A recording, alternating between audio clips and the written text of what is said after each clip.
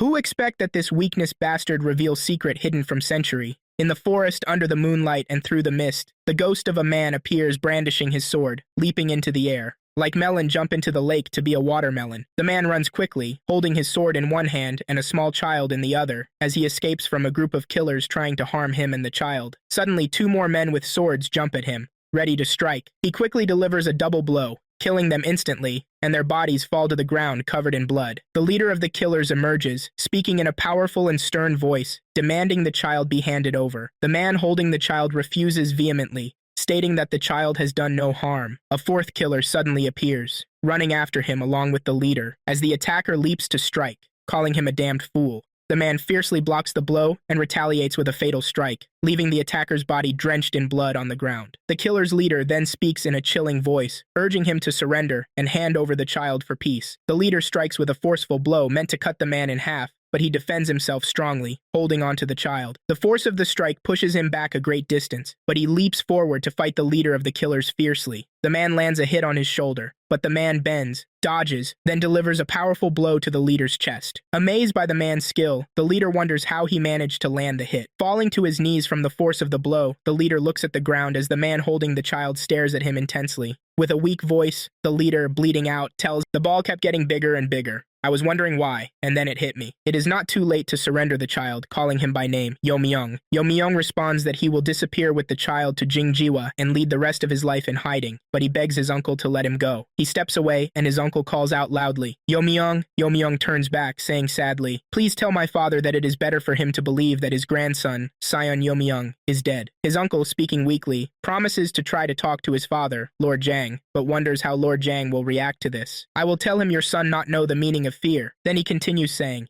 "He only know one four-letter word beginning with F." Watching him go, his uncle, holding his wounded chest, laments in pain. Yo Myung leaps high into the sky, disappearing with his son. Time passes, and during winter as the snow falls, Yo Myung stands in the midst of it, talking to his son. He reminisces, saying it was the first snowfall when his grandfather brought him to Yongan village. The villagers, without hesitation, welcomed his grandfather. Perhaps it was the dried blood on his sword and clothes, or the pitiable appearance of the child in his arms. He wasn't sure. 3 years passed quickly in Yongan village. Whenever I felt sleepy, my father would whisper the same words in my ear like a lullaby. "Dream your dream, then open it," and say, "What does a cloud wear under his raincoat? Thunderwear." Yumayong talked to his son Shion, telling him that he gave up everything in his life to win his mother's love, and then he sacrificed everything to protect him. Yumyong continued in a low, sad voice, "Even my family, and I'm not regretful about that," he added, "but it's disappointing and unexpected. I think I made a mistake and that things could have been better if I hadn't given up everything. How wonderful would it be if that could happen again? How I wish I could be an ordinary child like other kids." Whenever my father spoke about the big chestnut tree in his hometown, I could see the signs of nostalgia in his eyes. Yumyong started teaching his son the family names. He called out to him and asked, "What is your name and your father's name?" The boy replied, "My name is Cheon Yuok, and my father's name is Yumyong." "And what is your mother's name?" continued Yumyong. Cheon Yuok answered, "My mother's name is Su Yunok." Cheon Yuok smiled and asked, "Did I remember them well, father?" His father hugged him happily and said, "Yes, you did. Always remember these names and never forget them." Standing in the fields, Cheon Yuok thought about how his father, Yumyong, passed away less than 2 days after hugging him when he was only 4 years old. Cheon Yuok said to himself, "My father left me a broken house and some useless items, and the names of my father, my mother, and myself. My father's name is Yumayong, my mother's name is Suyun Ok, and my name is Cheon Yuok." Cheon Yuok thought to himself, "I am just a beggar anyway, the son of Yumayong and Suyun Ok. Why did my father leave so early and left me alone? Come back to me, father. They say if you make a wish when you see a shooting star, it comes true immediately. But it's all lies. Even when I look at the sky every night, my father hasn't returned. I heard someone recently moved into the village. Let's go check it out." After my father's death, the villagers took turns feeding and sheltering me. Later, I learned that they did this in exchange for my father's belongings. I also heard my father ask them to do this. When I turned 6, people started giving me chores to do. Since then, nothing was free. They would deprive me of food if I couldn't complete the small tasks. Yu Ok returns to the village to sleep in his house, but finds the villagers gathered in front of it. One villager shouts at him, saying, "You scoundrel, didn't I tell you nothing is free in this world?" He looks at him angrily. points his finger, and says, I have already spent everything your father left to feed and take care of you, you scoundrel. Another person stands in front of the door and prevents him from entering, saying angrily, this house is no longer yours, go away. A third person says, go find another place to sleep. Yuok remembers these events and says, after being kicked out of the house, I had to share a cave with the bats and made it my home. Yuok lies on the cave floor on a simple mat, looking at the bats, and says to himself, even here, I can't sleep because of the bats. Yuok shouts at the bats, just because I'm sleeping in your cave doesn't mean you can talk loudly. Keep your voices down, please. Let me sleep. A bat says, what's wrong with that man? He sleeps in my bed and doesn't like it. What a scoundrel. Does he want to fight? Another bat says, forget about him and tell me, did you know that people eat more bananas than monkeys? No way. I mean, when's the last time you saw a person eat a monkey? Yuok sits alone and abandoned on the cave floor, talking to himself. The only ones I can yell at are these silly bats. Yuok goes to the village market crowded with people. He wanders aimlessly through the market with clumsy steps. A group of children sees him and asks, who is that? Another replies, that's the Batcave beggar. Which superhero hits home runs? Batman. Yuok returns to them and angrily asks, who is the Batcave beggar, you scoundrel?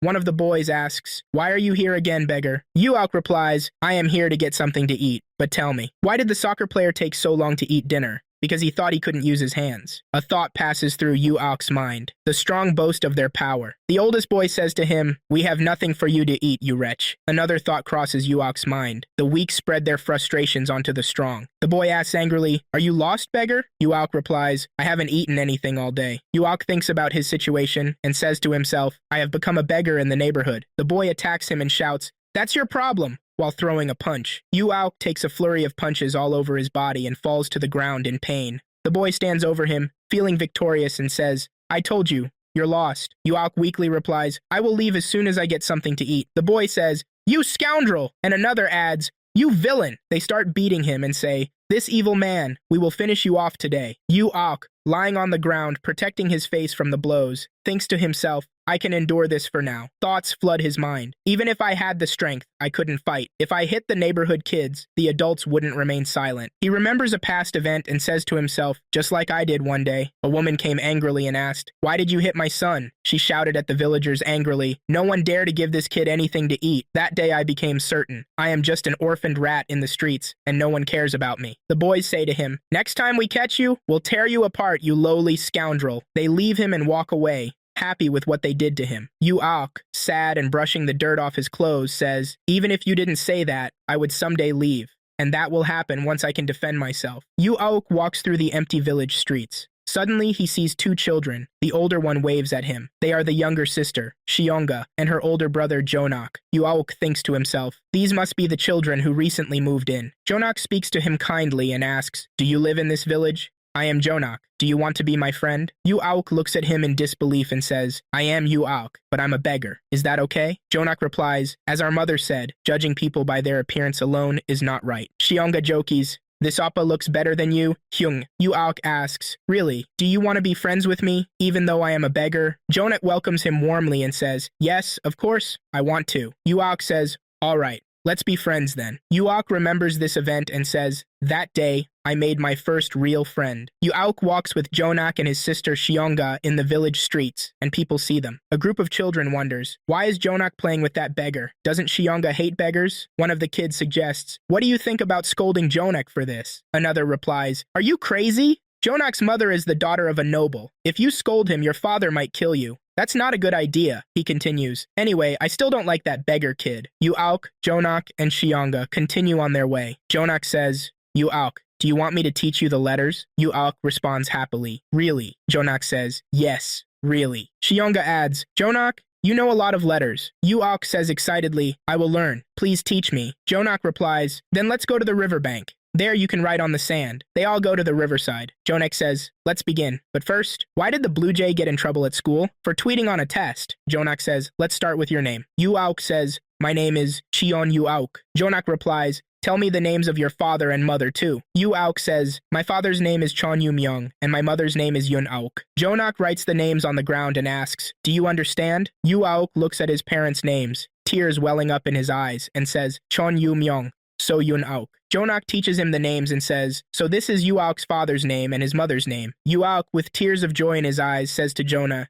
thank you. Shionga says, Young, He is crying. Yuauk remembers and says, "That day, I learned 9 letters. It was the day I learned how to write for the first time in my life, the day my eyes opened to a new world." Yuauk returns to the cave, and the bats look at him in astonishment, wondering what this crazy person is doing. Yuauk starts writing the names on the cave wall. Cheon Yu Myung, so Yunauk, Cheon Yu Ak. He says, "These are my parents and my name." A bat is surprised and says, "A beggar knows the letters?" Another bat responds, "Well, we'll see. But answer me, which school teachers have the greenest thumbs? The kindergarten teachers." Yuauk thinks to himself, "I can do anything for Jonak and Xianga, even if it's something dangerous." A year later, the 3 of them walk happily through the village. Suddenly, a group of children appears and calls out to Yuauk, saying, "Can we talk to you for a moment?" Jonak asks them, "What happened?" One of the children replies, "It's about Yuauk, not you, Jonak." Yuauk tells him, "Go on, I'm listening." The leader of the group says, "This boy is still as arrogant as ever." Yuauk responds, "Did you come just to tell me that?" The leader says, "The kids were saying you're good at throwing punches." Yuauk replies, "I don't fight." The leader of the group says, "It's okay, I'll allow it today." Yuauk, protecting Jonak and his sister from the group, says, "If you need to talk,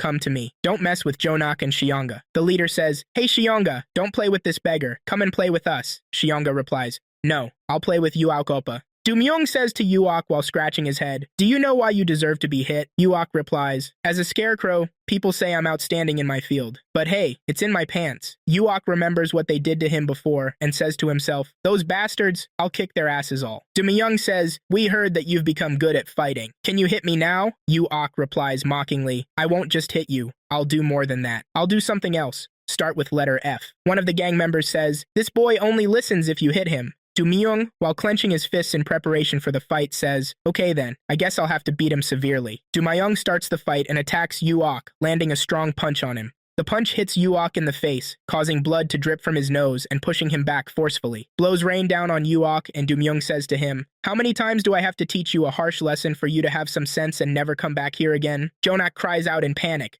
calling for Yuauk. His sister asks in a trembling voice, "Appa, what should we do? I'm scared." Yuauk signals them to stay where they are and says in a strong, decisive voice, "Don't interfere. I'll handle this myself." And he says to himself, "I must succeed this time in beating him. Success is like pregnant. Everyone says congratulations, but nobody knows how many times you got fucked." Dumyung attacks Yuauk and tries to punch him in the face, but Yuauk dodges and blocks the punch with his arms. One of the children says, "Yuauk, this bastard has really become skilled." Dumyung attacks Yuauk's leg again, aiming a punch at it. One of the children laughs at Yuauk's movements and says, "No matter how strong Yuauk is, he can't beat Dumyung, who learned martial arts from the Black Tiger sect." Dumyung says, "When I told you to hit me with some punches, I was mocking. I allowed it. Don't you agree with that, you jerk?" Yuauk thinks to himself, "Just endure the pain. If I wait, the right opportunity to hit this jerk's backside will come." Finally, the right moment Yuauk has been waiting for arrives. Dumyung raises his fist to deliver a crushing blow to Yuauk's face. Yuauk suddenly ducks, dodging Dumyung's punch, and clenches his fist to deliver a devastating uppercut to Dumyung's jaw. Yuauk lands the knockout punch on Dumyung,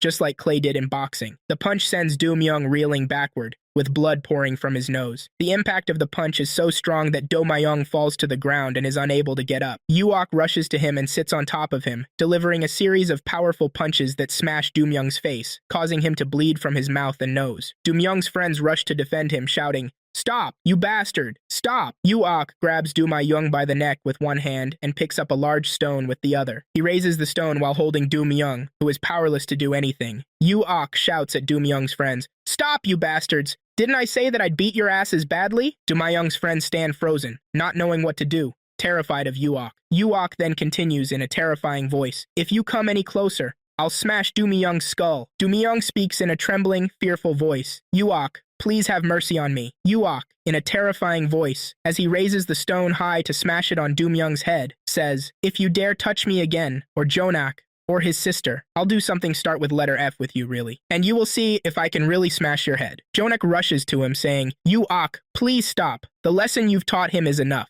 Stop it now. Remember these words forever. Don't forget what happened today for the rest of your life. Always remember me, you bastard." Dumyung, in a trembling voice, says, "I understand perfectly what you're saying, but please have mercy on me." Yuauk stands up and throws the stone on the ground next to Dumyung. Finally victorious, he stands tall over his defeated enemies. He leaves Dumyung and returns to his friends, Jonak and his sister, and asks, "Are you surprised by what I did? You haven't seen anything yet. Let me tell you something. If there's anybody here this afternoon who's feeling nervous, apprehensive and queasy at the thought of what lies ahead. It's probably because you've just married Do Myung. And then he continues, let's get out of here. I'm tired of these bastards. Jonah says, okay, let's go. Cheong happily says, I thought you would win, Appa. Everyone moves to Jonak's house. Jonak says to Uok, I want to tell you something. Do you know that I feel something strange towards you now, Uok? Uok feels sad and says, I don't know why, but it seems like others are always cautious of me even though I haven't done anything. Memories start to flash through Uok's mind, and he says to himself, I don't know when it started, but I began to feel it, and since then, things started to change. Uok continues to himself, I haven't trained my body in any special way or done anything drastic, but my strength has noticeably increased,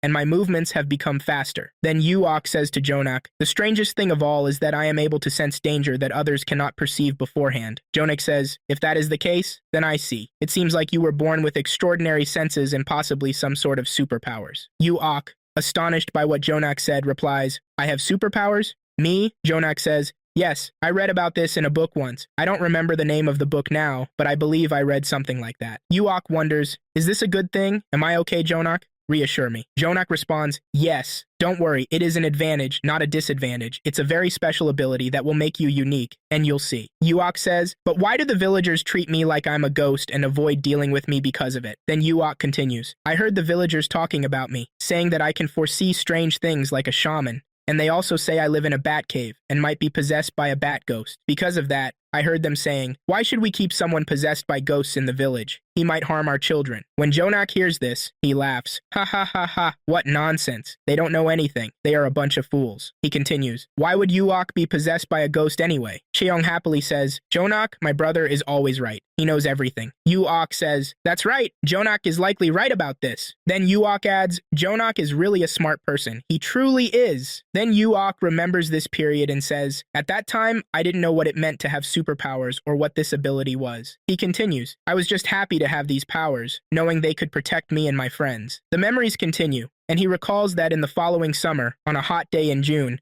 the dry fields cracked like turtle shells. The village's fields became like a ghostly land due to the dying trees and falling leaves. Uok says, on one of those nights, suddenly the sky filled with thunder and lightning, and it began to rain. The villagers went out into the streets, joyfully saying, it's raining. The rain is coming. The children ran out dancing in the rain, shouting, great! Thank you, Creator, for sending the rain. Thank you. The heavy rain continued throughout the night, pouring down in large quantities. Uok looked at the sky and the heavy rain coming down with concern. Uok felt that something was wrong and said to himself, it's raining too heavily. This is dangerous. The rain will destroy the village. Then Uok starts to think about the current situation and says, Jonak's house is in a high place. It might be okay, and Jonak won't be in any danger. The rain continued to pour in massive quantities, turning the village streets into rivers. Uok continued to worry and said to himself, I feel a strange heaviness that something dangerous is going to happen. It feels similar to when I sense danger. Uok decided that he would warn the villagers of the danger and ran swiftly towards the village to alert them. He said, I will do it. The water flowed through the village streets like torrents in huge quantities. Uok ran through the village streets shouting, the situation is dangerous. People living in low areas should move to higher places to avoid drowning. The water is very heavy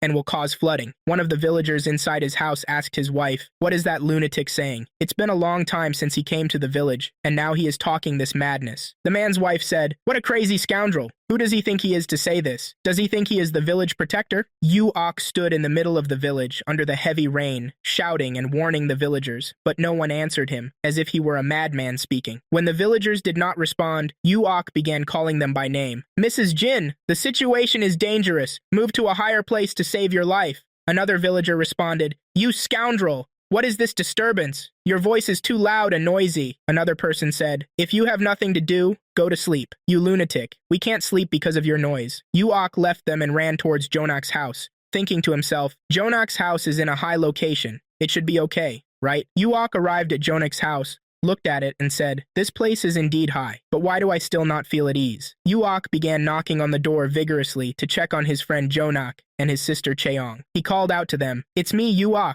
Open the door. Uok felt disheartened because no one opened the door and said to himself, it seems they can't hear me because of the heavy rain. Uok moved away from Jonak's house and tried to reassure himself, saying, "The house is in a high place here, so it should be okay." Then Yuok continued talking to himself. "Well, with this heavy rain and even the lightning strikes, the rain will continue falling for a long time. And the weather is cold too. I need to find a place to shelter from the rain and the cold." The lightning and rain continued to fall heavily throughout the night. The villagers realized the danger Yuok had warned them about, and one of the villagers shouted, "It's a flood. The river has overflowed. Hurry and escape. Save your lives." The villagers rushed into the streets trying to escape and save their lives, but they fell in the midst of the floodwaters, calling for help and shouting, "Ah! Save me!" The floodwaters swept away villagers of all ages. Yuok ran in the direction of Jonak and Chiong's house, repeatedly calling their names. The heavy floodwaters forcefully entered Jonak's house at a high level. Jonak's mother clung to a pillar in the middle of the house and yelled, "Hurry, Jonak! Take Chiong and run! Save yourselves!" Jonak, holding his sister tightly, cried out,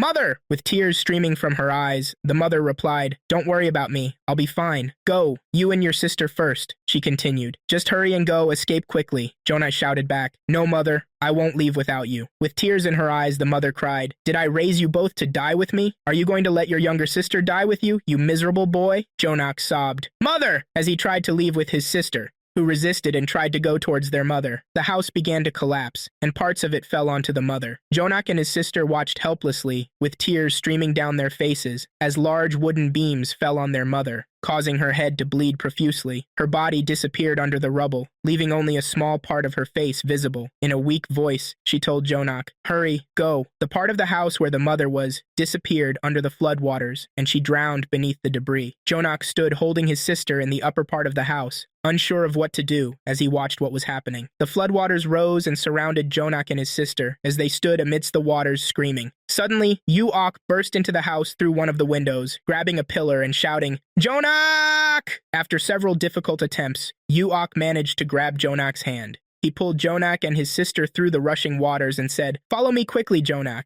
If we delay any longer, the waters will engulf us, and we won't be able to escape." Jonak wept over his mother's death and was unable to move. Yuok told him, "Get a hold of yourself. If the currents sweep you away, you and Cheong will die and join your mother." Yuok continued, "It was a miracle we got out of there, but we still need to climb higher because the waters are rising." The three of them reached the ground and collapsed from exhaustion, resting for a while. Jonak and his sister Cheong sat on the ground in shock, crying for their mother, repeating, "Mother, mother." Yuok said, "I'm sorry. I should have come earlier. When I came initially, I kept knocking, but no one answered. I should have waited longer and knocked harder until you opened the door." Morning came. The rain stopped, and the sun shone on the waterlogged land. The extent of the destruction caused by the heavy rains was visible in the village, with water still flowing through its streets. Villagers sat on the ground, each mourning their loss, some weeping for their lost children, crying out, "Come back, my son," while others mourned mothers or spouses, saying, "Come back, my beloved." Yuok sat and looked at the scene, saying, "All who died have gone to the sky. We all must die one day and go to heaven, even if we live long lives. I have learned 6 lessons from this life. You should be old enough to realize this. Most people never understand those lessons until they're 40. 1. Life is 100% better when no one knows anything about you. 2. You shouldn't take advice from people who are not where you want to be in life. 3. Everyone will show you who they are.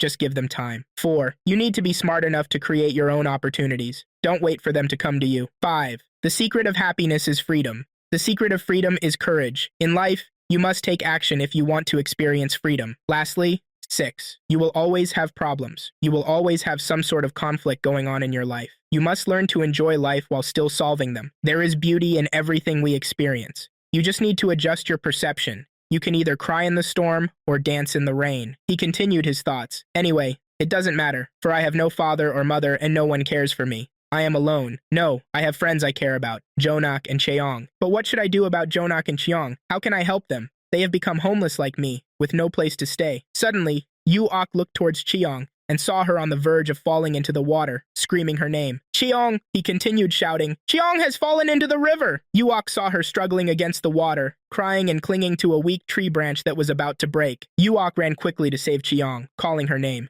He found some villagers gathered, looking at Cheong in panic. One villager exclaimed, "Oh no! How did this happen?" Yuok yelled at one of the men standing there. "Why are you just standing there doing nothing?" The man responded, "The river's current is very strong. I'm afraid if I try to save her, the water will sweep me away, and we will both drown." Another person said, "I can't go down there. I hurt my leg and can't save her." Yuok shouted at them, "Give me that rope. I'll do it. I will save her." Jonak arrived at the scene and saw Yuok wrapping the rope around his arm. Jonak asked, "What are you doing?" Yuok replied, "Don't worry, I'm an excellent swimmer." Without hesitation, Yuok jumped into the water with the rope tied around his arm to save Chiang before she drowned. Yuok repeated to himself, "I must save her. I must definitely save her. I can do it. I can definitely do it." Yuok reached a tree branch close to Chiang and grabbed it, thinking, "I am doing this to repay my friend Jonak. I am doing this for myself because I cannot live without them." Chiang clung tightly to the tree branch, whispering to herself, "Everything will be all right." Suddenly, the tree branch began to break. Chiang clung tightly to the branch as it tore, looking at it in horror. Yuok watched the branch splitting and shouted, "No!" Chiang screamed in terror. "Yuok Appa, I'm scared. Save me, please." Yuok reached out his hand to Chiang, but she was too scared to let go of the branch and grab his hand. Yuok yelled at her, "Grab my hand, you coward!" Chiang replied, "I am not a coward. Don't say that, Yuok." Yuok then told her, "Then reach out your hand quickly, brave girl." Yuok grabbed Chiang's hand at the last moment as the branch broke, telling her, "Don't worry. Everything will be all right." Yuok hugged Cheong tightly to protect her from falling into the water, saying, "Don't worry, you are safe now." Yuok tied the rope around his waist, hugging Cheong, and shouted to the villagers standing on the shore, "Pull the rope quickly." Yuok held onto a tree branch as he let the villagers pull Cheong to safety, telling her, "Take care." Suddenly, a tree trunk hit Yuok's back forcefully, pushing him into the water. Chong saw what happened and screamed, "Oppa!" Jonah quickly tied a rope around his waist when he saw what happened, shouting, "Wait, Yuok, I'm coming to save you." Yuok struggled against the raging waves, shouting, "Stop, don't come here. It's dangerous. You'll get yourself killed, you fool." Jonak ignored Yuok's words and jumped into the water without hesitation to save his friend. A carriage stood at the river's edge, its occupant watching what was happening between Yuok, Jonak, and Cheong. The person inside the carriage was an elderly man with a dignified appearance, indicating he was an important figure. As he witnessed what happened, he commented, "These are amazing children indeed." Jonak succeeded in rescuing Yuok and brought him to the shore, exhausted and unable to move. It became clear that the dignified man was none other than Elder Jang Chunji, the leader of the sovereign heavenly sect, accompanied by a person named Bong Baek. Jang Chunji said to the driver, "Taegon, I almost regretted not listening to your advice and insisting on taking this route." Jang Chun turned to Bong Baek and asked, "Which of the two children do you prefer?" Bong Baek replied, "Do you mean the first child?" Jang Chun then ordered the driver Taegyun to bring the children to him, adding, "Bring the girl too." Jang Chun continued, "We are taking them to the sovereign heavenly sect." Taegan listened to the orders from Jang Chun, then jumped high and went to execute the command. Chiang ran towards her brother Jonak and Yuok to check on them, crying, "Appa!" Yuok cradled Jonak's head and patted it with his hand, saying, "Why did you recklessly jump into the river, you fool?" Jonak responded happily, "I did it because you are my friend. That's what friends do for each other." Suddenly, the driver, Taegun, landed in front of them. They looked at him in astonishment, wondering who this person was. Taegyun swiftly shot arrows from his hand towards them. Each of the three received an arrow directly in their chest. The effect of the tranquilizer arrows caused the three to immediately fall unconscious. Taegyun carried the three children on his shoulder and moved swiftly back to the carriage. He jumped high while carrying the children and landed on the carriage, placing them inside as if nothing had happened. The carriage, carrying the children, moved towards the headquarters of the sovereign heavenly sect. What fate awaits them, and what will happen to them? That is what we will discover in the next episode. To be continued. Who expect that this weakness bastard reveals secret hidden from century? We return to follow the adventure of the three orphans who were kidnapped by a mysterious group called the Heavenly Sovereign Sect. What will their fate be, and where will the events lead? We'll find out. The Heavenly Sovereign Sect uses this massive palace as their headquarters. Inside the palace, the leader of the Heavenly Sovereign Sect sits in his office, which has a huge library. The leader of the sect sits in his chair, looking dignified, while one of his followers bows before him. The leader asks, "Did the great elder bring the three children?" The man replies, "Yes, sir. The mission was completed successfully, and the three children are in a safe place." The leader asks again, "What news do you have? Is everything all right?" The man reports, "First, one of the children is very well educated. We were amazed when he wrote his full name correctly in the register, and his handwriting was surprisingly neat for his age." The leader, surprised, remarks, "Is that so?" The leader seems to think deeply about the fate of the child Jonak after learning he is well educated. The man suggests to the leader, "We could include them in our White Lotus army." The leader, still thinking, asks, "Where are they now?" The man replies, "The three children are waiting for their registration in the lifetime register to complete so they can join the Heavenly Sovereign Sect." The leader says thoughtfully, "If one of them is truly exceptional,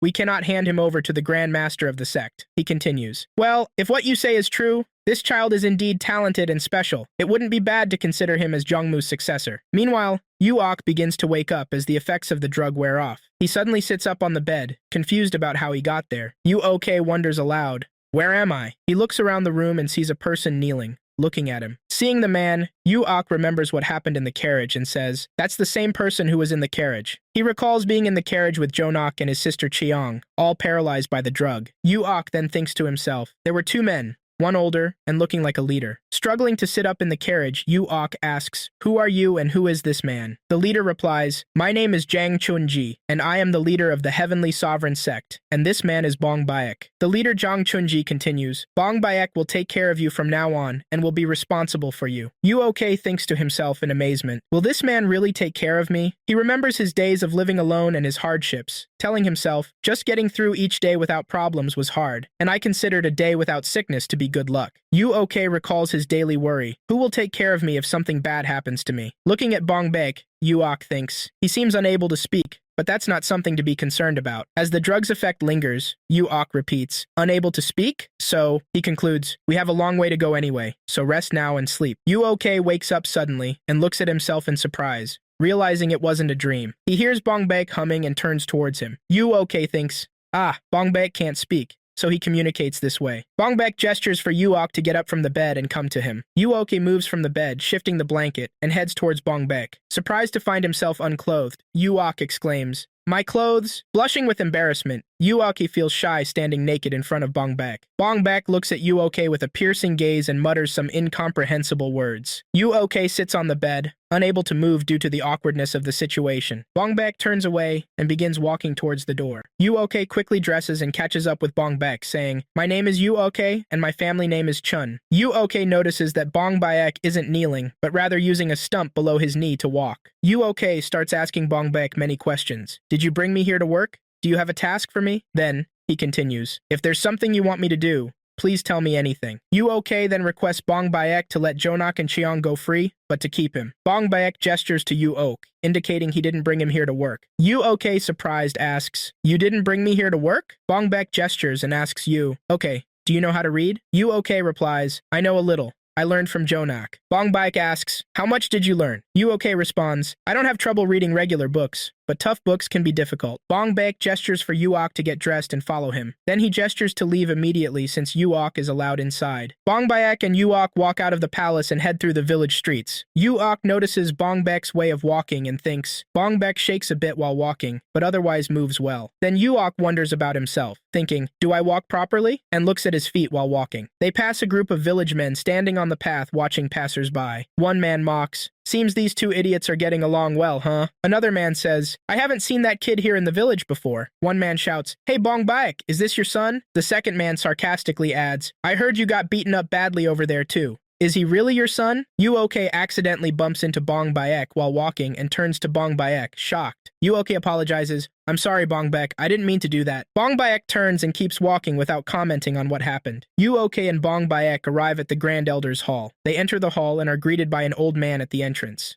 The old man asks, Yu-ok, do you know who I am and where you are? Yu-ok replies, no, I don't know anything. And then thinks to himself, what kind of question is that? How am I supposed to know? The old man then asks Yu-ok, do you want to become incredibly powerful? Yu-ok eagerly responds, of course I want to. I've lived as a beggar my whole life so far. He then wonders, can someone like me really become strong? The old man responds, you can if you become a member of the Heavenly Sovereign Sect. He adds, there's no point in trying to gain strength in your current state here. Yu-ok excitedly asks, how can I gain strength? The old man responds, what can you do for me if I give you this strength, Jiang-chun? Yu-ok asks, what should I do for you? What do I need to do to get your help to gain strength? The old man responds, when I ask you to do something, you will do these things for me. Bong Baek speaks to the old man. Do you plan to take him on as your personal disciple? I recommend him. He's really a lovable child. Yu-ok enthusiastically says, it's a person's duty to repay what they receive. He then adds, if the elder wants me to do anything, I will do it without hesitation. The old man says, to gain strength,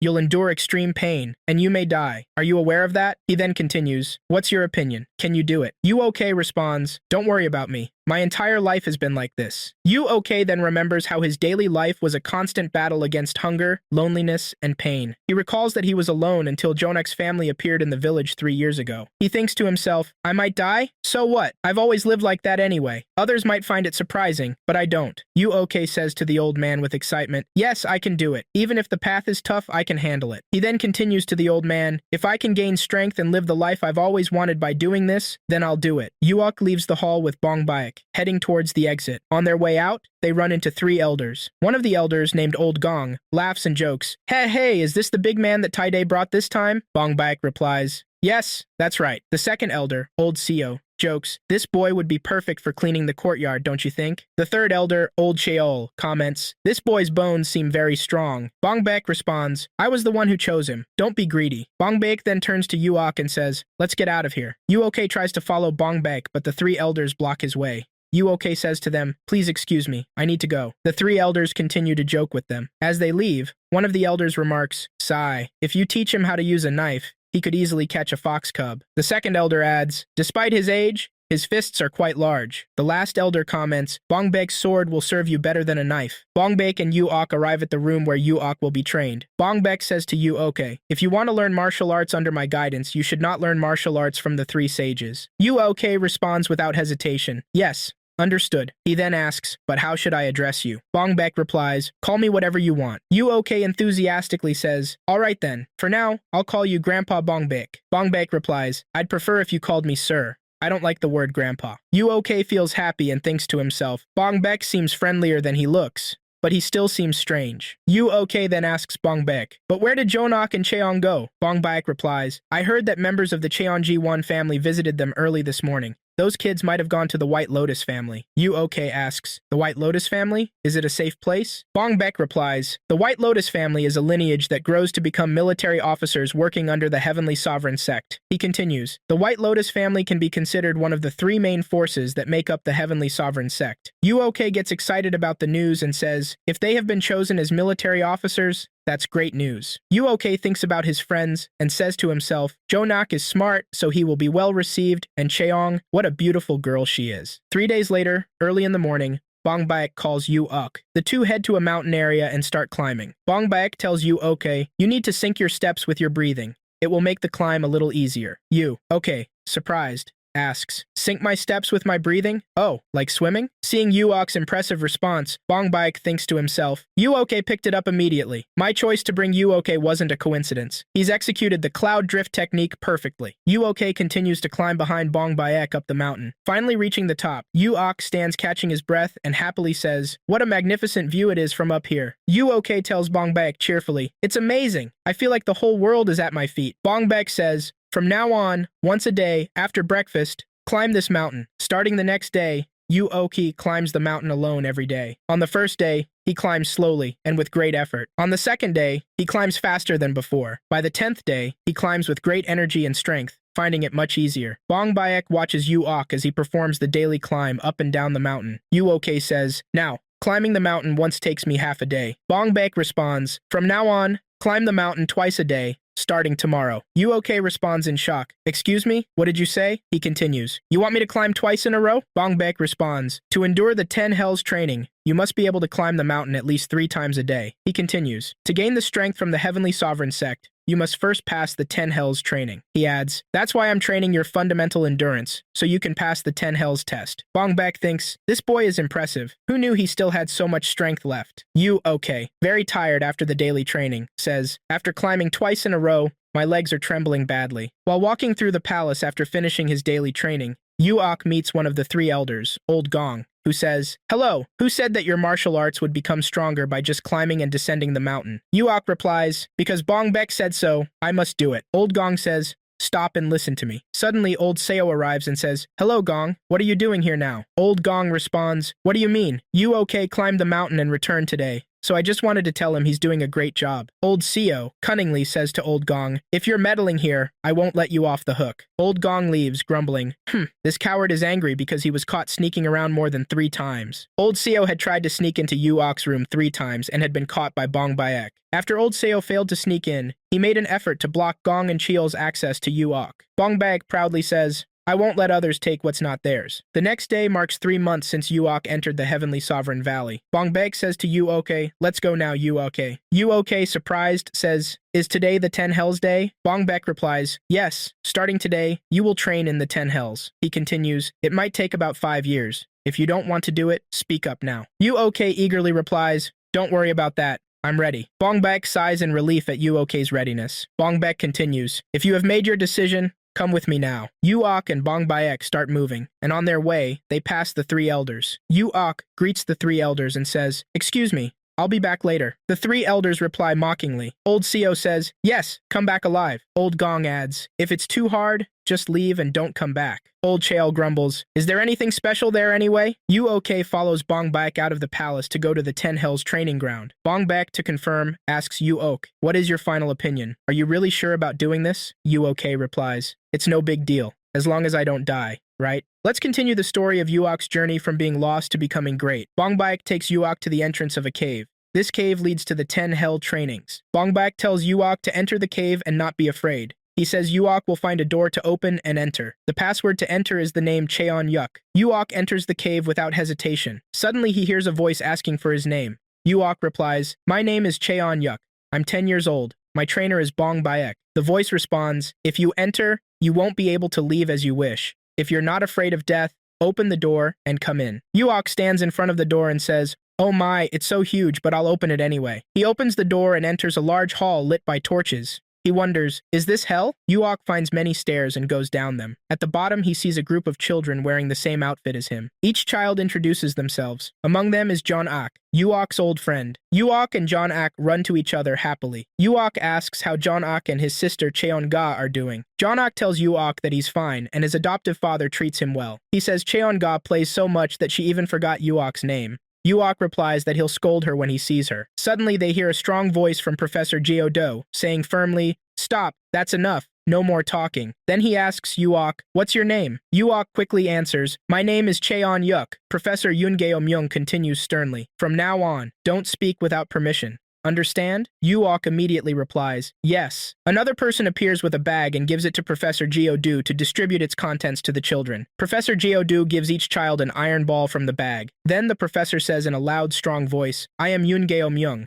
one of the 3 professors among the 10 professors of the 10 Hell departments. He continues, you have received the Mountain Guardian's poison. He adds, you won't be able to use your inner power until you pass through the 3rd gate. The children look worried and scared at Professor Yungeo Myung because of what he said about using mountain poison and not being able to use inner power. Professor Yungeo Myung shouts with a thunderous voice, be quiet! Then he continues, Professor Geodo, please explain to us about the 10 gates of hell. Professor Geodo says, the 2nd gate is for basic fitness. If you pass the 4th gate, you become a regular soldier. Passing the 5th gate qualifies you to enter the elite squad. If you pass the 6th gate, you become a junior executive officer leading 10 subordinates. He adds, passing the 7th and 8th gates makes you a mid-level executive officer leading 100 people. A girl asks Professor Yungeo Myung, what about passing the 9th or 10th gates? Why didn't you mention that? Professor Geodo replies, only 2 people have passed the 9th gate in 30 years, and no one has passed the 10th gate, so I don't know about those. The children look at each other in surprise and amazement at what Professor Yungeo Myung said. Professor Geodo tells the children, you will be part of Group 88. Then he adds, welcome to the 10 Hells. Professor Geodo says to the children, follow me, and turns to start moving. Professor Yungeo Myung moves to a hall door and says, this is the entrance to the 1st hall. Then Professor Geodo shouts in a thunderous voice, what are you doing, Group 88? Run behind your professors. The children start running immediately. Yuok remembers this time and says to himself, there was a good reason for calling the training center Hell. It wasn't just physical training, it was training to hunt people. Yuok continues saying, we even had to eat during training. Sometimes while running, and sometimes even in the water. Yuok remembers, when we became lazy, Geodu would appear and splash water on us, shouting in his scary voice, get up. If we didn't get up quickly because we were very tired, he would start hitting us hard, yelling, you weaklings, you can't even handle the 1st level of the 10 Hells. Yuok runs fast after Geodo hits him. Then Geodo asks him, Cheon Yuok, what's wrong? Geodo wonders, can Yuok really survive this way? Yuok thinks to himself while running, I can't lose to this man Geodu. He continues the hard training even after all the other children have fallen to the ground from exhaustion. After 10 days pass, Yuok is bullied by older kids. They trip him and laugh at him as he rolls on the ground. Yuok stands up to face his bullies.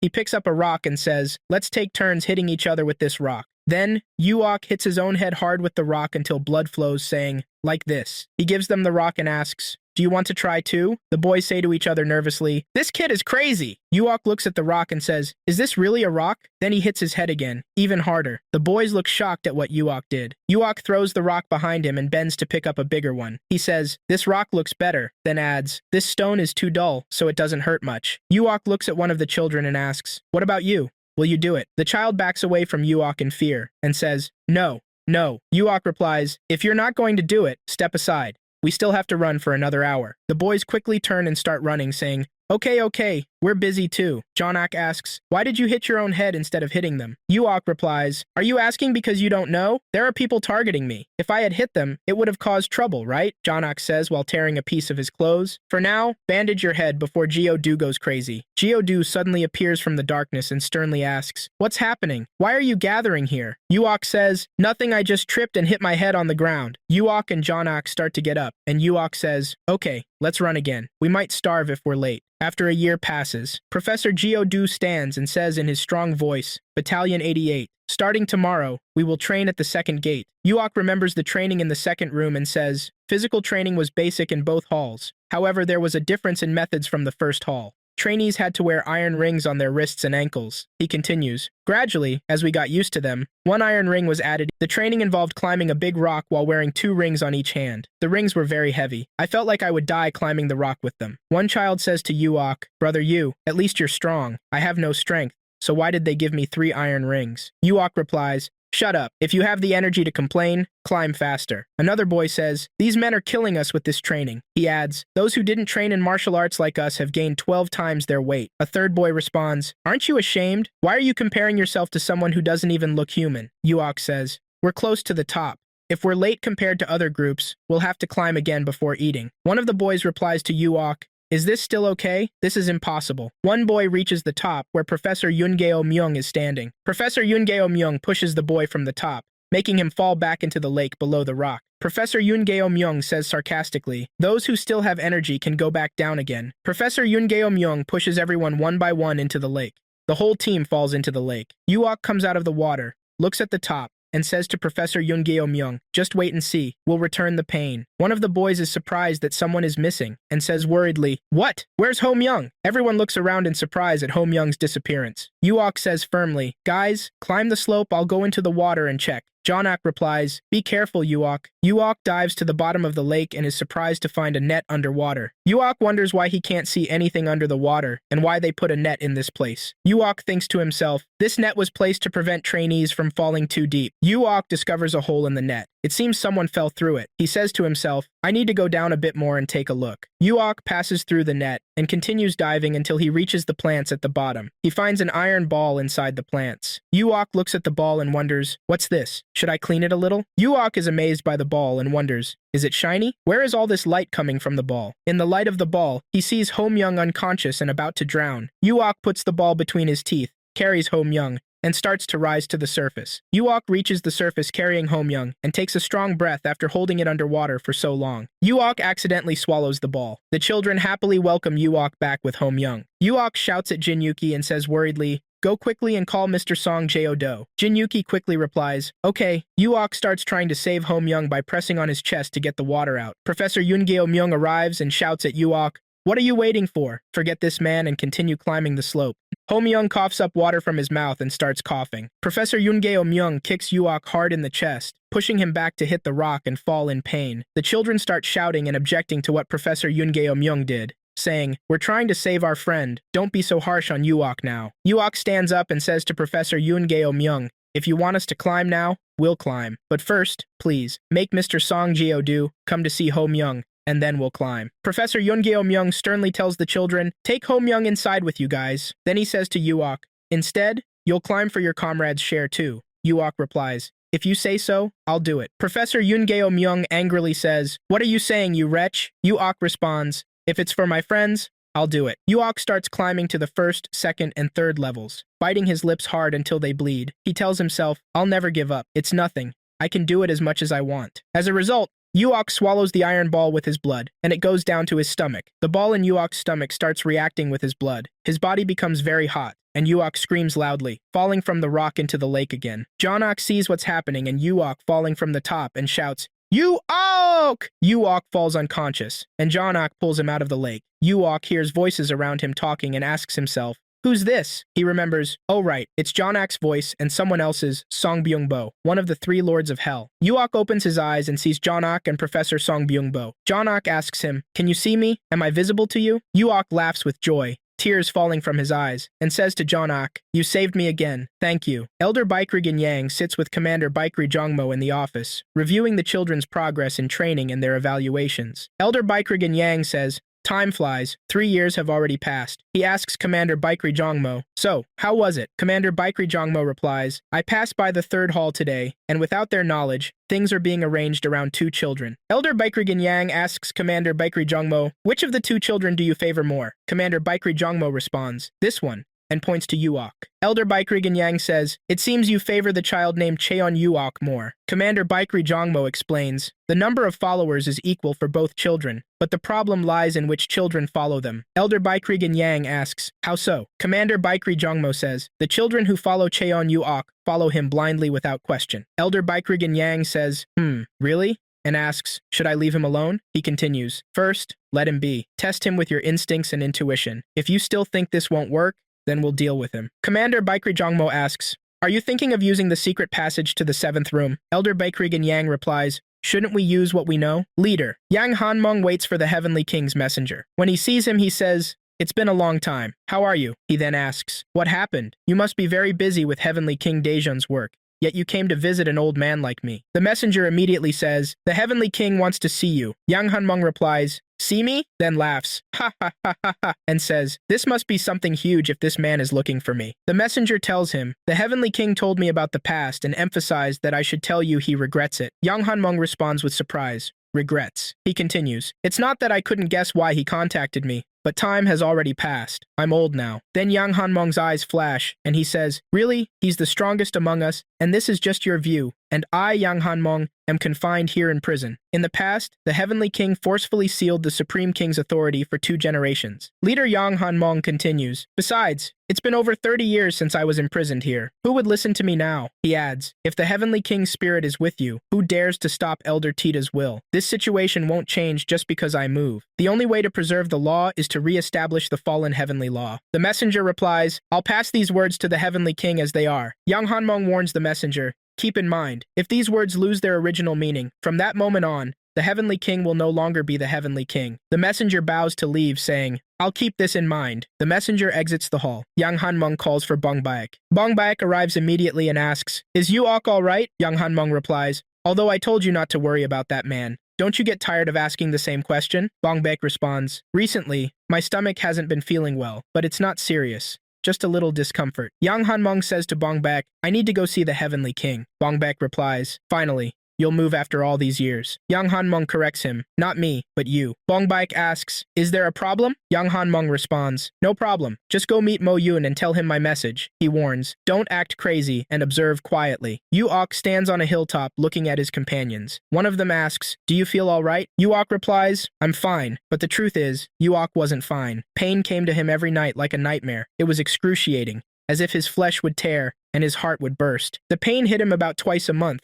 each time several times more intense than usual. This was because of that bead. Yu-ok continues, "But every time I felt the pain, my body was overflowing with energy." No one knew this truth. Yu-ok jokes with John-ak, "Will you also join the officer training?" John-ak, but happiness doesn't show on John-ak's face. Yu-ok reflects on a past event. "Something happened that I didn't know about. It was before entering Samjoan training when someone came looking for John-ak. Since then, things changed forever. I looked at John-ak in amazement at what was happening and said to myself, it seems something is happening." John-ak's face looks better when he smiles. Yu-ok asks one of the boys, "What about the others? Where are they?" The boy replies, "They're waiting in front of the 4th hall." Yu-ok says, "Huh? Then let's go to them quickly." A boy from the group asks, "Are we leaving the Lin family behind?" Yu-ok thinks to himself, no one has seen Lin Dongshan since Chen Yuyu fell from the cliff. He continues thinking, "But when entering the 3rd hall, where one trains their senses, I saw him again." Yu-ok remembers, because Sang Yu Sang was large in size, he had to endure more hardships than others in that training hall. Professor Yun Gyo Myung was training him very intensively. Yu-ok says to the team, "We still can't do anything with our own strength." John-ak replies, "I'd feel better if I could wring Professor Yun Gyo Myung's neck, that scoundrel." Yu-ok responds to John-ak, "Do that later. Right now, and above all, worry about passing the officer test. Yuok looks at the test gate and says, I think I won't be able to meet Jonak for a while. He explains, at this stage, all officers are divided into 5 groups. Yuok says to Jonak, see you later. Jonak replies, I hope I achieve my goal. If it's you, Yuok, on your way to achieving your goal, I also believe you can do it. Take care of yourself, Yuok. Yuok responds, yes, you too. Thank you. As the team members head towards the gate, Yuok tells Jonak, now you should also enter the training hall. The 4th hall training consists of thrusting, cutting, stabbing, and walking. This simple description summarizes all the explanations. Jonak practices thrusting on a tree trunk. The instructor hits Jonak hard, shouting, you fool, can't you thrust properly? Your thrust is only the size of a pea or a bean. Jonak looks at him angrily, thinking, if this was the martial arts master's student, I'm sure I'd thrust correctly into his behind. A boy performs a powerful thrust, splitting the trunk in half. The instructor shouts, what's wrong with these kids? They draw a line thicker than their thumb, but what will they do if they get cut next to it? Then he falls to the ground in pain after receiving a strong blow to his stomach from the teacher's stick. The teacher yells at the team, gather in a circle now. He mocks one boy, Jimmy.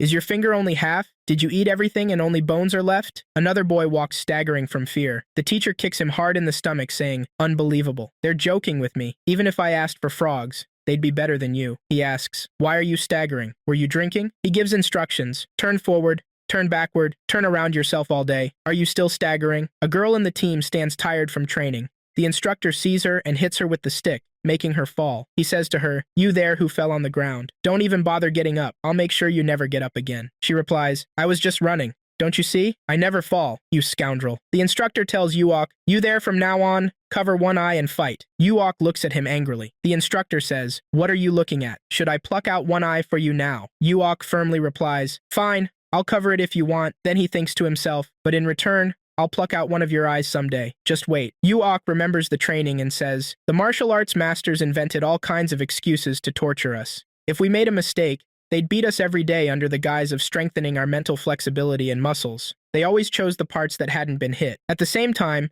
Yuok and others had to memorize principles engraved on the wall. One would say, the content was trivial. There's nothing to see in it. Another would say, maybe it's better to learn something else. A third would say, I've mastered the principles of martial arts, so learning anything else is pointless. A fourth tells Yuok, you should learn something else too. Don't waste your time on something useless like this.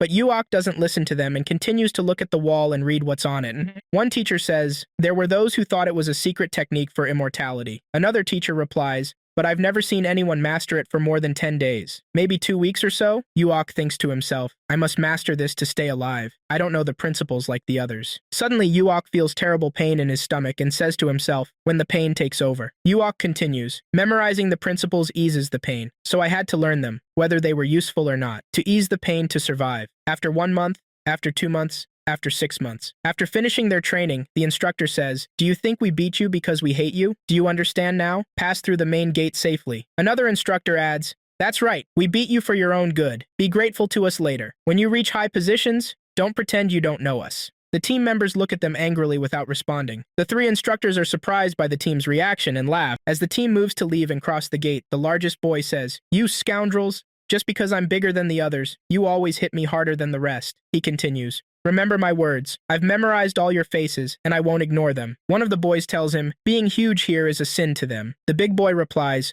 when will I be able to break that skinny man's bones forever? The girl asks him, why? Is it because you received a few extra hits from him? Yuok jokes, no, you wanted me to take those hits, right? Then Yuok asks himself, did Jonak enter the 5th gate first? He continues thinking about Jonak's situation, but why has Jonak changed so much? Well, I'll understand when we meet later. They approach the 5th gate where someone stands to guide them. When they reach him, he says, once you enter, you'll find many caves. Regardless of which cave you choose to enter, the martial arts are the same in all caves. He continues, only one person enters each cave. Do you have any questions? They all shout, nothing, at the same time. The guide says, all right then, get in. Yuok jokes, I won't let those who pretend not to know their friends when they become big shots get away with it. The girl laughs and says, don't act like you don't know us when you become a leader. The guide yells, hey kids, get in there quick. They run in fast, and the door slams shut behind them. Inside the 5th gate, it's pretty weird. Food comes through a hole under the locked door, and they fill the lamps with oil through tiny pipes. For 6 whole months, that door stays shut, whether you live or die. You gotta survive using only martial arts. There are 3 types of martial arts: sword fighting, knife skills, and fist techniques. After 6 months, Yuog sits down, looking all focused and glowing with energy. He's thinking about how he and his friends are doing. He says to himself, while the others already knew martial arts before coming here, even John Ak, I had only just read about the basics. He continues, but I saw real martial arts for the first time here. So I learned it like my life depended on it, because it did. The training just kept going. Then he wonders, if the martial arts in the 4th and 5th gates are connected, maybe the ones in the 6th gate are connected too? He thinks hard. If that's true, I'm definitely going to learn them all. He starts training super hard with lots of energy. He was totally into learning martial arts. Suddenly, he hears a weird noise behind him that he's never heard before. It really surprises him. Yuok watches as instructor Oh Dong-myung raises his huge sword. The instructor speaks again. Are you ready? Remember, 10 strikes. Use only what you've learned here. Yuok nods, his face showing determination. He says to himself, I've trained hard for this. I can do it. I must do it. Yuok wonders to himself, could this be about survival? Yuok thinks to himself, I thought it was strange that the 4th gate's teacher seemed odd and tortured me more than others. Sometimes he showed killing intent. I didn't know why. The instructor says firmly, let's begin. Yuok replies, all right, I don't know what you're hoping for, but the instructor lunges at Yuok saying, if you want, I'll get you. Yuok charges at the instructor, shouting and brandishing his sword. Yuok delivers a powerful strike to instructor Oh Dong-myung with his sword, but the instructor blocks it. Oh Dong-myung counters Yuok's strike and delivers a powerful blow that pushes him back a great distance. The instructor says to Yuok, it seems you know why we've been watching you. Yuok responds in surprise. Watching me? Me? By whom? The instructor replies firmly, well, you've made your first strike. You still have 9 strikes left. Yuok charges at the instructor like lightning, delivering a swift strike which the instructor immediately blocks. Yuok tries again, rushing at the instructor while shouting loudly, but the instructor surprises Yuok and wounds him in the side. The instructor then aims a strike at Yuok to split him in half, but Yuok blocks the strike at the last moment. Then the instructor delivers a powerful blow to Yuok, pushing him back until he falls to the ground, his sword falling from his hand. Yuok feels frustrated as he lies on the ground, looking at the instructor, unable to defeat him. The instructor turns and leaves Yuok,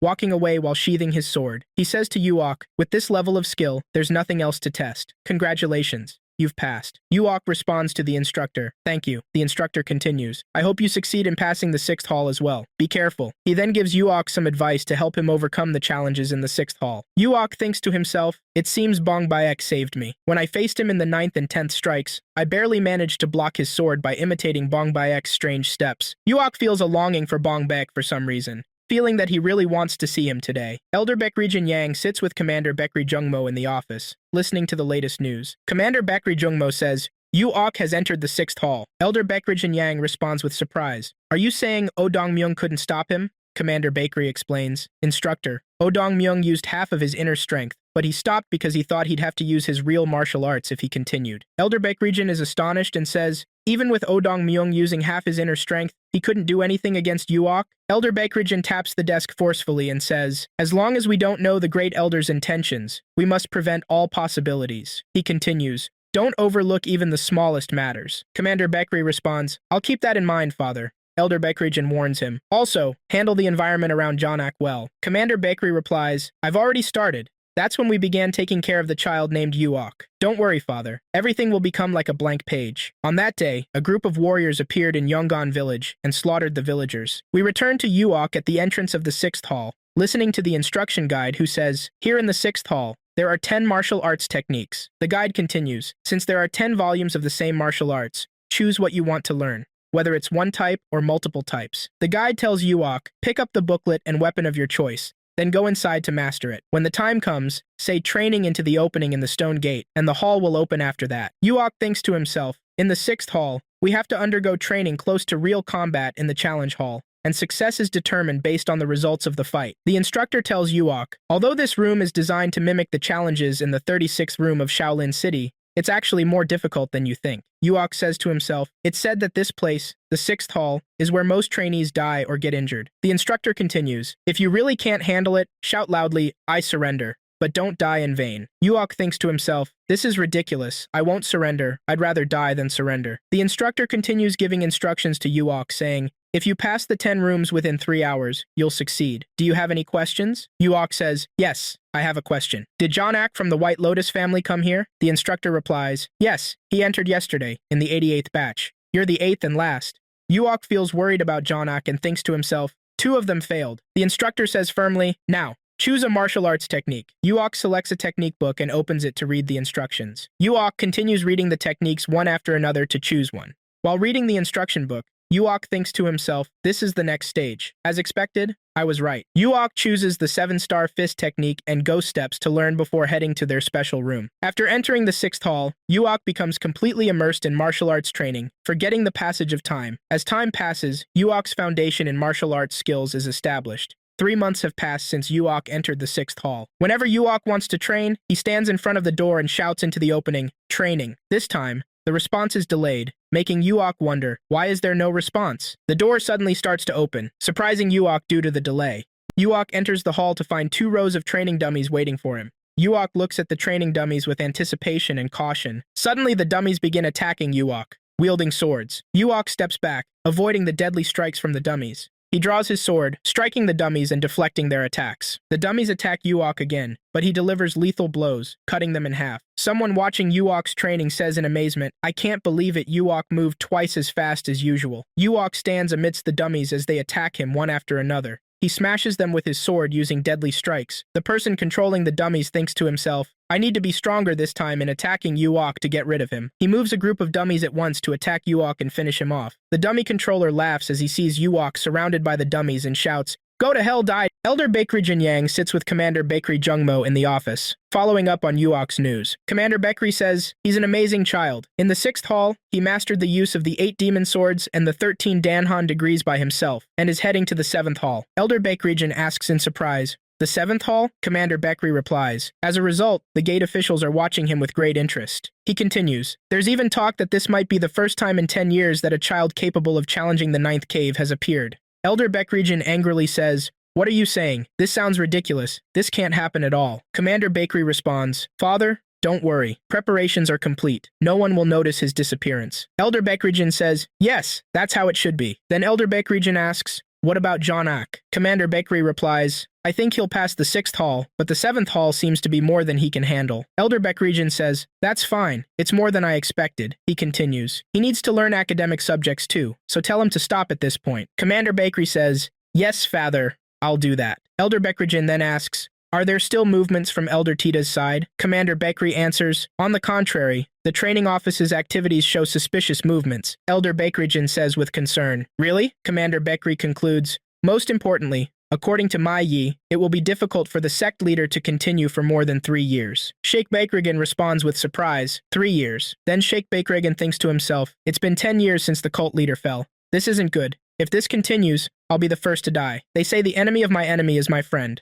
I should meet him. We return to Yuok fighting the killer dolls. Yuok wonders, are the 9th and 10th rooms the only ones left now? He continues, "Good. This will end today." Yuok blocks a doll's attack with his sword and delivers a powerful punch to its stomach. The blow pushes him back a great distance. Yuok continues his sword attack on the dolls, destroying them one after another. Geodo enters Captain Bakery's room, sits in front of him and says, "There's news that the boy from Squad 88 passed the 6th cave test." Captain Bakery angrily replies, "What?" Geodu responds, "Please give me an order. Should I get rid of him?" Captain Bakery says, "There's nothing else we can do, so forget about this child." Geodo replies, "Yes, Captain." Then Captain Bakery regretfully says, "I shouldn't have listened to Gonok's request. I should have done something sooner." Captain Bakery remembers his conversation with Gonok. He said if I killed Yuok, he would die too. That's why I couldn't take action earlier. Captain Bakery asks Professor Geodo, "Did you tell him to send this child there?" Geodo answers, "Yes, Captain. He should have gone by now." We return to Yuok searching for a way out. He thinks to himself, "I'm sure the guide told me to take this path." While looking for an exit, Yuok finds a bridge leading directly to the path. He remembers the trainers saying,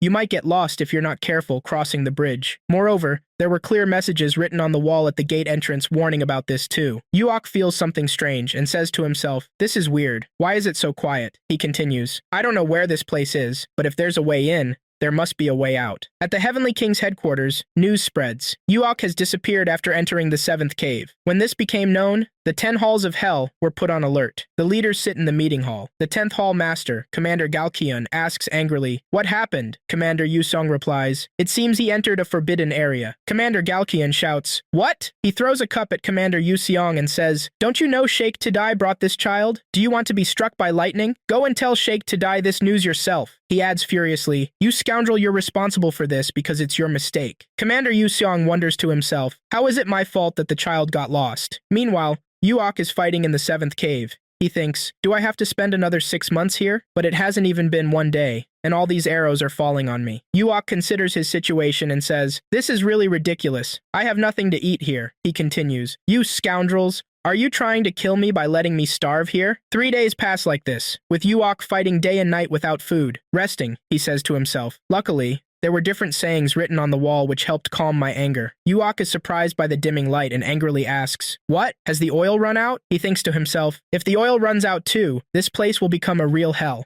Commander Bakery meets with Sheikh Bakrigan to discuss recent events. Commander Bakery says, in the third corridor, they didn't replace the oil. Passing through the third corridor and beyond in darkness is impossible, father. Sheikh Bakrigan, sipping tea and feeling reassured, replies, he was a very precious child. Commander Bakery mentions, Shilsa Yusong has informed Sheikh Tai-Dai, but there was reportedly no specific reaction. Sheikh Bakrigan asks, did you tell Gonak? Commander Bakery answers, no, and I heard the leader's condition has worsened significantly. Sheikh Bakrigan says with concern, really? I think I should visit him sometime. I have something to discuss with him before he dies. He then asks Commander Bakery, will you go with Jibmongo? He might ask many questions, so be prepared. What about bringing Goiwangjun or the Heavenly King instead? Sheikh Bakrigan advises Commander Bakery, you should never be hasty. Only those who are used to waiting can drink the final cup. Yuok walks to exit the gate through the desert and rocks when he sees something strange on the wall and goes to look at it. It turns out to be a series of drawings of a long serpentine dragon. Suddenly, light shines from the drawing and a terrifying sound is heard, causing Yuok to fall to the ground in surprise. Lightning emerges from the image, striking the ground right next to Yuok. Yuok sits on the ground, panting from the surprise. Yuok looks at the glowing drawing and says, what is this? He sees glowing words written on the wall. The words say, the person who can subdue the blue dragon using the heavenly blood phoenix arts will be able to achieve self-realization. Yuok remembers what he mastered earlier and laughs with joy. Ha ha ha. Yuok says to himself while looking at the glowing dragon swimming in the air, fool. Confused by surprise for mere illusion. Then he lies on the ground and looks at the dragon. It looks better from here. A few days later, Yuok fights the dragon using the Blood Phoenix combat arts he learned without worry. Yuok transforms the blue dragon into a glowing ball of energy and holds it in his hand. Yuoki subdues the blue dragon and controls it, then launches the blue dragon's energy ball at the exit door to the 10th hall of the Gates of Hell. In the house of the person responsible for the 10th hall, the official and his wife wake up startled from sleep due to the loud alarm sound. The official holds his head from the sound, screams and says, this can't be true. Words appear on the wall saying that the 10th gate is closed. A special emergency for the Blood King. He shouts, I thought Detective Cheon Sushin was talking nonsense. The official shakes his head violently and says, no, there's no way this can happen. If someone can enter the gate, maybe there are people returning too. Then he angrily says, was it wrong to forcibly block the passage at that time? Damn, this stubborn old head is causing trouble again. The Lord of Hell, Yongho Sungak, held an emergency meeting upon receiving the report. However, the meeting concluded that the 10th gate had been closed due to a mechanism malfunction, and they continued to work with a non-intervention stance. 3 years passed like this. It's been more than 9 years since the 88th Regiment entered the 10 halls of hell, nearly a decade. In another place, Bong Baek stands in front of Yuok's bed, looking at him with longing and sadness. Bong Baek points to the bed and says, why haven't you returned yet? Elder Tai-Dai is not well. Come back soon. Then he says, have you thought about what name you'll call me? Bong Baek continues sadly, you rotten bastard, you lazy bum. Please come back alive. Just come back and whatever you want, I'll give it to you. Bong Baek hears a voice from behind him saying, are you sure? Bong Baek turns to the source of the voice but finds the speaker has disappeared. Bong Baek hears a voice coming from above saying, are you that determined to kill me? You just said you'd do anything. Suddenly the speaker appears sitting on the bed in front of Bong Baek. Yuok holds his shoulder in pain while sitting on the bed. Bong Baek looks at Yuoki, not believing his eyes, and asks, who are you? Yuok says, well, I've decided what to call you, but then he continues, do you want to raise a son by chance, Mr. Bong Baek? Bong Baek says, is this really you? Yuok replies, do you think I'm someone else? Bong Baek rushes at him, hits him in the chest and says, it's you? Yuok says, anyway, they say you're a strange person, but you seem fine to me. Bong Baek says, calm down. And what's the secret of this outfit? Why are you wearing snakeskin? Hurry up and change your clothes. We need to go see Elder Tai-Dai. Bong Baek says to himself, thank you for coming back alive, you bastard. Yuok stands before Elder Tai-Dai and Bong Baek. Elder Tai-Dai says, you've finally returned. Yuok firmly replies, I'm sorry, I was a little late. Elder Tai-Dai responds, not just a little late, but very late. It wasn't an incorrect statement. The one who entered thinking it would take 5 years ended up staying for more than 10 years. Elder Tai-Dai asks, how far did you go? Yuok answers, I entered the 10 halls in hell. Elder Tai-Dai asks, so, how many of the 10 halls in hell did you enter? Yuok replies, I entered the 10th hall until the end. Elder Tai-Dai looks at Yuok in disbelief and says, you impossible? Yuok says, I was lucky. I was able to enter thanks to someone who pulled some strings in the 7th hall. Elder Tai-Dai asks, so, you're saying you entered the 10th hall through a passage in the 7th hall, which had been closed for a long time? Not the 8th or 9th, but the 10th hall? Yuok says, I almost died several times, but perhaps, because I entered the place prepared to die from the beginning, it was possible. Elder Tai-Dai laughs strongly. Ha ha ha ha. Until he coughs and blood comes out of his mouth. Elder Tai-Dai says, legend says that those who enter the 10th hall, the final gate, will obtain a sword. Did you happen to get it? Yuok replies, I got a blood-stained sword and learned how to use it. He continues, however, I don't even know when everything ended. There was a stone inscribed with absorbing the small ball returns again, and another stone inscribed with catching the flame burst shatters the air. Yuok says, what I got in the 10th hall are 2 crimson daggers, a sword, and 5 balls of light. Elder Tai-Dai says, I have another secret identity before the title of Supreme Elder. It's the position of Supreme Commander of the Heavenly Sovereign Inspection Body. Then he says, show me the sword you got from the 10th hall. Yuok takes the sword out of its sheath after it has been cleaned, and it was very shiny. He presents it to Elder Tai-Dai. Elder Tai-Dai laughs happily. Hehehehe, then says with his eyes sparkling in amazement, I didn't expect to see this sword before I died. Elder Tai-Dai returns the sword to its sheath, hugs it, and says, crystal tears. Truly amazing. Indeed, it deserves the title of Dark Heavenly Blood King. Yuok says, it seems you know the name Dark Heavenly Blood King. Elder Tai-Dai responds, saying, the Heavenly Sovereignty Inspectorate was created as a precursor organization to the Guardian Marshal, tasked with supporting the Heavenly King's laws. Then he continues, however, it couldn't exercise actual authority, and as soon as it was established, the Guardian Marshal disappeared, carrying a sword that could be called the Divine Sword. On that day, Elder Jang Cheon took Yuok as his disciple. He passed on to him everything he knew and learned. The heavenly sword that Yuok obtained was the same sword that Elder Tai-Dai received from the Heavenly King. Elder Tai-Dai says to Yuokyu, take 1 pill.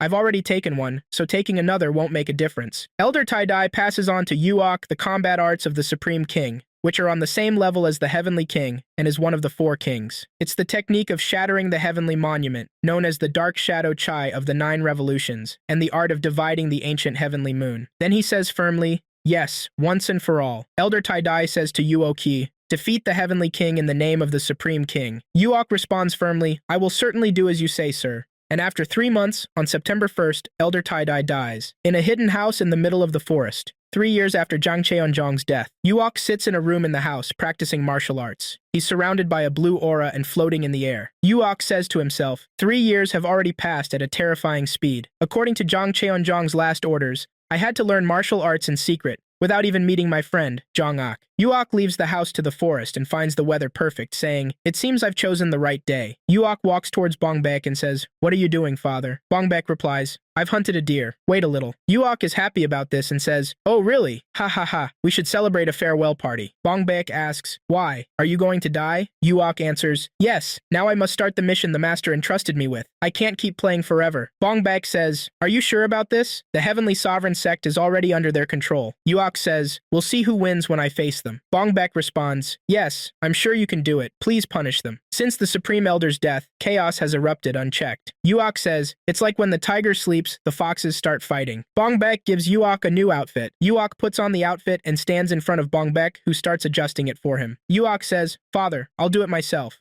Bongbek replies, stop talking and stay still, you rascal. Yuok thinks to himself, to be honest, I felt satisfied. Then he continues, since I started calling him father, it's always been like this. At first, Bongbek used to say, you crazy? Who's your father? But from some point, he enjoyed being called father. Bongbek says, that's enough after finishing tying the outfit. Then he says to Yuokyu, let's go and pay respects to the Supreme Elder. After that, do as you please. Yuok and Bongbek go to the Heavenly Sovereign sect's palace. As they walk towards the palace, someone says, hello, Bongbek. Who's this man? He's very tall. Then he continues mockingly, well, since you're small, someone else must be tall, right? This way, he can clean places you can't reach, don't you think? Ha ha ha ha ha. Then he says to another person, why does his walking style seem similar? He must have brought him along because he was feeling lonely. But still, He doesn't look like a fool, but his face is very pale. Is something wrong? Yuok asks. Why do you let them mock you, even though you're strong? Bongbek replies, have you ever seen a tiger roar while mice scream in their holes? Yuok thinks to himself, but it's better to keep them quiet now, isn't it? The palace worker greets them happily and asks Yuok, have you completed all your tasks? Yuok greets him and says, yes, I've completed them all. I've come to pay respects to the Supreme Elder. The worker responds, oh, really? Ha ha ha ha.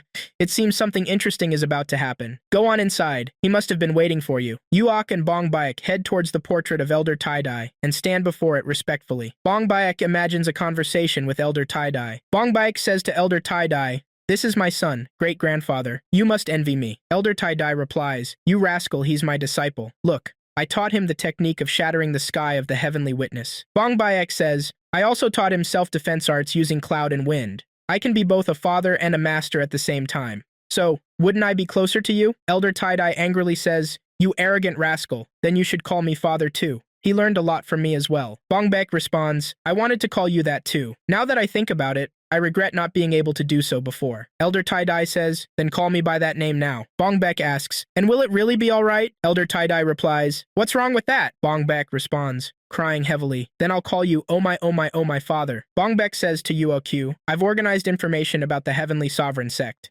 Yuok says, the information includes the Heavenly Palace, where the Heavenly King and his direct subordinates reside, the Patriarchal Wing, which is now just a name, the Military Assembly Palace, and the Hell Wing that presides over the 10 wings of Hell. Then he continues reading the instructions and says, there are also 3 wings, the Military Assembly Wing, which is a group of martial artists, the Heavenly Army Wing, which is the military branch of the Heavenly Sect, and the Heavenly Sun Wing, which is responsible for managing the Heavenly Sect. He continues, the 4 factions that move only by the Heavenly King's order are the Heavenly Blood faction, the Flowing Sky faction, the Highest Sky faction, and the New Moon faction, which is. Bongbak says, there's a place where only the elders who don't know when they'll die gather, and not much is written about the White Lotus Army. Yuok says, don't worry, father. When the time comes, I'll go myself to search for that man and surprise him. Yuok continues, father, I think I should meet my friends first. Bongbaek replies, be careful, they might recognize you. Yuok goes to the White Lotus Army's place and finds one of his old comrades,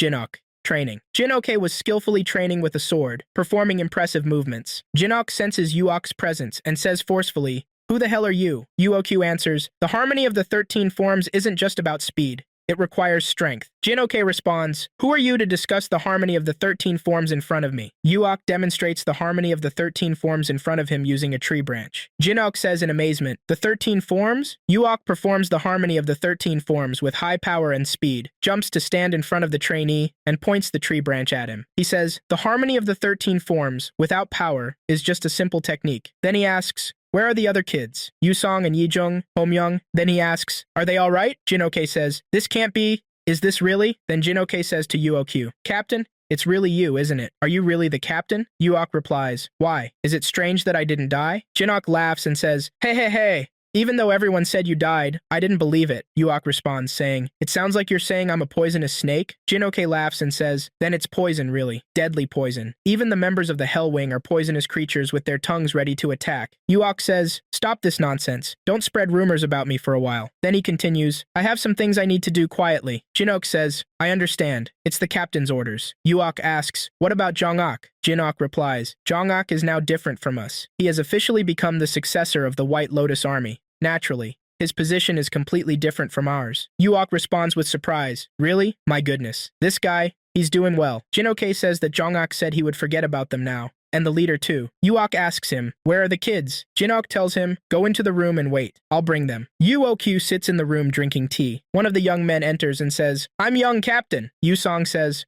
why is a man as big as a mountain crying on such a beautiful day? Young replies to her saying, aren't those tears in your eyes too? Yusong responds, but still, I'm not crying loudly like you. Yuok asks, where is Homyoung? There's a knock on the door, and Yuok asks, who's at the door? A trembling voice says, it's me, Homyoung. Homyoung enters crying with joy. He runs towards Yuok and hugs him, crying with happiness. The other 3 say, this shy man blames us for something we didn't do. What? What are you doing, guys? Step aside. Hugging is for women. Then they rush to hug Yuok. And Homyoung says, these arrogant cowards. After the welcome period, Yuok says, Guys, I need your help. They ask, why? Just tell us. UOQ tells them, I'm thinking of investigating a fox and a bear hiding in a cave. They say in surprise, a fox? A bear? Uok says, a cunning fox and a very fierce bear. But be careful, you might get hurt. One of them asks, or die? Uok answers, yes. Maybe. Then he says, I'm thinking of investigating the Heavenly Military Wing and the Military Assembly Wing. Uok begins to tell them the details. The Heavenly Sovereign Sect consists of the library,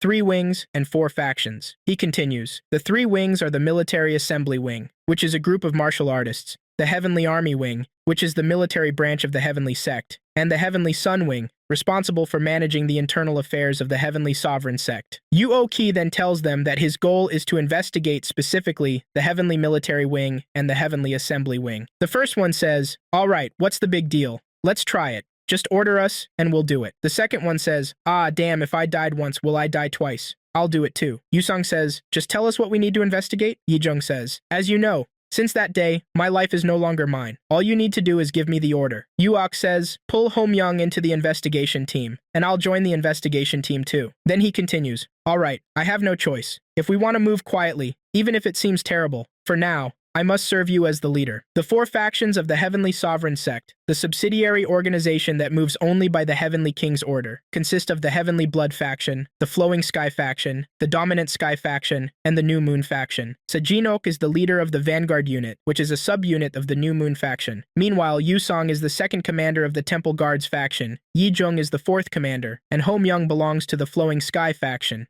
Uok goes to Bongbaek after coordinating with the team. Bongbaek asks, do you really have to do this? Uok answers, to know the forest, you have to enter it. Bongbek responds, if something happens, come to me. I'm skilled enough to protect you at least. Uok laughs and hugs Bongbek, saying, yes, I'll do that. Bongbek pushes him away and says, let go and leave. Uok says, oh my, when your son hugs you, please stay still. If you like it, just say you love him. Did you like it? Bongbek replies, yes, I really love him, son. Uok says, I love him too, father. Don't worry. I'll visit you often. Uok moves to the Heavenly Military Wing. Uok says to himself, my goodness, it seems like a storm of winds is blowing. I secretly wanted to see Jongak, but I'll have to see you next time, Jongak. Then Uok leaves the place without anyone noticing. At the same time, Jongak stands talking to himself, saying, it's a strange feeling, and I think the wind will blow once indeed. Uok stands looking at the moonlight and says, the moonlight is nice. It's really a good feeling. Then he says to himself, the kids need to become stronger, at least twice as strong as they are now. That's the only way they can protect themselves. Then he continues, since I have some time, I should research Ki Moon Jing. In the Heavenly Sovereign Sect,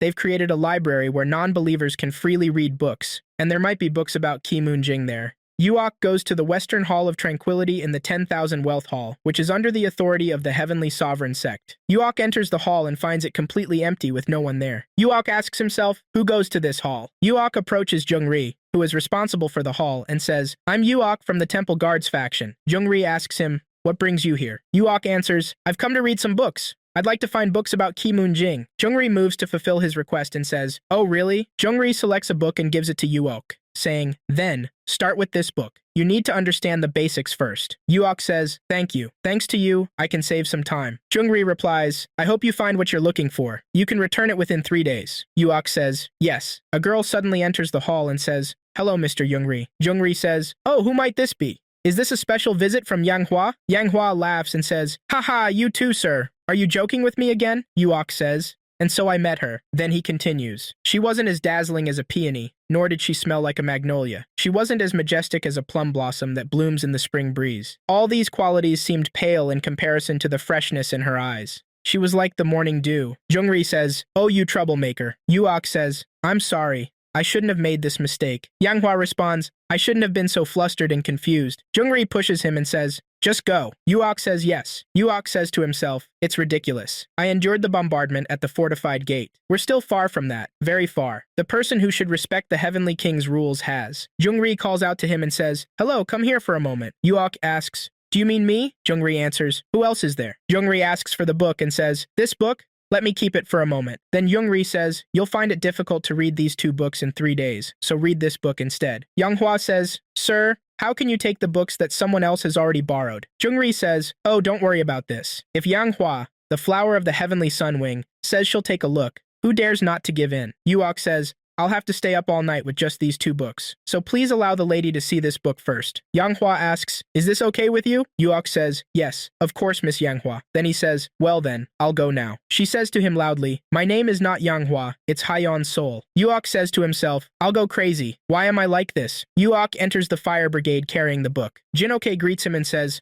huh, Captain? Did something happen? Yuok says, Jinoke, tell everyone to gather. Jinoke wonders in surprise. What? Why is he asking everyone to gather? Everyone sits around the meeting table. Jinoke says, so, you're asking us to look into the Heavenly Military Wing, right? Yuok says, well, discover as many details as possible, especially about family members. Then Yuok wonders to himself, saying, you crazy bastard, what are you doing now? Then he says to Jinoke, anyway, you were rushing out earlier. Did something happen? Jinoke replies, there's a rumor that 18 demons are causing some trouble in the Heavenly Military Wing. Yuok says in surprise, 18 demons? Did you find out the reason? Jinoke answers, it seems the Military Assembly Wing is pressuring the Heavenly Military Wing for some reason. He continues, the 18 demons are messengers sent by the sect leader to mediate between the 2 sides. Yuok asks, are they doing this to apply pressure? Jinoke says, I have a feeling that a big war is about to break out. Yuok asks, has it started? Then he continues, be careful during the investigation. One wrong step, and you'll end up defeated. Jinoke says, understood. But why do you suddenly want to investigate the Heavenly Military Wing? Yuok answers, depending on the actions of the neutral party, the situation can change at any time. He continues, paying attention to variables is always the first step in strategy. Everyone responds enthusiastically, indeed, you're right. At the main military assembly wing, Hyunwoo Mojang stands before some soldiers, looking angry. Hyunwoo Mojang says in a strong, angry voice, how dare the Heavenly Army Wing refuse the organizational restructuring plan? Have these brave cowards lost their minds? One of the elders says, if we remain silent, they'll start thinking of us as a joke. Sir, another says, we must take strict action. Hyunwoo Mojang angrily says, silence. Do you think the old man from White Lotus did this without expecting anything? Then Hyunwoo Mojang continues, if we're not careful, we might easily fall into that old man's trap. The elder says to Hyunwoo Mojang, but we can't just be prepared and watch, can we? Hyunwoo Mojang says,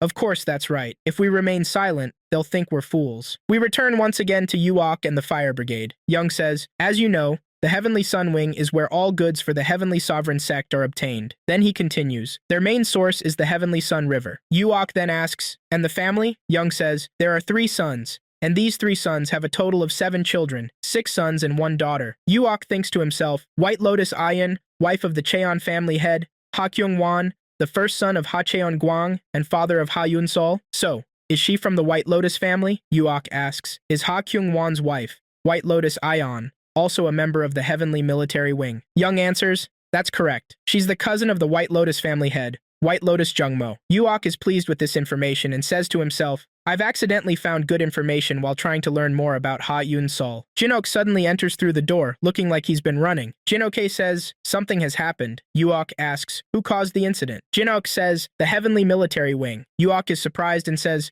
the Heavenly Military Wing? Jinoke says, the Heavenly Military Wing refused the organizational restructuring plan that the Military Assembly Wing had been planning for several years. Yuok says, the main military assembly wing must be in chaos. Then he continues, the atmosphere is tense. It seems like the main Heavenly Military Assembly Wing could be attacked at any moment. Yuok tells them, get ready. Orders will be issued soon. Jinoke says, I understand. I'll prepare them immediately. Jinoke calls everyone, and Yuok and his comrades stand before the fire brigade and their leader, Captain Byung-il-sam. Jinoke tells the soldiers, I've informed the faction leader that we're gathered here waiting for orders. Orders will be issued soon. Captain Byung-il-sam says, our cold-blooded leader must have received some praise from the faction leader. Jinoke says, Captain Byung, this is a formal occasion to deal with official matters. Be careful with your words and wait for orders. Captain Byung says, who said what? This is nothing. Yuok appears and says, Captain Byung, if you're a leader, act like one. Captain Byung says, you arrogant bastard, who do you think you're facing? Yuok rushes at Captain Byung and grabs him by the neck. Yuok says, those who mock their superiors are only asking for trouble. If you want to break your neck, keep pushing. Jinoke says to Yuokyu, let him go.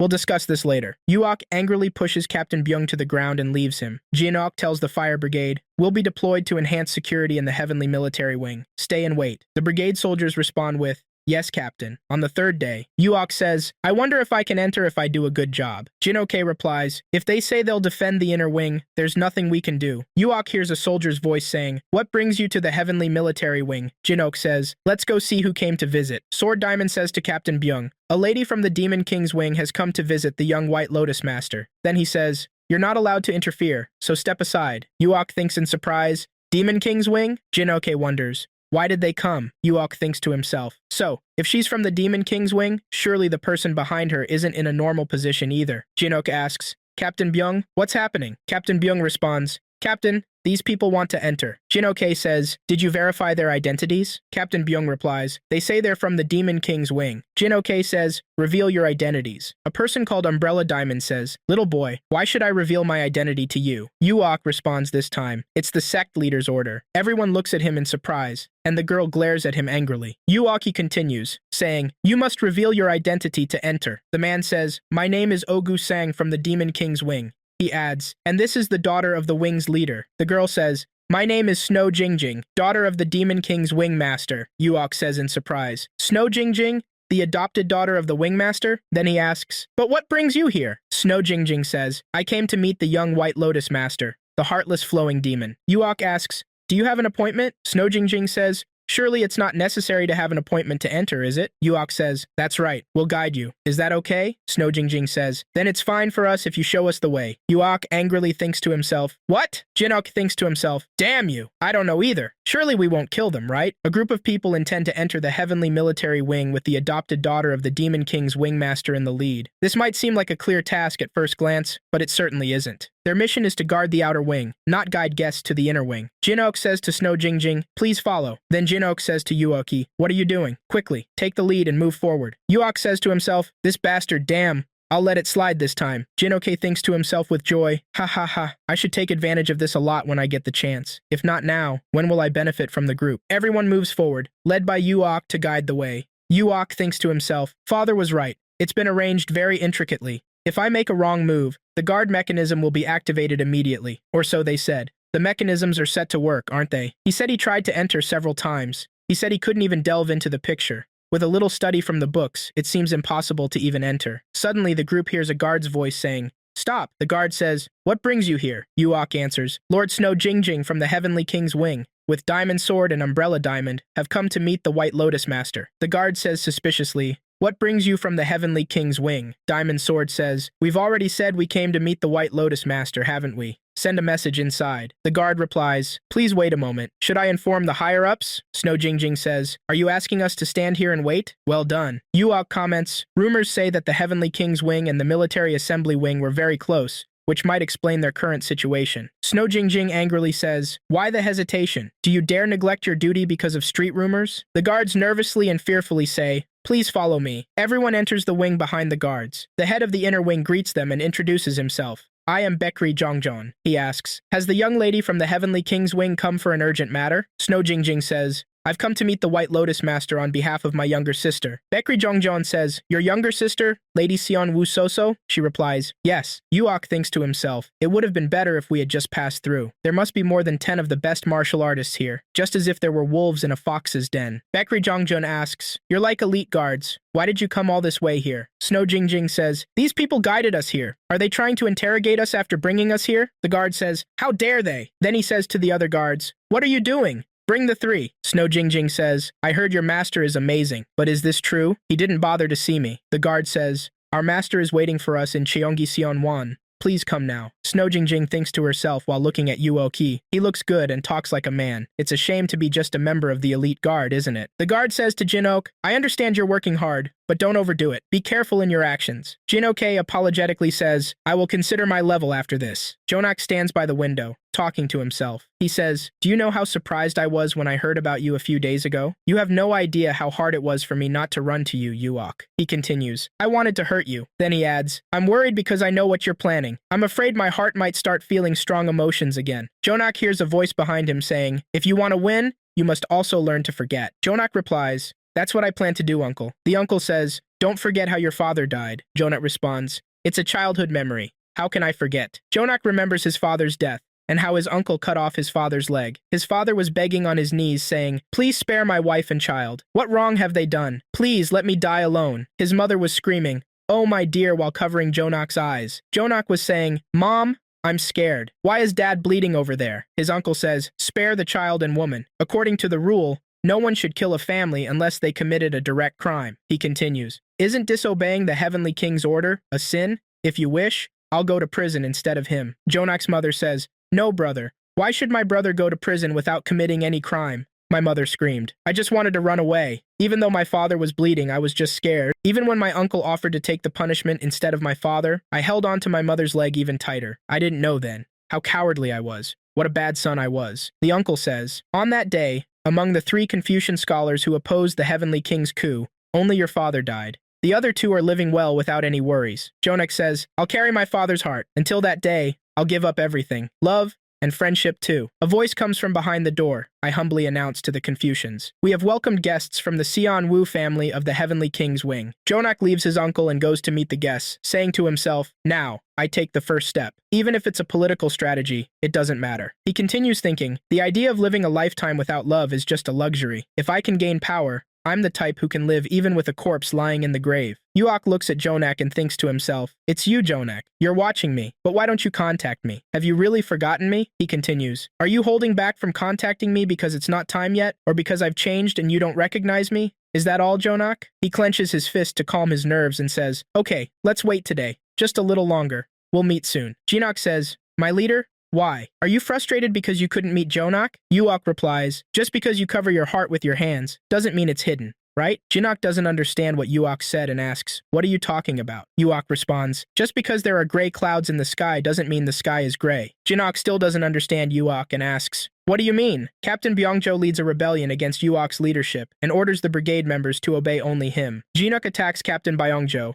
delivering a strong blow to his chest. Jinok forcefully tells Captain Byongjo, if you win, you'll be the leader. Then he delivers a powerful punch to his face, knocking him to the ground. Jinok angrily says, speak anytime. If you win, I'll hand over the leadership position to you. Then he tells the brigade members, anyone who doesn't follow orders will be dealt with according to the rules. Anyone with complaints, step forward now. Everyone responds, no one has any objections. Jinok approaches Yuok to update him and says, leader, I've resolved the matter as you said. Yuoki asks him, have all the others arrived? Jinok replies, Yusong and Yijong are here. But why is Homyoung, who went to the Heavenly Sun Wing, so late? It's strange. Yuok feels worried and says to himself, I have a bad feeling about this. Then he says aloud, hitting the table, I think I should go and see. A commander from the Heavenly Sun Wing says, where is this intruder? When he sees his face, he says, this person seems far from the Heavenly Sun Wing. Commander Ma Gyom-jong asks Homyoung, why were you spying on us? Homyoung answers in a trembling voice after being severely beaten. I was just passing through here. One of the guards strikes him hard on the back with a stick, knocking him to the ground. The leader Ma Gyom-jong hits Homyoung with a strong punch and asks, why did you sneak in here without permission? Homyoung replies, just out of curiosity. Ma Gyom-jong threatens, if you don't talk, I'll have no choice. Let's see if you'll talk after I cut off some fingers. Meanwhile, at the fire brigade headquarters, Yusong says to Jinok, you know your eyes light up when Ha Un-sol's story comes up,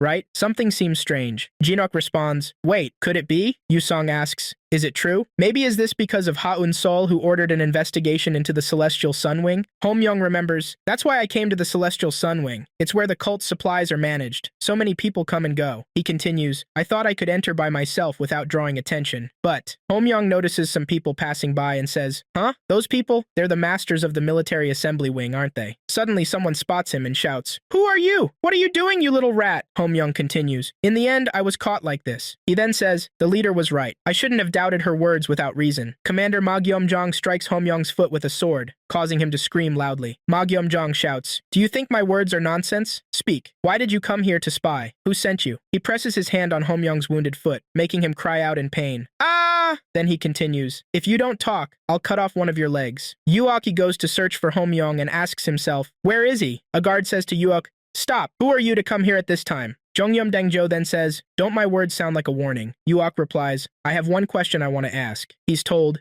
you didn't come here without knowing where this place is, did you? Yuok answers, I know. I came to look for my friend. Jongyum Dangjo asks, why are you looking for your friend here? Yuok explains, about 2 hours ago, my friend entered the Celestial Sun Wing, but he hasn't come out yet. Jongyum Dangjo questions, so, is your friend inside now? Yuok responds, at this point, I can only assume so. Please check on it for me. Jongyum Dangjo says, you're a funny man. Do you think the Celestial Sun Wing is a playground for children? He continues, why should I bother checking when I can't even have a meal? Leave before the door closes. Yuok says firmly, even if I have to go hungry, I must find my friend. He moves to leave, and the guard shouts, stop. Yuok angrily says, get out of my way. Jongyum Dangjo throws a punch at Yuok, saying, you arrogant man. Yuok catches Jongyum Dangjo's fist before it touches him. Yuok tells Jongyum Dangjo while squeezing his hand, If your interference puts my friend in danger, you'll regret it. Jongyum Dangjo winces in pain and says, let go of my hand. Yuok sees someone approaching who appears to be in a leadership position. Yuok thinks to himself,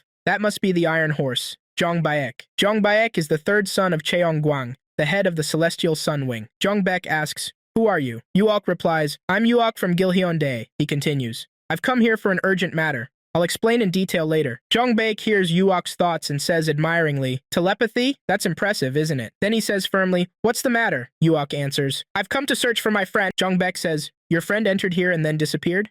Yuoki confirms, that's right. Hot Yunsol appears and asks, why are you shouting? Yuok is surprised and says, Hot Yunsol? Yunsol says with surprise, oh my god, you? Zhang Baek asks, do you know this person? Yunsol replies, yes, a little. Zhang Baek says, even if you're close to Unsol, you can't wander around the Celestial Sun Wing as you please. You understand what I'm saying, right? Yuok says, I have something I want to ask this person. Zhang Baek says with surprise to Jongyum Dangjo. Jongyum Dangjo exclaims, what does a low-ranking member of the Temple Guard faction want to ask me? If you want to ask, come to me directly. Yuok says, these days people have forgotten something important. Jongyum Dangjo asks, what? Yuoki rushes at him saying, the first law in the heavenly sovereignty cult. The strong make the law. Jongyum Dangjo tells his followers, stop him. Yuok fights the guards, delivering powerful punches that knock them to the ground one after another. Jongyum Dangjo rushes at Yuok with his sword, but Yuok moves quickly and dodges. Then Yuok reaches Jongyum Dangjo, grabs his sword with his fist and breaks it. He then grabs Jongyum Dangjo by the neck with his fist and slams him to the ground with such force that it shatters the ground beneath him. Yuok lifts Jongyum Dangjo high and says to them,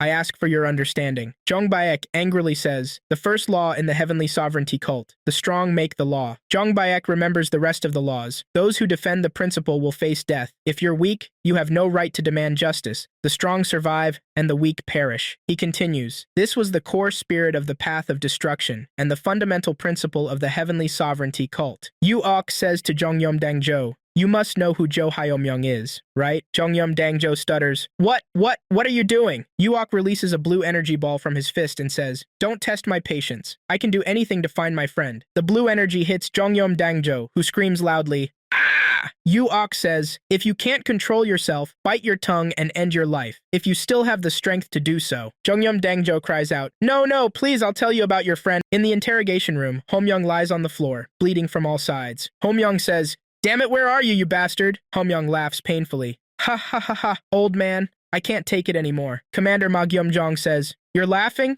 You miserable creature, stop and talk now. Yuok continues choking Jongyum Dangjo and shocking him with blue energy, asking, where is Homyoung? Jongyum Dangjo answers with a trembling voice, that person was kidnapped by the leader of the military assembly, Ma Gyum-jong. Zhang Baek says with surprise and anger, Ma Gyum-jong? Why did he kidnap someone from here? Jongyum Dangjo replies shakily, because that man saw the meeting between the master of the multifaceted Golden Wing and Ma Gyum-jong. Yuok asks angrily, where did they take him? Jongyum Dangjo answers, an abandoned prison. He's personally torturing him. The Cult Valley is an abandoned valley located between the Celestial Sun Wing, the Lion Wing, and the Military Assembly Wing, serving as a haven for lions. Even 30 years ago, the headquarters of the Heavenly Sovereignty Cult was located there. However, after moving the headquarters, it has now become an abandoned place that no one visits. Both Yuok and Zhang Baek rush to the prison to rescue Homyoung. Homyoung lies on the ground, bleeding and muttering incomprehensible words. You son of your father. Commander Ma Gyum-jong says while kicking Homyoung, you're really stubborn. Kekeke. Good. Very good.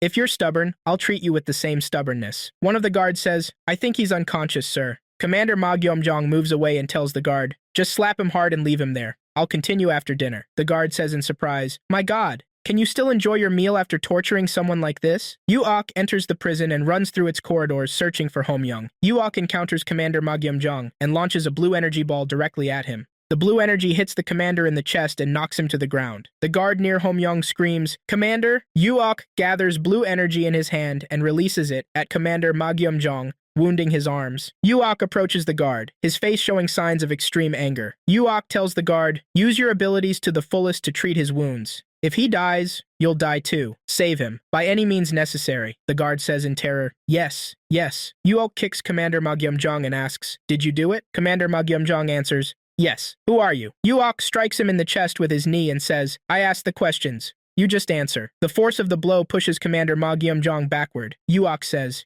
if you lie, you might die too. The guard says fearfully, okay. Jongbek asks, why are you here? It's because I witnessed the secret meeting between the Military Assembly Wing and the Celestial Sun Wing. Jongbek says, do you know who this meeting was with and who? Chok Moon Hong from the Military Assembly Wing met with the Master of the Celestial Sun Wing, Ha Gong Yun. Jongbek says in surprise, is this really true? Jongbek asks the guard, why did the second brother meet with him? The guard answers, to isolate the Celestial Military Wing, the Lion. I don't know any other details. Yuoki carries his friend Homyoung to transfer him to the medical wing for treatment. Jongbek says to Yuok, pass Commander Ma Gyumjong to me. Yuok says, as you wish, he's at your disposal. Jongbek steps on Commander Ma Gyumjong. You're not worthy of walking on this earth and living crawl around it. It's too painful for you. So end your life yourself. In the medical wing, Yuok sits in front of his friend Homyoung after his wounds have been bandaged, looking at him sadly. The rest of the team comes to check on their friend Homyoung, and Jinok asks, what happened? Homyoung witnessed the secret meeting between the Military Assembly Wing and the Celestial Sun Wing. Yuok answers, we managed to save his life, but it seems he won't be able to use one arm.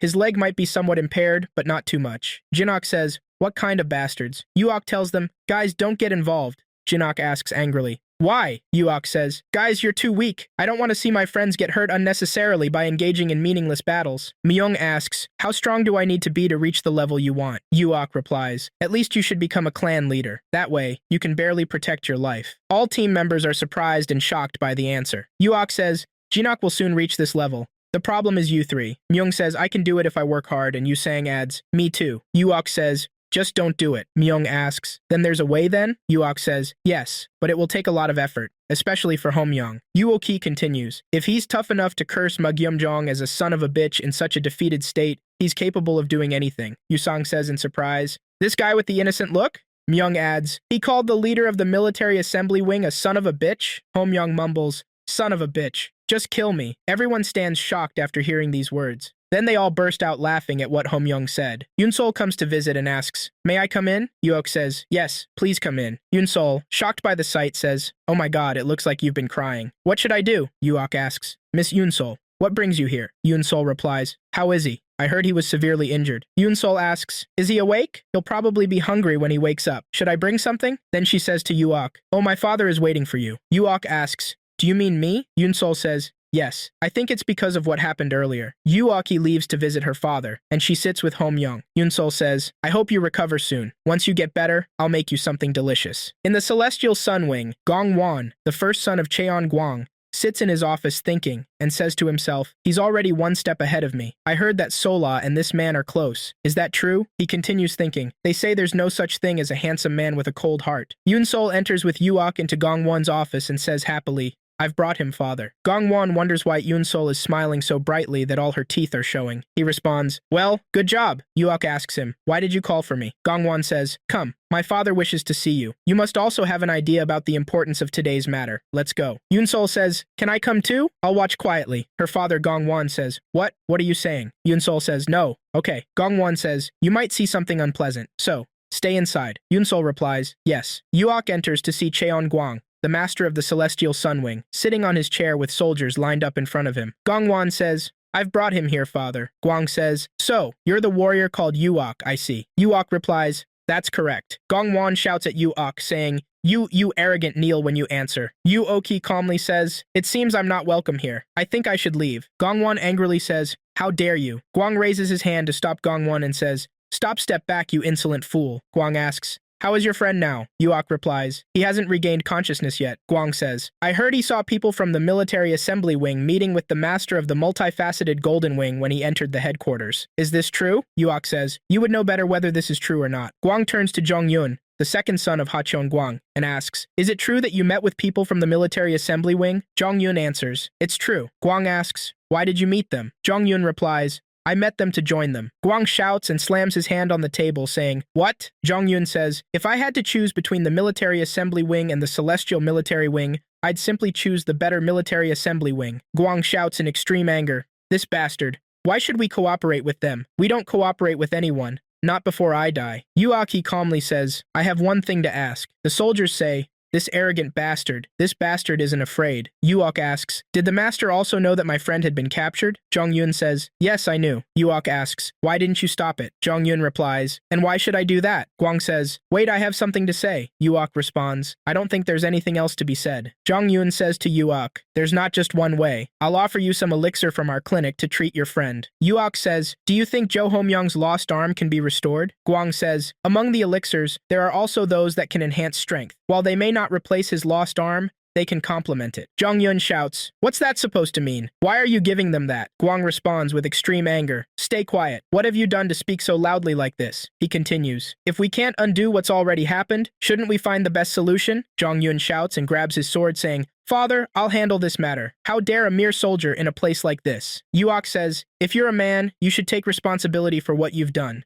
This is what you wanted too. Yuok gathers blue dragon energy in his fist and prepares to face Jong-yun. Yuok rushes at Jong-yun and says, according to the Celestial King's first law, I'll face you with all my strength. Jong-yun, having drawn his sword, says, how dare you? Cheon Guang, not believing his eyes as he watches Yuok, says, impossible the 9 revolutions dark shadow chi. Yuok jumps high and releases blue dragon energy at Jong-yun. Yuok lands on the ground, gathers energy again, and releases it at Jong-yun, hitting him in the chest with a fatal wound. Guang rushes at Yuok with his sword. Yuok avoids Cheon Guang's sword strike at the last moment, retreats backward, and prepares to face Cheon Guang. Yuok says angrily, do you dare to violate the Celestial King's laws? Guang says, impossible. Who dares to violate the Celestial King's laws? Yuok asks him. Then why are you interfering? Guang replies, because I still have things to say. Jong-yun, amazed at what he sees, says to himself, I hope this is something I can understand and accept. Guang says, I'll give you another weapon great enough to replace an arm.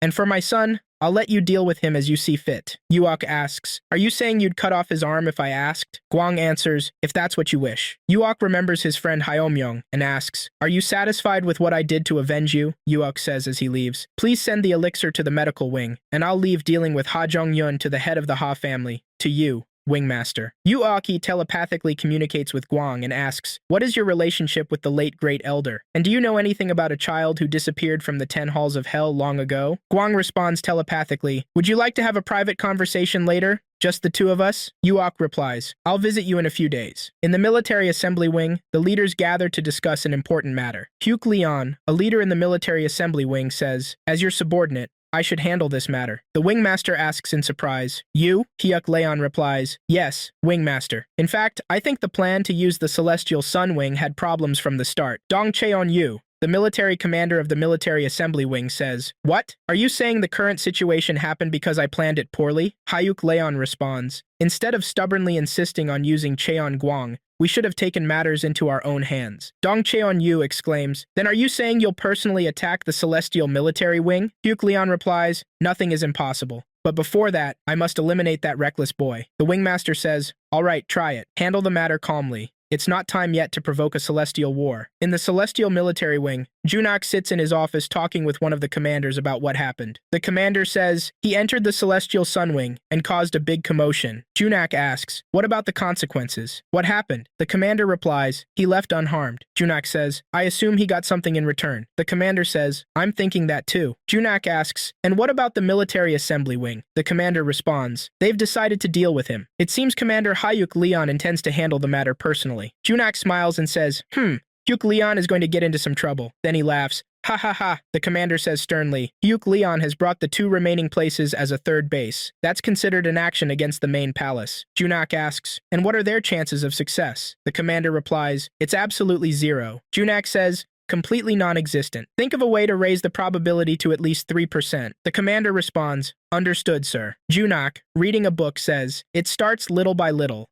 The collapse of a huge bridge begins with just 1 stone falling. Then he thinks to himself, finally, I've begun to take the first step forward. Now there's no other way, once you put your foot on the swaying bridge. In the medical wing, everyone gathers around Hyomyong. Yunsol treats Hyomyong and gives him a dose of medicine, saying, drink. You need to drink seriously so you get better quickly. Jinoke says, don't you come every day? Yusong says, what if I did it instead of her? Maybe Hyomyong wouldn't feel comfortable. Yijong says, you can't do that. You're not feminine at all. Then the two leave the room, and Jinok says, ha, looks like tonight will be noisy. The next day, Yoon-sol comes to continue treating Hyeomyoung. Yuok comes to visit Hyeomyoung and passes by Yu-song and Yi-jung, feeling that something strange is happening. Jin-ok says, "From the sounds I heard in the room yesterday, I thought you wouldn't be able to get up today." Then he continues, "Well, did something else happen?" Yu-song and Yi-jung stand, each looking in a different direction. Yuok asks them, "Why are you like this?" Then Yuok asks, "Wait, Jin-ok, what happened between them?" Jin-ok replies, "Huh? I don't know either." Hyeomyoung wakes from his coma and says to Yuok, "It seems the young lady likes the captain, based on how many times she's come." Yuok responds, "If it's uncomfortable, I'll tell her not to come anymore." Hyeomyoung laughs and says, "No, I appreciate it. Let it be." Then Hyeomyoung says to himself, "If she doesn't come, it seems the captain won't come as frequently either. That's what I was afraid of. If no one's here, I feel like someone might secretly open the door, come in, tear my flesh, break my bones, and torture me to death." Hyeomyoung asks, "You okay? Nevertheless, Captain, can I continue to stay in the Wingguard faction?" Yuok answers, "Of course." Yoon-sol enters and sees Yuok joking with Hyeomyoung, and he says to him, "Speak of the devil." Yoon-sol asks, "What are you talking about so fondly?" Hyeomyoung replies, "We're talking about a tiger." Yoon-sol says angrily, "You're joking with me, aren't you?" Yuok says, "That's not it. I heard that feeding tiger bones to an injured person helps them recover faster." Yoon-sol says, "Then, should we catch a tiger?" Yuok says disappointedly, "There's probably no tiger nearby. People have likely eaten them all." Yoon-sol says, "The celestial sunwing doesn't lack anything, you know? Should I just ask in case there's a little?" Yuok replies, "Anyway, if it's not caught quickly, it won't be effective. So don't worry too much." Yoon-sol says, "All right, please eat quickly before the meal gets cold. It's not reheated somewhere, is it?" Hyeomyoung says, "Yes." Yoon-sol laughs and says, "Drink it all at once. Think of it as tiger bones." Hyeomyoung thinks to himself, "This bitter thing. Just because I mentioned the tiger. This." Yoon-sol says happily, "Well done." Yuok asks, "Tell me, Hyeomyoung, why did you laugh last time when Yi-jung hit Yu-song?" Hyeomyoung stays silent and doesn't answer. Yoon-sol leaves, and Hyeomyoung says, "Ah, Captain, you're so frustrated. Come back again later." Then Hyeomyoung whispers some secret words to Yuok after she leaves. Yuok leaves the wing and says to himself, "I'll have to ask Yu-song later about what he did." Yoon-sol prepares food in the kitchen. Two people are stalking Yuok and watching him from behind a tree. One says to the other, "Tell General Shilsa about this. As soon as the order is issued, we'll start the operation immediately, so everyone should be on standby." The other replies, "Understood." Yuok walks while thinking and says to himself, "Father must have been waiting for a long time. I hope he hasn't fallen asleep." He continues, saying, "It seems I've lost some weight while thinking about Yoon-sol." Yuok notices the people watching him and says, "Are these bastards the same ones I saw before?" Yuok continues, "Today isn't the first time. Someone has been following me since then." Yuok runs to escape from his attackers. They shoot an arrow at him, which he catches with his teeth. Looking up, Yuok sees many arrows coming towards him. He dodges them and jumps high into the sky. The leader of the attackers shouts, "He's trying to escape, stop him." Yuok fights back, striking them with his sword as quick as lightning. He then shoots the arrow at the leader, hitting him in the neck. Yuok finishes him off with his sword, cutting off his head. Seeing more attackers coming at him and calling him names, Yuok uses his Firestorm sword technique to defeat them instantly. He stabs one of them in the chest, killing him immediately. When the remaining attackers see what's happening, they start to run away. Yuok says, "Thank you for making it easy to avenge my friend." Using his energy technique, Yuok takes out an iron ball and launches it at the fleeing attackers. The ball pierces through their bodies in fatal spots, killing them instantly. After defeating the killers, Yuok continues his journey through the forest. He thinks to himself, "I didn't realize my heart was this cold. But how did they know I would pass through here?" Meanwhile, someone sits in front of Gonak to report the latest news, saying, "The ambush failed." Gonak, surprised, asks, "Really?" The messenger replies, "Yes, and everyone died." Gonak comments, "Hyunwoo Mojang's rule might become uncertain." The messenger asks, "Will it be easily shaken?" Gonak responds, "The stronger your pride, the more likely you are to be shaken by small things." Gonak then hands the messenger 2 envelopes, instructing him to send one to the master of the Heavenly Sun Wing, and the other to Master Hyunwoon. As the messenger leaves, Gonak says, "Let's start by cutting off one of the old fox's legs." Gonak hears a voice behind him asking, "What are you thinking?" Gonak replies, "Let's first get rid of the hidden man." The speaker responds, "Understood. I'll prepare for that." Yuok arrives at Bongbak's place and sits with him at the dining table, drinking and chatting. Yuok says, "Ah, please calm down now." Bongbak asks, "Do you think I'll forgive you just for bringing a little drink?" Yuok promises, "From now on, I'll come every Sunday. I promise." Bongbak notices something and asks, "Can I see blood on you? Did you kill someone?" Yuok, surprised, wonders how Bongbak figured it out. Yuok asks, "Dad, did you also learn fortune-telling from the Grand Elder?" Bongbak angrily says, "You damn rascal. Wipe the bloodstains on your waist and say that." Feeling embarrassed, Yuok explains, "Well, you see, They were trying to kill me. What could I do? I had to use my arm too. Bongbek says, all right, I'm not judging you. However, think twice before taking any action. Yuoki laughs and replies, yes, I understand. Bongbek continues, still, those who try to kill you, you should kill them first. It's better to harm them before they harm you. In another scene, Jinok sits with the faction leader discussing current events. The faction leader says, I heard your subordinate was injured by the military assembly wing leader. Jinok confirms, yes, faction leader. The leader adds, and I also heard someone made a fool of him, right? Jinok replies, that's correct. The leader comments, well, having a master by your side doesn't hurt. Jinok thanks him for his consideration. The leader continues, Hwaja requested to see you once. If you have time, please visit him. Jinok responds unenthusiastically, yes, I'll go visit him tomorrow. The narrator explains that Myung-Soo Hwa is the youngest daughter of Myung Ji-sang, a naive 17-year-old girl. She's the reason why Myung Ji-sang hasn't interrogated Sajinok. Jinok thinks to himself, she must be angry because I haven't seen her for a few days. Elsewhere, Yuok reflects on the current situation, saying to himself, after what happened with Homyoung, I'll never go to the Supreme King's Hall again. He continues, but someone knew my location and informed the military assembly wing. Who is this? Who's deceiving my senses and watching me? Yuok wonders. It can't be. Was it you, Gonok? But why? He then says angrily, if he really wanted to kill me, why did he only send these people? How cruel can Gonok be? At the military assembly wing, the wingmaster angrily strikes Hyuk Leon, saying, the people who were supposed to kill him ended up dead instead. You expect me to believe this nonsensy? Hyuk Leon, holding his jaw in pain, replies, I'm ashamed, Wingmaster. The Wingmaster forcefully says, start with the Heavenly Sun Wing first. If we leave him alone, others will mock us. On Hyung-ro and Hyulma-ro's children will act up. You need to catch the wind a little. Hyuk Leon responds, understood. Yuok goes to the pharmacy to see Eun-sol and chats with her. Yuok jokes, don't the repeated herbs come from the medical wing? Yoon-sol, surprised, says, I brought this knife from the Heavenly Sun Wing, but it doesn't cut well. I heard Ha-on-sol is the master of blades. Yuok thinks to himself, this is my chance. Maybe she'll appreciate it if I give her a beautiful, well-crafted knife. He continues, Sang Yu-sang said that, if you have a girl you like, give her a gift. Yuok leaves the pharmacy and goes to the blacksmith's workshop. The blacksmith asks, what brings you here? Yuok replies, I came because I wanted to ask a favor. The blacksmith asks, what is it? Weapon repair? Yuoki gives the blacksmith a box and says, please make a handle and sheath that fit this. When the blacksmith sees what's in the box, he says in surprise, you want me to make a handle and sheath for this? Yuok confirms, yes, I'd like it to be a bit prettier. The blacksmith asks, are you planning to give it to a woman? Yuog, surprised, asks, how did you know? The blacksmith thinks to himself disappointedly, of course, I've seen many fools like you before, so I know. Then he says to Yuog, the heavenly treasure met the wrong master. Yuog seriously says, still, it's better than becoming a sword to kill people. He then bids farewell to the blacksmith, saying, please do it. The most beautiful woman will be its owner. Yuok returns to the pharmacy and finds Yoon-sol crying. He asks, is something wrong? Yoon-sol replies, my grandfather has been waiting for Master Cheon for a long time. Yuok asks, is he the wingmaster? Yoon-sol, crying, says, the second uncle has passed away. At the Heavenly Sun Wing, Cheon Guang, the Heavenly Sun Wing master, says, you've come. Yuok says, I heard Master Hajong-yeon has passed away. Guang thinks to himself, what a fool. Yuok asks, was it from the military assembly wing?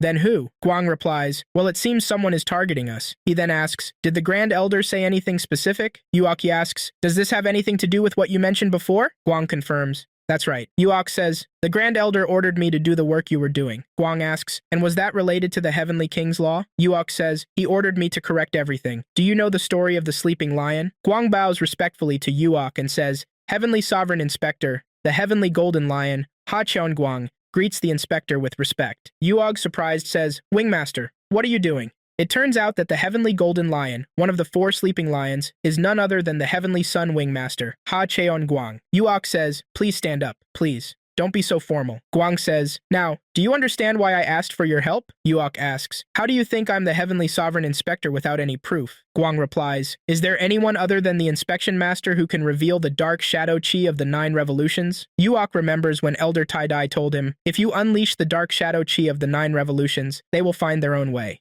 Yuok thinks to himself, you could have told me that properly, Elder Tai-Dai. Guang says, let's discuss the details later. For now, let's go see my second son's body. They enter the room and stand around the body, looking at it sadly. Guang asks, have you discovered the type of poison used? Someone replies, we've taken a blood sample to determine the poison type. Guang orders, conduct a thorough investigation. Arrest and interrogate the culprit, no matter who it is. Yuok asks, sorry, but may I see the corpse's hands? Guang allows it. Yuok holds the corpse's hand, and Jongbek warns him to be careful of poisoning. Yuok opens the hand and finds a small point in the palm. He asks about how it happened. Jongbek explains the symptoms, concluding it was poison. Yuok presses the hand, and blood comes out of the wound. Everyone looks at him in surprise. Yuok suggests that the victim might have been poisoned even before drinking anything. He explains his reasoning based on the appearance of the lips and lack of signs of struggle. Guang asks for Yuok's thoughts, and Yuok suggests that the poison might have been administered by someone close to the victim, and the current suspect might not be the real culprit. Suddenly, someone named Songa rushes in, announcing that the former wing chief has died. Guang explains that the deceased was the suspect in this incident, being the last person to meet the brother before his death. Yuok thinks to himself, his murder surely means he must have known something. Everyone sits at the table to discuss the incident. Guang says, it seems they moved strategically. Gongwan asks, are you saying another faction was involved? Jongbek asks in surprise, do you suspect the military assembly wing? Guang replies,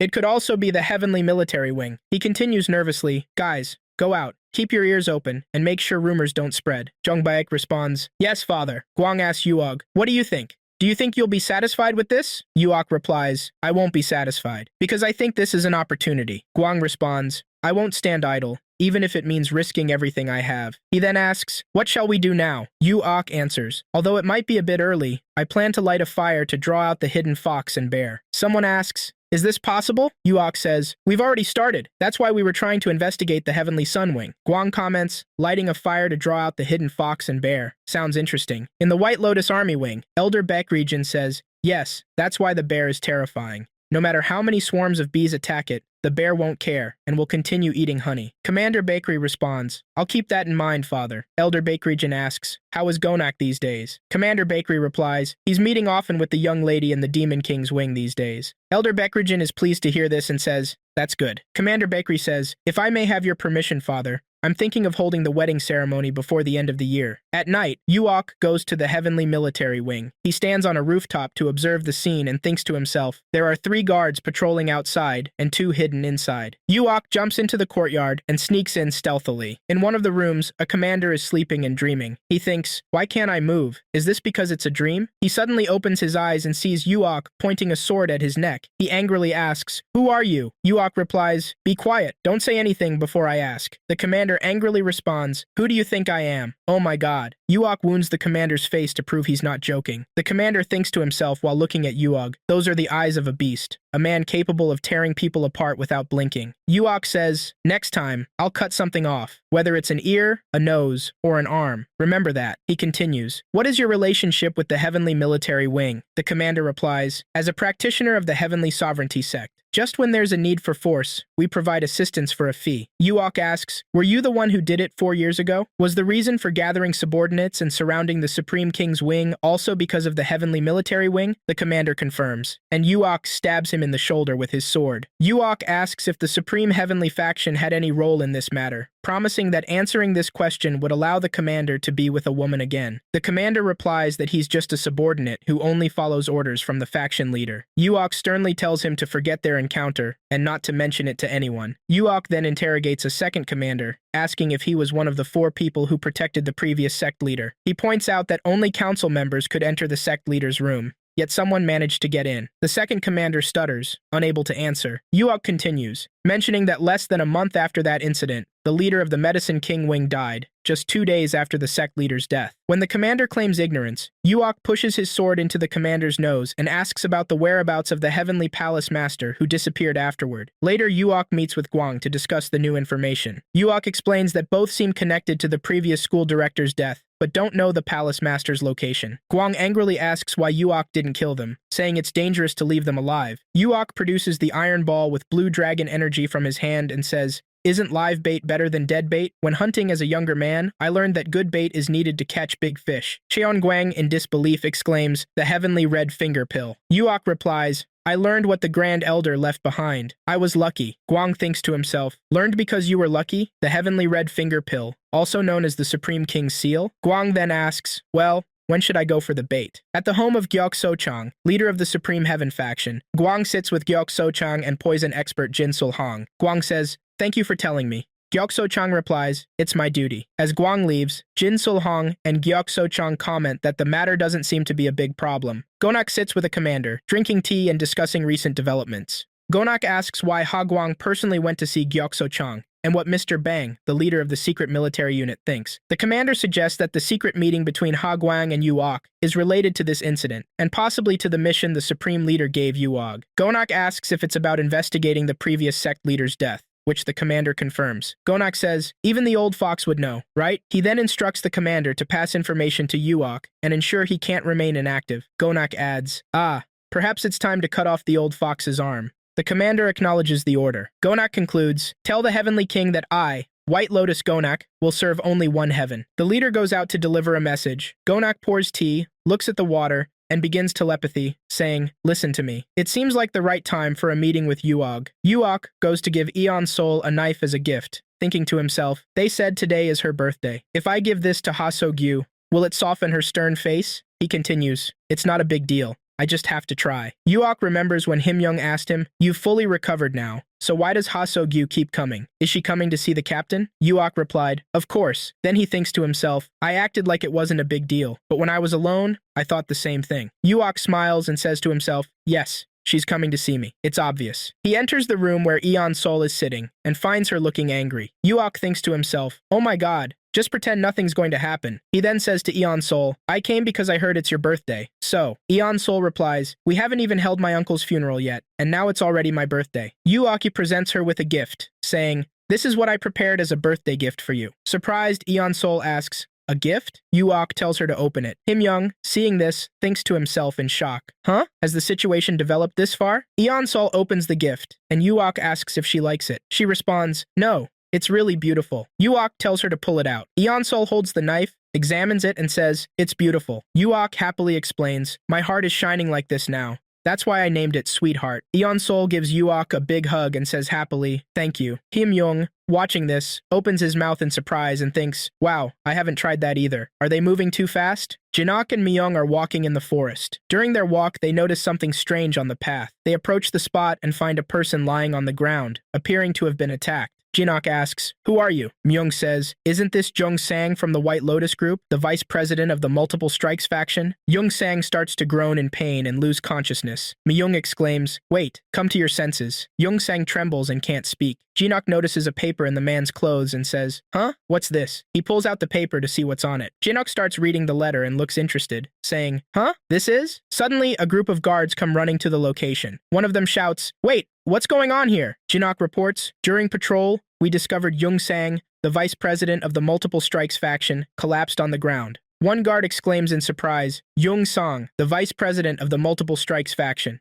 Another says, quickly, bring him inside. Jinak asks, what happened? He then explains, didn't you see? During the patrol, that person crawled out of the forest. The man replies, let's clarify the details later. At the fire brigade headquarters, Yuok thinks to himself, why did Jinak come in such a hurry? He enters the room to find his friends laughing hard. Yuok asks, what are you all laughing about? Jinak says, I don't know. I didn't expect the older brother to make such a mistake. Yuok responds irritably, enough nonsense, what's going on? Jinak explains, during my patrol in the outskirts of the Celestial Military Wing, I found White Lotus Jung Sang dying. Someone asks, was White Lotus Jung Sang found dying? Jinak replies, yes, but this letter was in his arms. He continues, there were names and a place written there. Gyokso Chang, Yap Yeon Byung, and a few others. Yuok says, you've done something very dangerous. What do you plan to do if this is found? Jinak responds, no need to worry. He has been gently directed to attend King Yama, and King Yama is one of the 10 kings of hell. Yuok takes the letter to Guang for consultation. Guang asks, why do you think he came out carrying that letter? Yuok says,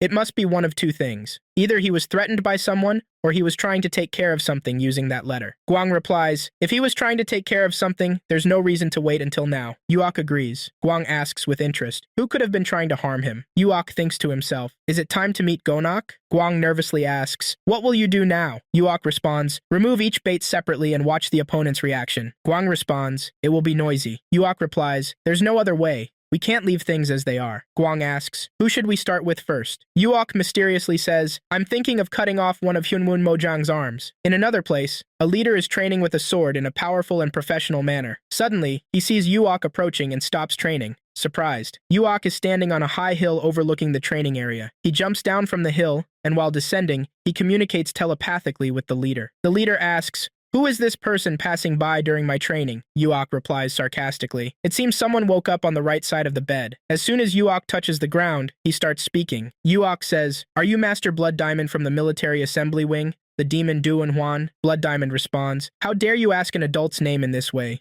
Who is your master? I should hold him accountable for teaching you incorrectly." Yuok wonders, what expression would Jinok have if he heard these words? He continues, "Because of the captain, he might say I was the cause of his death." Yuok firmly tells the leader, "If you want to know my master, try defeating my sword first." Blood Diamond responds, "Let me show you why the sky is high above your head, my opponent." He then assumes a fighting stance with his sword, ready to begin the battle. He adds, "That man, I'll crush him to pieces completely, starting with his mouth." Yuok says, "But if you lose to me, I want to confirm one thing with you." Blood Diamond, enraged, shouts, "You madman! Do you think I'll let you make a fool of me by being defeated by the likes of you?" Yuok rushes towards him, drawing his sword. Their swords meet with great force, releasing high energy and sparks. Both retreat to prepare for a new attack. The swords clash again with even greater force, spreading sparks throughout the area and illuminating the place. They retreat once more to resume the attack. Blood Diamond asks, "Who are you? How can someone like you master the 18th sword so skillfully?" Yuok replies, "My name is Yuwook. If you go to hell, don't forget to tell Yama, the king of hell." Blood Diamond starts with a fire ring attack, launching it at Yuwook, saying, "What?" Yuwook smoothly dodges the attack. The commander raises his sword and strikes at Yuwook again with a lightning-fast blow, which Yuwook avoids. Blood Diamond says,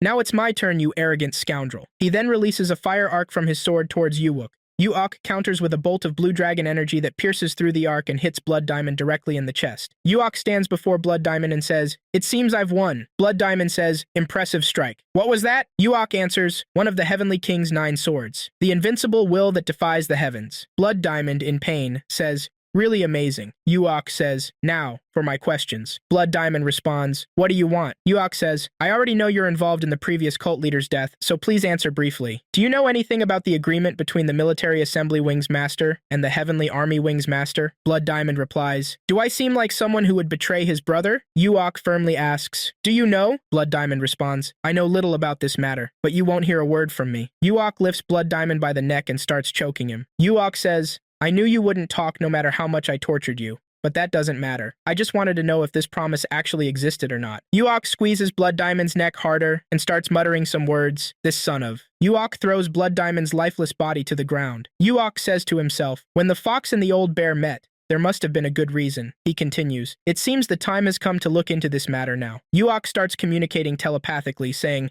"Gonak, I have something else to take care of before meeting you. Surely you won't avoid it this time." Gonak replies, "All right, come quickly." Okay. Yuwoki sits with Guang to discuss the latest events resulting from Blood Diamond's death. Guang says, "Do you know what nickname they're giving to the person who killed Blood Diamond?" Du Unjuan. He continues, "They're calling him the Blood Lion. People are calling him the Death Reaper." Yuwoki asks, "Does it make you happy when they call me by this nickname?" Guang replies, "Didn't you say it? You need good bait to catch big prey." Yuwoki wonders, "I wonder if there are people who tremble when they hear this name." Guang explains, referring to the inspectorate's leader as the Blood Lion is something only we lions know. He adds, "That's right. To make sure the lions will hear about it, Guang secretly spread the nickname Chikun Guang's Dark and Bloody Lion everywhere." Yuwoki firmly states, "I'm not a lion, but if they become corrupt, I'll eliminate them." Guang responds sternly, "That indeed should be done." The wing leader asks, "Haven't you uncovered the matter yet?" One of the commanders starts to explain, "Because there was no evidence left behind." The wing leader interrupts, "How many people do you think are capable of killing the younger brother face to face without leaving any evidence?" The commander replies, "There are only about 10 people in total, but there are about 3 suspects when examined closely." Another commander asks, "3? Who are they?" The commander answers, "Among the 10 elders, the Demon Sword Emperor, Ho Deong Cheon, the Heavenly Demon Blood Sword, Cho Guan Wei from the 9 Guards unit, and Yang Wu Jin, the Heartless Sword Ghost from the Demon King's wing." The other commander sarcastically asks, "Wasn't there also a man called Yuwook?" The commander responds, "How could such a man even dare to think about killing the master?" The wing leader, slamming his fist on the table, exclaims, "I have nothing more to say. Investigate all the suspects immediately. If you find who did it, I will personally tear them apart and kill them." Elder Bakergin says, "It's wise not to provoke the angry bear." Commander Bakery responds, "That's why we're only observing for now, Father." Elder Bakerygan praises, "Well done. If you use this opportunity well, you can gain more from it." He continues, "Surely, turning a crisis into an opportunity is the path a wise man should choose." Bakery mentions, "Gonak says he will go directly to the Demon King's palace to strengthen his relationship with him." Elder Bakerygan laughs and says, "Is that so? He's finally grown up now." "Ah, This is how it should be. Commander Bakery asks, Ha'un, is there really a need to go to the Heavenly King's Council? Elder Bekrigan warns, if you move, who would be the most worried? Commander Bakery replies, of course, wouldn't it be the master of the military assembly wing, Hyun-woon? Elder Bekrigan says, we have an enemy more terrifying than Wingmaster Hyun-woon. He's quiet, but always watching us. Commander Bakery asks, are you referring to the cult leader? Elder Bekrigan says, the cult leader is by no means a scarecrow. He continues, remember, the best time to strike the enemy is when the enemy considers you a friend. Gonak sits in his office, talking with one of the commanders about what happened. Gonak says, those who launch a surprise attack mistakenly believe that the enemy will never move. They only realize their mistake when they're on the brink of death. He continues, go and tell them. If it's Dong Cheon, he'll understand what I mean. If they don't, quietly withdraw. Wisdom. After the peach tree sacrifices the plum tree, the woofy pear tree falls. The commander bows respectfully and says, yes, young master. Then he asks in surprise, but will you really go to the Demon King's palace? Gonak replies, I'm thinking of going, but I'll go alone. The commander says, it's extremely dangerous. Gonak responds, is it common to go in groups when meeting a friend? Yuok walks on his way back, saying to himself, the time has finally come. He continues, are you the blood lion? Then he asks, are you the heavenly fire lion? Suddenly, a person appears, jumping high in the sky behind Yuok. Yuok notices him from the corner of his eye. Yuok turns to block the attacker's assault. The attacker says, the 9 revolutions dark shadow chi really. It becomes clear that the attacker is the demon Chuk Yong from the Salt Valley house. Yuok asks, Master Chuk Yong, what? Then Yuok says in surprise, I didn't realize that Elder, the divine demon Chuk Yong, is the heavenly fire lion. Yuoki ties the scarf around his waist, preparing for battle. Chuk Yong lunges at Yuok with a rocket-like punch, but Yuok easily dodges it. Chuk Yong gathers red fiery lion energy in his fist to launch at Yuok. At the same time, Yuoki collects blue dragon energy in his hand to counter the attack. Both release their energy, and the two forces collide, causing a massive explosion. The explosion doesn't affect either of them, and they stand facing each other defiantly. Chuk Yong says, it seems the young man has some strength. Yuok replies sarcastically, because I'm young. Chuk Yong asks sternly, ha!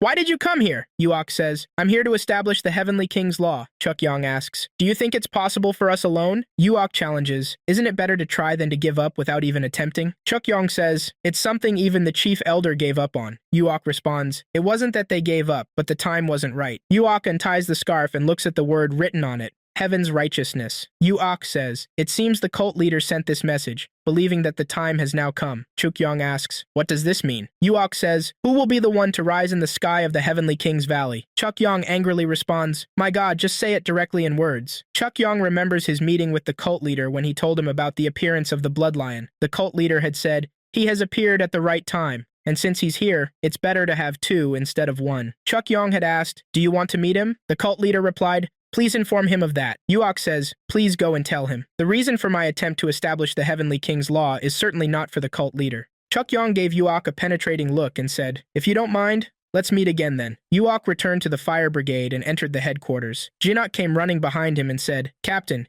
he has moved. Yuok asks, who? Gonak? Jinak replies, the White Lotus Gonak went to the Heavenly Demon's palace. Yuok says, surprised, when? Jinak responds, after breakfast, around 9 a.m. However, the faction leader entrusted us to accompany him. Yuok says, Gonak must have requested that. Yuok thinks and says, in this case, there's only one purpose. This means he wants to meet me this way. Then he continues, there's no reason to avoid it. I also have a reason to meet them. Yuok leaves with the fire brigade to receive the guests. Gonak stands with his escorts in the courtyard of the fire brigade headquarters as Yuoki and his companions arrive. Gonak and Yuok stand face to face, each looking at the other in silence. Jinak says, we will escort you to the royal palace. Gonak moves and says, let's go. Jinak tells the soldiers, any individual actions are strictly prohibited until we reach the royal palace. Dismissed. Yuok telepathically communicates with Gonak saying, you've grown impressively, Gonak. Everyone moves into the royal palace headquarters. Gonak suddenly says, let's take a moment to rest. Since we're here, I'd like to have a cup of tea in the court. Jinak tells Yuwook, the young master said he'll take a break. Everyone enters a resting area. Gonak says, the others should wait here. Yuok telepathically says, is this place also connected to the Heavenly Military Wing?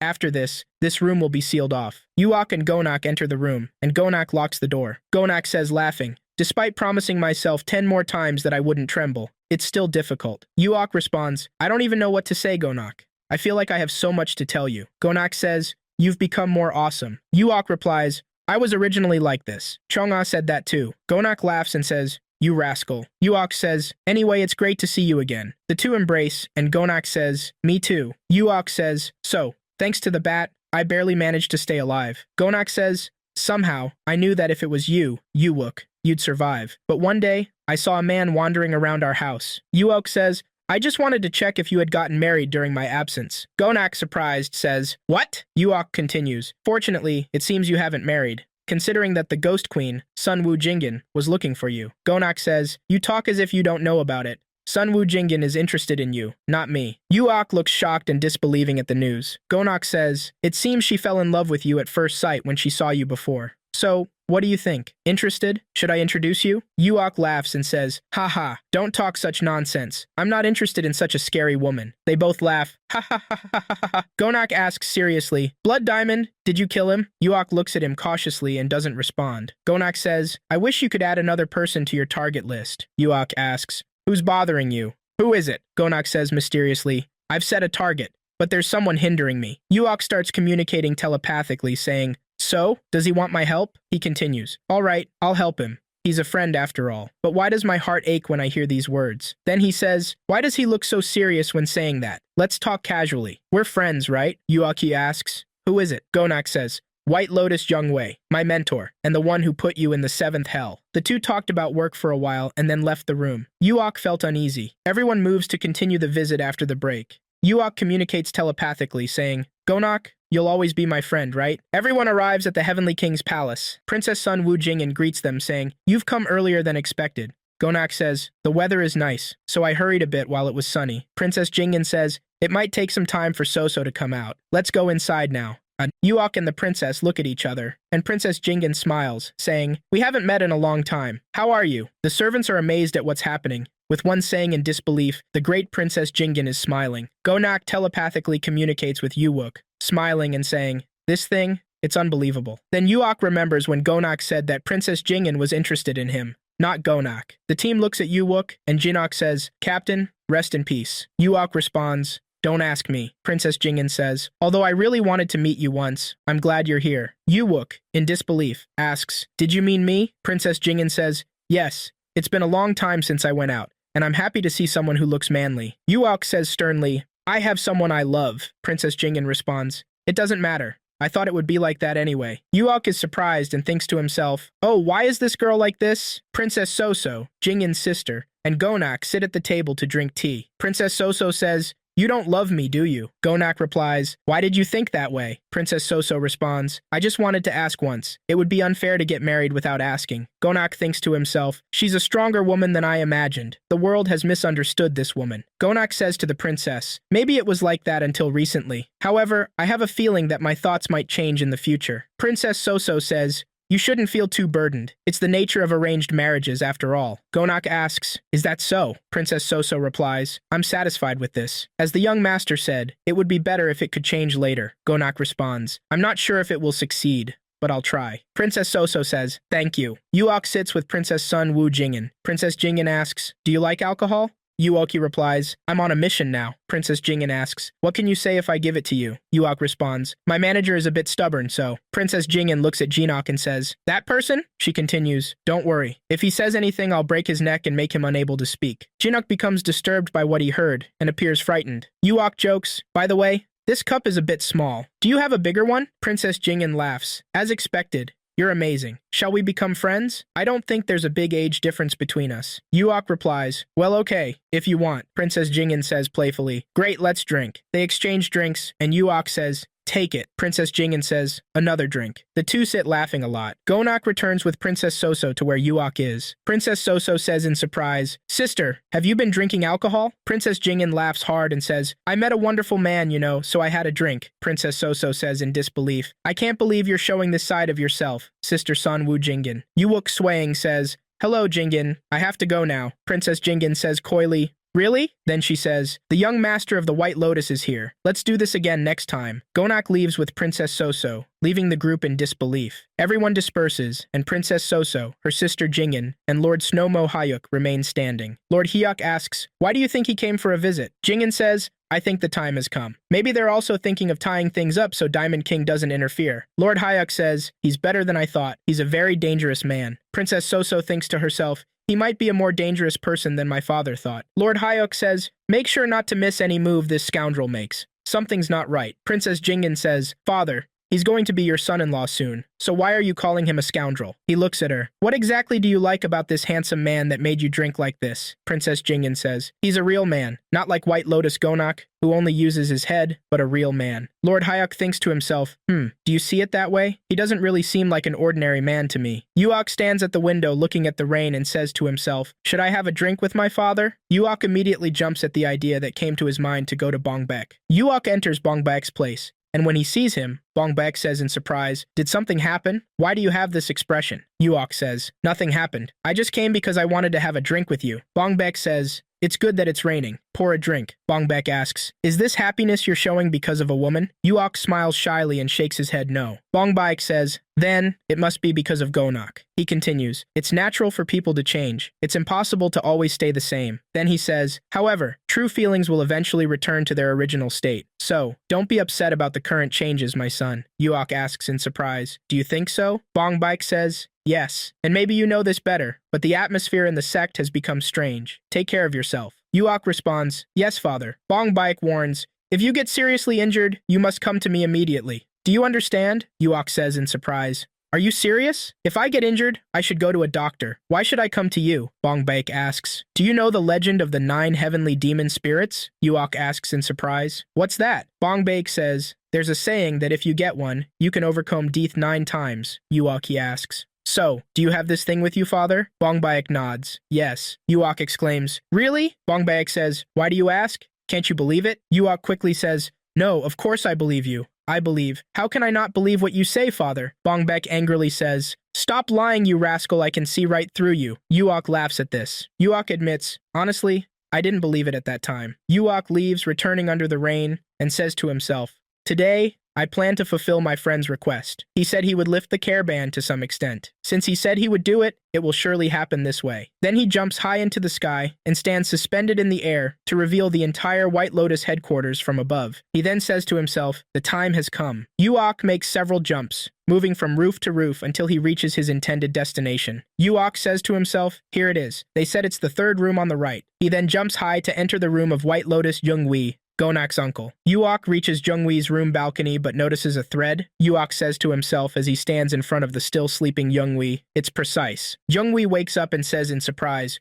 who are you to come at this time? When Yuok sees his face, he says, ah, it was indeed you. Jungwi says, what do you mean? Yuok says, even if you can't remember, there's nothing you can do. Try to remember when you reach Yama's court. Yuok moves quickly, swings his hand, and directs a strike at Jungwi. Then he steps back and summons the Blue Dragon Energy. Jungwi takes a fighting stance to block Yuok's attack. Yuok releases the Dragon Energy at Jungwi, hitting him directly in the chest. Jungwi recoils in pain. Jungwi, with blood trickling from his mouth due to the force of the blow, says, the Celestial Moon splits his hand. Then he exclaims in great surprise, Yu Oki draws out the dark celestial sword that tears blood and soul. Jungwi charges at Yuok, who stands still, unfazed. As soon as Jungwi's fist reaches Yuok, he strikes it with the sword. Then he strikes Jungwi with the sword, several lightning-fast blows. Jungwi, in disbelief of what happened, says, what? What is this? One of the strikes hits Jungwi's neck and blood bursts from it. A voice comes from outside the room. What's that sound? Yuok stands in silence, staring at the Lord as he's drowning in his own blood. Another person says, I don't know. It seems a strange sound came from the Lord's room. Yuok, as he jumps into the sky, says, now a vortex will arise in the darkness. At the White Lotus headquarters, Gonak follows the latest developments. Gonak asks, what's the current situation? The commander says, the Deep Cloud Order received Lord Mogong's order without any particular objection. Gonak asks, and the military assembly wing? The commander replies, there are reports that An Hyung-ro and Hyul Maro have moved together, young master. Gonak asks, what about the old fox? The commander says, he has moved to participate in the midnight rituals as planned. Gonak says happily, good. Contact the Celestial King's palace. Tell them we'll begin. The commander immediately responds, yes, sir. On the road, guards are escorting Elder Bake Regan's carriage. Elder Bake Regan says to himself, I said I would go, so I can't not go. Then he says to the accompanying commander, let's move a little faster. I hope we arrive before more rain falls. The commander responds, yes, Wingmaster. Then he orders the guards, Increase speed. The soldiers move faster to execute the order. Suddenly, the commander hears a sound from the forest and says, "An ambush? Impossible?" One of the guards shouts, "Who are these men?" Shortly before, assassins were moving swiftly and stealthily through the forest. Zhongbek sees them in front of the wing. Zhongbek says to himself as he runs behind the group, "Why is this man going to the Celestial King's wing?" Zhongbek then says, "Afterwards I continued chasing the suspect as he headed towards the Celestial King's wing." Zhongbek says, "It seems there's something strange." The group of assassins pounces on Elder Baek-Regan's procession. The elder stands in the middle of the guards who draw their swords to protect him. The guards fight with the assassins while Zhong Baek watches from behind a tree. Zhong Baek wonders in surprise, "Aren't they from the Celestial Army wing?" Several from both sides fall dead on the ground. Suddenly, Zhongbek pounces on them from above. As he descends, Zhongbek launches a volley of daggers at them. The daggers hit them instantly, and they fall dead. Zhongbek continues attacking the remaining assassins, engaging them with his sword. At the same time, Elder Baek-Regan is left unguarded. One of the assassins lunges at him with a sword, striking him directly in the chest. Zhongbek shouts, "These scoundrels! How dare you commit murder in the Celestial King's wing?" He then attacks two of them, killing them instantly. The rest of the assassin team looks at him, then jumps into the forest. Zhongbek sees a person standing among a group of assassins amidst the forest trees. Zhongbek says, not believing his eyes, "What, it can't be the Celestial Military Wingmaster?" He then pulls out an iron ball from his pocket, preparing to attack. Zhongbek throws the ball at them forcefully. The ball explodes, generating a blue smoke cloud. Zhongbek says to himself, "I need to hurry and report this." The Celestial Military Wingmaster says, "Don't chase him." Zhongbek reaches his father's room and says, "Father, it's Zhongbek. I have something urgent to tell you." A group of soldiers arrives to arrest the killer of Elder Baek-Regan. The soldiers storm the place, and the guards say, "What's all this commotion?" The lead soldier says, "I am White Lotus Jung-ho from the Celestial Military Wing." He continues,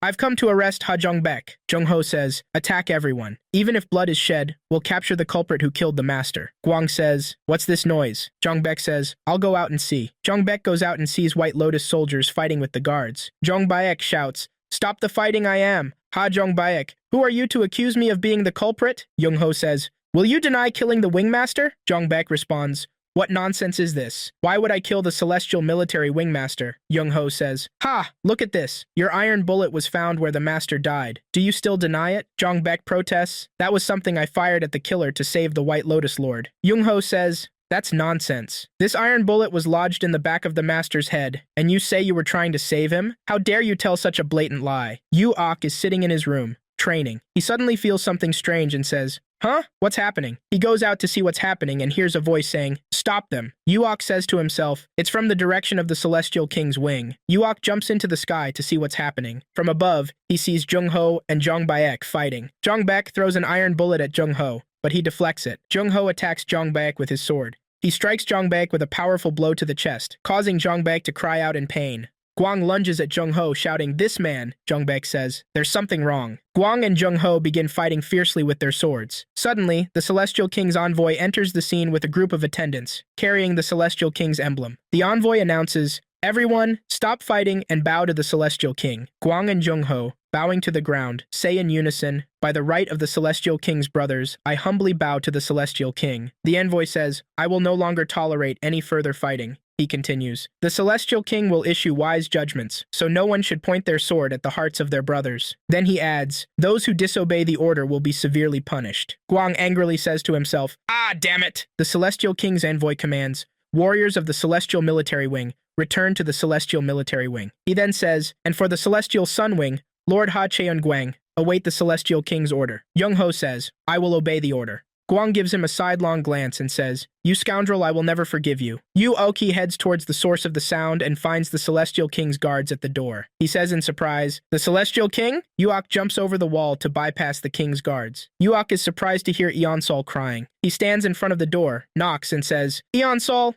it's me. Are you inside?" Eon-Sol opens the door, distraught from crying. Upon seeing him, Eon-Sol throws herself into his arms and says, "Yu-wook." Yu-ok asks with great concern, "What happened?" Eon-Sol says, crying heavily, "Oh God, oh God, the Celestial Military Wing warriors suddenly invaded, and my third uncle died." Yu-ok asks, "Why were the Celestial Military Wing soldiers defeated on the ground?" Eon-Sol says, "The White Lotus Master was killed, and an iron bullet from my third uncle was found lodged in his head. But Yuok feels angry and says to himself, this is a plot? Impossible, Jonok. Are you behind this? Then he asks Eon Sol, what about the Wingmaster? And what about your father? Eon Sol shakes her head and says, I don't know. Yuok tells her, stay here. I'll go and find out more. He continues thinking and says to himself, if Jonak orchestrated this under the authority of the Celestial King's palace, then, with the power of Wingmaster Ha, escape won't be possible. Guang holds his head from a headache and thinks, wondering, how did they know to arrive at the exact time? Did they know this would happen? The way they appeared at just the right moment is far too suspicious to be a coincidence. He continues, saying to himself, in the end, they must have known about today's events in the Celestial King's palace. Then he slams his hand on the table and says, but it's not time yet.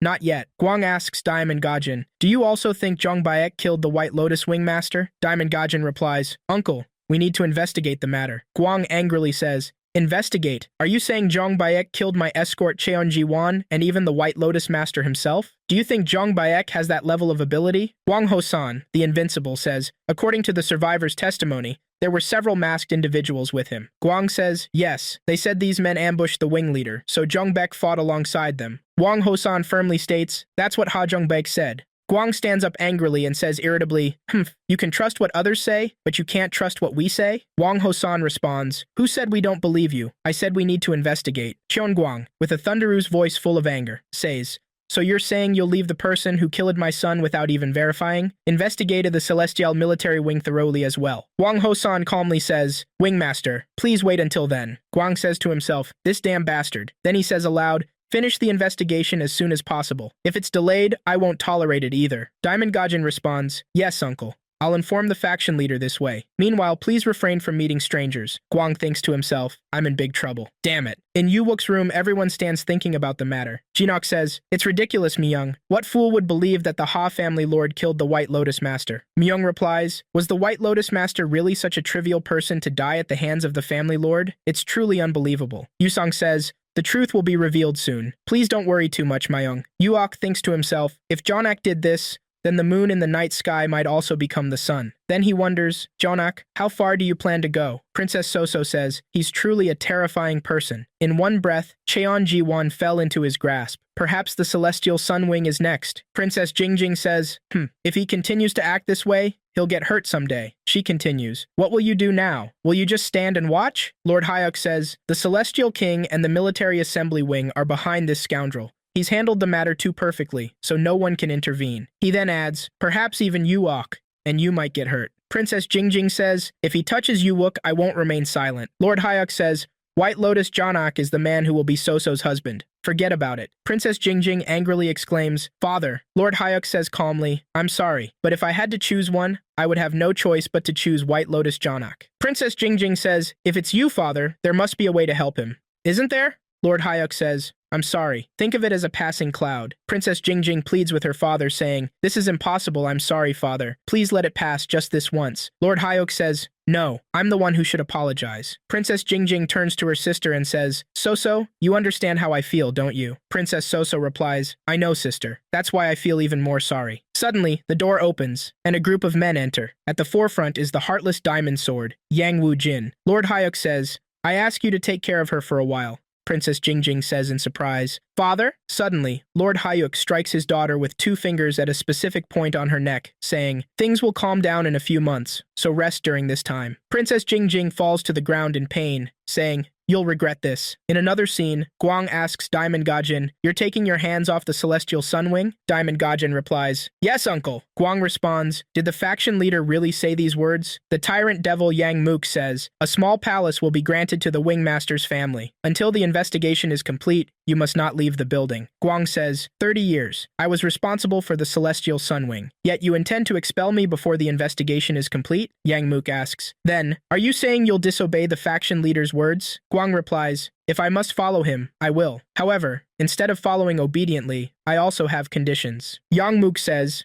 please speak. Guang asks, who is the person who pushed this matter forward? Just tell me that. I think you'll know. Yang Mook leaves without answering. Diamond Gajin says, you know you'll regret this, right? Guang says, it doesn't matter. If you know, tell me. Diamond Gajin says, then there's one thing I need you to promise me. Guang listens, his eyes flashing intensely. Myung suddenly enters Yuwook's room and says, Big brother, the Celestial King's wing warriors have left the Celestial Sun Wing. Yuok says, Is that true? Then, I guess I'll have to leave. Yuok leaves with Myung and heads to Cheon Guang's location. He opens the door and enters to find Guang sitting with Jong Baek. Yuok asks, "What happened?" Guang says, "You've come, please sit." Guang continues, "At dawn, Jong Baek suddenly appeared to me. Then he recounts the previous events. Yuok's eyes flash, and he says, "As expected, it was you, Jonak." Guang says, "Gaijin said we must withdraw from the Celestial Sun Wing and wait. He said it's an order from the faction leader." Yuok asks, "Who is the person who killed the Lord?" Guang replies, "It was someone I've never seen before." Yuok thinks to himself, "It said his name is White Lotus Jong Ho. There was another master hiding in the Celestial Military Wing." He continues thinking, "Well, does this mean now that Jonak stands at the top of the Celestial Sovereignty alongside the Celestial King, the Military Assembly Wing Master, and the Diamond King?" Then he says aloud, "I'm sorry, but I can't, Jonak." Guang says, "I may not know other things,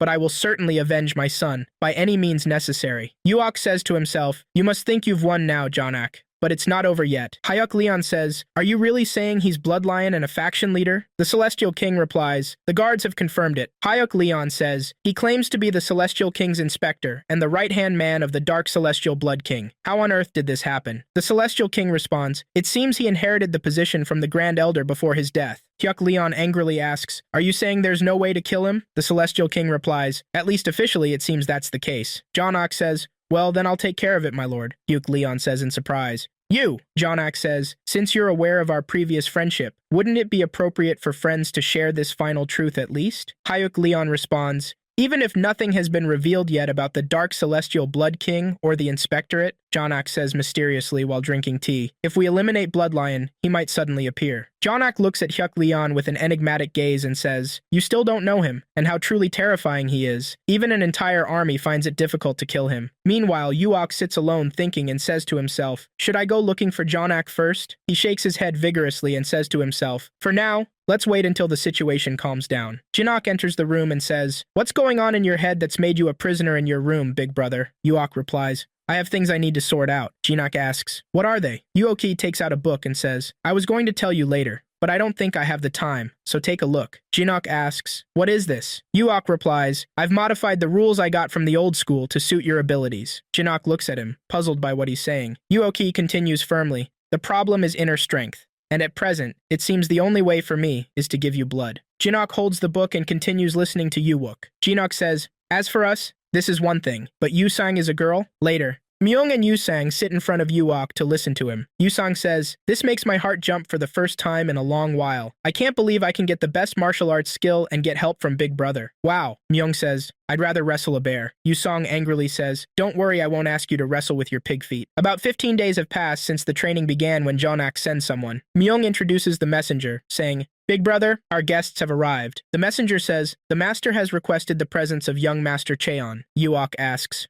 "Why?" The messenger says, "He wants to have lunch with you. He really wants you to come." Yuoki asks, "Just me?" The messenger replies, "Yes, young master. He said it's been a long time since you two had something to talk about." Yuok thinks to himself, "Do you think the time has come, Jonak?" Yuok asks, "When should I go?" The messenger says, "I'll prepare someone to guide you around 5 o'clock." Yuok thinks and asks himself, "Which side have you decided on, Jonak?" Myung, looking at the departing messenger, says, "This seems suspicious, big brother. Could he be planning something?" Yuok says firmly, "Tell Jonak about this and carefully watch Jongwon's movements." Myung says, "Yes, big brother." Yuok goes to Bongbaek to discuss the matter with him. Bongbaek says, "He's been cautious about meeting you before. So why did he suddenly suggest having lunch together? What is he thinking?" Yuok replies, "Maybe because there's no one to be wary of now." Bongbaek says, "Be careful. You may know how to handle it, but if things become dangerous, leave immediately." Yuok asks, "If Jonak called me with bad intentions, what should I do? What would you do if you were in my place, father?" Bongbaek thinks and says, "If I were in your place, I would go. Being afraid of a Freen and avoiding them is not the trait of a man." Yuok responds, "Don't worry, father. You know well that if I decide to, no one can do anything to me." Bongbaek says, "That's true, but just in case. If you're late, I'll come for you." Yuok says, "All right." Yuok thinks to himself, "I think it was good to come visit my father. I feel very relieved." Then he says, "I'll go now." Bongbaek telepathically communicates with Yuok, saying, "My son, don't worry too much. That Grand Elder Tie-Dye once said it. He said you'll live for over 100 more years. If that doesn't work out, I'll make sure you live to be 100 years old." Yuok stands at the headquarters door, with the team looking at him before he leaves to meet Jonak. Jinak says, "I have a bad feeling about this. I don't think he called you with good intentions." Myung responds, saying, "That's right. You shouldn't go, don't go, big brother." Yusong says, You can have lunch somewhere else. Why the celestial military wing of all places? Myung says, Jon-ak has really changed. It's dangerous, big brother. Yuok replies to them saying, don't worry. Who do you think I am? And Jon-ak isn't as cruel as you think. Yuok continues, when I was young, Jon-ak lifted me up when I was in despair. He saved my life. Yuok then asks them, do you turn away from a friend like this just because you suspect him? Yuok continues, saying, I owe him my life. Myung says, do you have 2 lives, big brother? Are you going to give him one? Yuok thinks about his words and says to himself, I didn't know either, but that's what my father said. He said he could bring me back even if I died. Yuok tells them, if you hear my laughter from inside, go to my father and tell him I'm waiting. And you, go where I told you to go. Jinok runs after him and says, Captain, promise me one thing. Yuok laughs and says, say it. Jinok says, stay alive. No matter what happens, come back alive, even if you die. Yuok says, I understand. Jon-ak is my friend, but you're my friend too. You know that, right? Yuok moves and leaves them behind, saying, I'll be back. Yuok laughs and says, this is really amazing. I can't believe I'm tasting such a delicious drink now. Jon-ak asks, why are you enjoying this drink so much? Yuok replies, because it's a drink given to me by a friend. Jon-ak asks, why don't you hate me? Yuok answers, because you and I are friends. Then he continues drinking glass after glass. Yuok says, you're the friend who jumped into the rough cliffs to save me. Surely you haven't forgotten. If it wasn't for you then, I would have died. That's the truth. Jon-ak responds, saying, that's because you saved Chong-ah first from falling into the muddy waters. Yuok says, maybe you would have saved me even if that wasn't the reason, right? Jon-ak thinks and says, maybe. Yuok says, yes, that's why I enjoy this drink, because we're friends. Yuok continues, saying, but I'll only let this pass once. Next time, don't put anything like Hyeonghong in the drink. Hyeonghong is explained as a highly toxic chemical substance. Yuok looks at the glass and says, it seems there's Chusito in it too. The aftertaste is certainly unacceptable. Chusito is described as another lethal poison. Jon-ak says, I'm sorry, Yuok. Yuok responds, saying, between friends, there's no need to apologize, it's okay. Jon-ak says, your mistake was delving too deeply into the death of the previous cult leader. Hearing this, Yuok stands up and slams his hand on the table, then turns to leave. He says, I'll go. All right, my father is waiting. All right. Yuokyu turns to Jon-ak and asks, I have one question. Am I still your friend? Jon-ak replies, hate me instead. Yuok. Yuok moves and says to himself, it hurts me a lot. Yuok says, why didn't you say that? If you had asked for help, I would have helped you no matter what. Jon-ak responds, you've become too big now. You're too big for me to handle. Yuok laughs and says, haha, Jon-ak, you've misunderstood. No matter how big I am in the end, I couldn't stay away from you. Jon-ak angrily says, no, you're the one who's wrong. Yuok.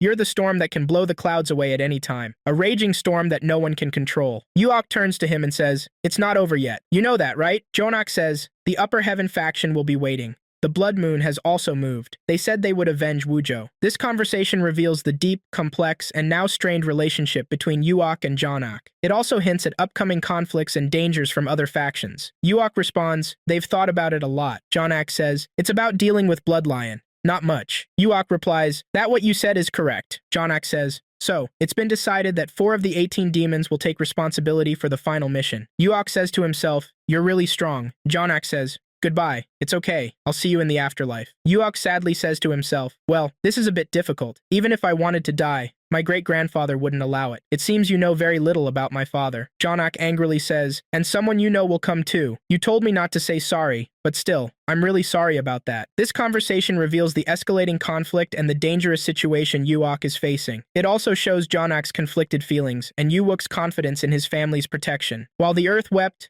the winds wept, and even the clouds. And on that day, when my heart died, the sky died too. The entire team stands watching Yuok as he comes out from meeting Jon-ak. Jinok says, big brother. Then he asks, what's so funny that you're laughing like this, big brother? Myung says, he's spitting blood. Myung says, you should cry instead. It's okay to cry. My heart burns from the sound of this laughter. Jinok says, let's go. The priority is to relay the news to the Grand Elder. It's unfortunate, but there's nothing we can do here. Myung says, damn it, I understand. I know too, that if we go in, will be useless and a hindrance with our abilities. Yusong cries and says, Jimmy, there's not even any rain today. Jinok shouts, the big brother will never die. The Grand Elder said so it must be true. So let's go. Damn it. Yuok thinks to himself in the middle of the square, surrounded by soldiers, and says, you should have attacked from the beginning. What I ate at the gates of hell wasn't an ordinary pill. I thought I would die because of it. He continues, as the strength of the poison increased over time, the resistance inside me also grew. Looking at another group of soldiers, he says, wow,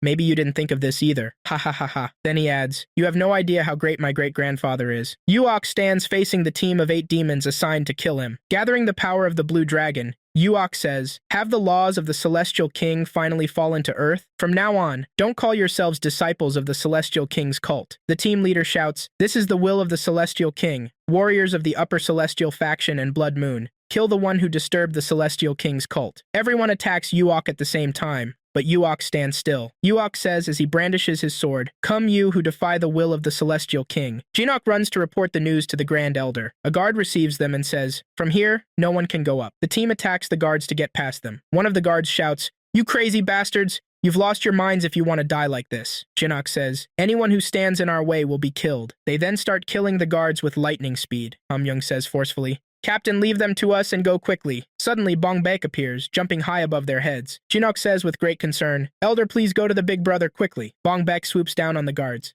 Their leader says, are you Bong Shin, Bong Baek? Bong Baek quickly passes them and heads towards Yuok to save him. Jinok says, should we start doing this properly now? Yuok moves with incredible speed, killing his attackers. The red guard retreats in fear of Yuok, while the blue guard stands shocked, unable to believe their eyes. Yuok swoops down on the remaining attackers, cutting them in half. Yuok hears a voice from behind him saying, Yuok! He turns towards the source of the sound and sees 2 distinctive daggers flying towards him. Yuok receives the daggers in his chest, along with a sword, and looks at them in astonishment. Yuok looks at the source of the daggers and sword and says, Yoon-sul, why are you here? Yoon-sul cries out, Yuok! Yuok looks at the daggers he had gifted to Yoon-sul, unable to believe his eyes. Yoon-sul cries and says, I'm sorry, Yuok. I had no choice. I had no choice. Yuok laughs, kiki, and says to himself, as expected, he's exploiting the fact that I won't do anything to Yoon-sul. Yoon-sul cries and says, they said they would kill my entire family. My mother, father, and younger brother. My grandfather, too. She then falls to the ground crying and says, I'm sorry. I'm really sorry. I won't ask you to forgive me. Really, I'm so sorry, Yuok. Yuoki says to himself, did he? Jonok, I misjudged you. You had a colder and more poisonous heart than I thought. Yuok says to himself, it's only fitting that I, the only one who didn't realize this, should die. Then Yuok lets the sword fall from his hand, surrendering to death. He continues saying, Father, I don't think I can bear this anymore. Yuok stands unarmed before the soldiers, ready to accept death at their hands. Yuok says to himself, is it time for the final dance of hell? Suddenly the door cracks with a loud sound. A powerful vortex of fire pierces through the door, making a loud cracking noise. Yuok says, oh father, it seems you arrived a little late. Then he continues with deep sadness. My heart, your son's heart, feels like it's about to explode from pain. One of the attacking leaders says, stop, someone is trying to save Bloodlion. Another leader says, what a fool, how dare you act like Lassie in front of us. The vortex penetrates the place, and swords try to pierce it without success. The vortex surrounds Yuok, isolating him from the soldiers. The vortex carries Yuok out of the place, away from the palace. The leader shouts madly, search for them, track them, make sure to catch and kill them. Then he tells them, forget about coming back alive if you can't kill them. At the headquarters of the Celestial Sovereign Cult, the Celestial King sits with Hyunwoo and Jonok to discuss Yuok's survival. Hyunwoo says, 3 days have already passed. Jonok says that the person who saved him was an old man named Bong Baek. Hyunwoo repeats the name Bong Baek in surprise. Jonok continues, explaining that Bong Baek was the servant of the Great Elder before he died. Hyunwoo remembers and says, ah, that fool. Then he asks about the chances of Bloodlion still being alive. Jonok replies that Bloodlion consumed Hideyonghong, a powerful poison that can melt a person's internal organs, along with Chiusedo poison. 3 weapons pierced his entire body, and finally, 2 daggers stabbed his heart. Jonok laughs and says this happened 3 days ago. He adds that even the Heavenly Lion would have no choice but to die. Yunwon tells Jonok to finish it cleanly until the end, so it doesn't become a burden on the leader. Jonok bows and says he'll keep that in mind. The Heavenly King then says, now that an annoying cocoon has been thrown away, all that's left is to spread my wings. Hyunwon asks, who dares to prevent the leader's path? Jonok smiles and says to himself, I didn't strike him for you, but for myself, Jonok. And this is just the beginning. In Unam village, Bong Baek ran without stopping, pushing aside anyone who tried to stop him while carrying Yuok. While crossing the Yangtze River, he had to throw a piece of his arm to a wolf pack as bait. However, he didn't regret it. Instead, he managed to get rid of the wolf pack and return to his town with his son. Bong Baek says to himself, our home is there, my son. No matter how persistent they are, they won't find us here. The monsters won't be able to enter because Jamungan is in place. Then Bong Baek enters the house carrying Yuok and places him on the bed to rest. He says, I don't have time, as he carries a bag in his hand to start treating Yuok. Bong Baek opens the bag to reveal a box containing 9 needles. He pulls out one of them. Bong Baek says, 9 heavenly souls. I need them to save my son. Bong Baek inserts the first needle into Yuok's chest and says, I thought he was plotting to steal the 3 treasures of the Heavenly Kings. But he didn't even pay attention to the 3 treasures. Because what he wanted wasn't this kind of treasure. He continues, My son, you didn't believe me when I told you before. But compared to this, the 3 treasures of the Heavenly Kings are just stones on the roadside. Bong Baek then says, even the dead can be revived as long as their bodies aren't cold. He pulls out another needle and says, if you grow up in the mountains, you can borrow the power of the sky. If I had my arm, I could help you faster. Pulling out yet another needle, he says, if I could live for 10 more days. He continues saying, however, I'm so happy that I can die looking at my son's face. Bong Baek looks at Yuok's sleeping face. As he pulls the sword out of Yuok's chest, Bong Baek says, oh my. Fortunately, the dagger missed his heart and struck elsewhere, truly lucky. After removing the sword and daggers from Yuok's chest, the 9 needles begin to spread healing energy throughout Yuok's body. Bong Baek says, it's done now, my son. He remembers when he used to tell Yuok, don't you know how fast my heart beats when you call me dad? Then he asks himself, don't you want to raise a son? Bong Baek says sadly, however, I treated you like hell. He recalls when Yuok told him, even if you can't say it, you can write it. Dad, by the way, what's so hard about calling me son? Bong Baek says to himself as he strokes Yuok's face. Nevertheless, I was truly happy inside. Crying while looking at Yuok, Bong Baek says, my son, am I such a good father? If I think about it, my whole life wasn't all wrong either. I saved my son with my own hands, didn't I? As tears spread in his eyes, making it hard to see, Bong Baek says, curse this fog. I can't see my son. Well, do I need to see him with my eyes? Your face is already engraved in my heart. Then he says, he would be sad if he opened his eyes to find me crying. Finally, he says, goodbye, my son. Yuok wakes up and opens his eyes to see Bong Baek sitting in front of him. He says, father. Yuok hears Bong Baek's weak voice saying, you've woken up now. Yuok looks at him with eyes full of sorrow and starts crying over Bong Baek's condition, saying, father. Yuok breaks down crying, his tears falling like rivers. Bong Baek says, it's okay, my son. 3 days later, Yuok carries Bong Baek's body on his back and goes to the forest. He starts digging to bury Bong Baek. Yuok places Bong Baek's body in the hole and buries him. Yuok remembers when Bong Baek told him, you did a great job cleaning Cheonwangdong. Looking at the grave, Yuok says, rest in peace. No one will bother you anymore. Yuok returns to the hut and begins healing exercises. He sits on the ground, summons healing energy, and his wounds start to heal. Yuok thinks to himself and says, White Lotus Army, I've returned to life. He then says, from now on, my name is Junmo Shim. He continues, your friend, Cheon Yuok died that day. He adds, as Yuok, I replace my past with friendship and love. From now on, I'll do everything according to my will. Looking with determination, he says, now, I am Junmo Shim, son of Jun Bong Baek. Junmo Shim gathers his belongings and leaves the hut, heading towards the city. As he enters the city, people look at him in wonder. Children rejoice at Junmo Shim's arrival, saying, it's Junho has appeared. Junho is here. Junmo Shim enters the city with children running happily in front of him. He stops at a shop, and the shopkeeper says, oh, you've come again. Junmo Shim places his belongings in front of him. The shopkeeper unfolds them and examines them carefully. The shopkeeper asks, how much do you want for this? Junmo Shim replies, how much can you pay? The shopkeeper says, well, I'll give you 100 silver coins. Junmo Shim says, 100 silver coins is a bit cheap. Another person shouts, I'll give you 300. The shopkeeper exclaims, hey, what makes you think you can jump over my sale? The man replies, aren't you the one trying to buy a tiger skin worth 500 silver coins for just 100? The shopkeeper angrily says, when did I do that? People start talking, saying, that's right, 100 silver coins is too cheap, you scoundrel. Another man says, Junho, next time, bring them to me, then I'll pay you the full price. Junmo Shim wraps up the tiger skin. He then turns to the man and says, you take it. He continues, in return, give me 100 silver coins and pay this person 200 silver coins. People look at him in amazement at what he did. The buyer asks, why are you doing this? Junmo Shim replies,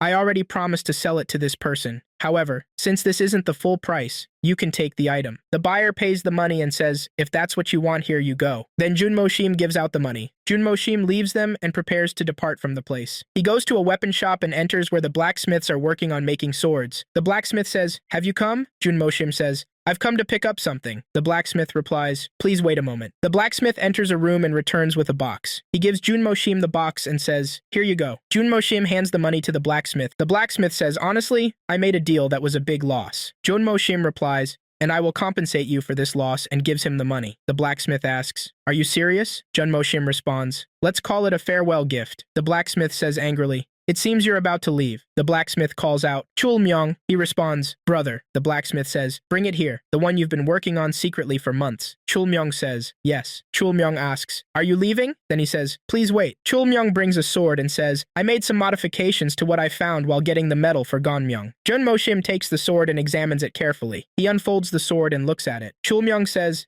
it won't shine no matter how much you polish it. Jun Mo Shim replies, all right. Jun Mo Shim says, goodbye. Chul Myung responds, goodbye, big brother. The blacksmith asks, your real name isn't Junho, is it? Yuok replies, saying, my name is Jun Mo Shim. Then he adds, but it seems that the old man Jang's real name isn't Jin Jack either. The blacksmith says angrily, it's Jin Yang Mu. Then he adds, if you don't have a suitable place to go, visit the Iron Heart of Infinity and mention my name. Jun Mo Shim leaves them and departs from the place. Chul Myung shouts, big brother, I'll definitely come looking for you. The blacksmith asks himself, what's going on in his heart? Yuok remembers 1 year ago, when he went to the blacksmith and said, please make me a sword sheath. The blacksmith looks at the sword and says to himself, what? Where did this madman? Yuok speaks in a tone that frightens the blacksmith and says, just remember, you didn't see this sword. The blacksmith breathes a sigh of relief and says, after Yuok leaves, they say that looking directly into a dragon's eyes will freeze your body and cause death. Jun Mo Shim wakes up in his room and starts preparing to leave. He puts on his clothes and gathers his belongings. Jun Mo Shim looks at his weapon and says,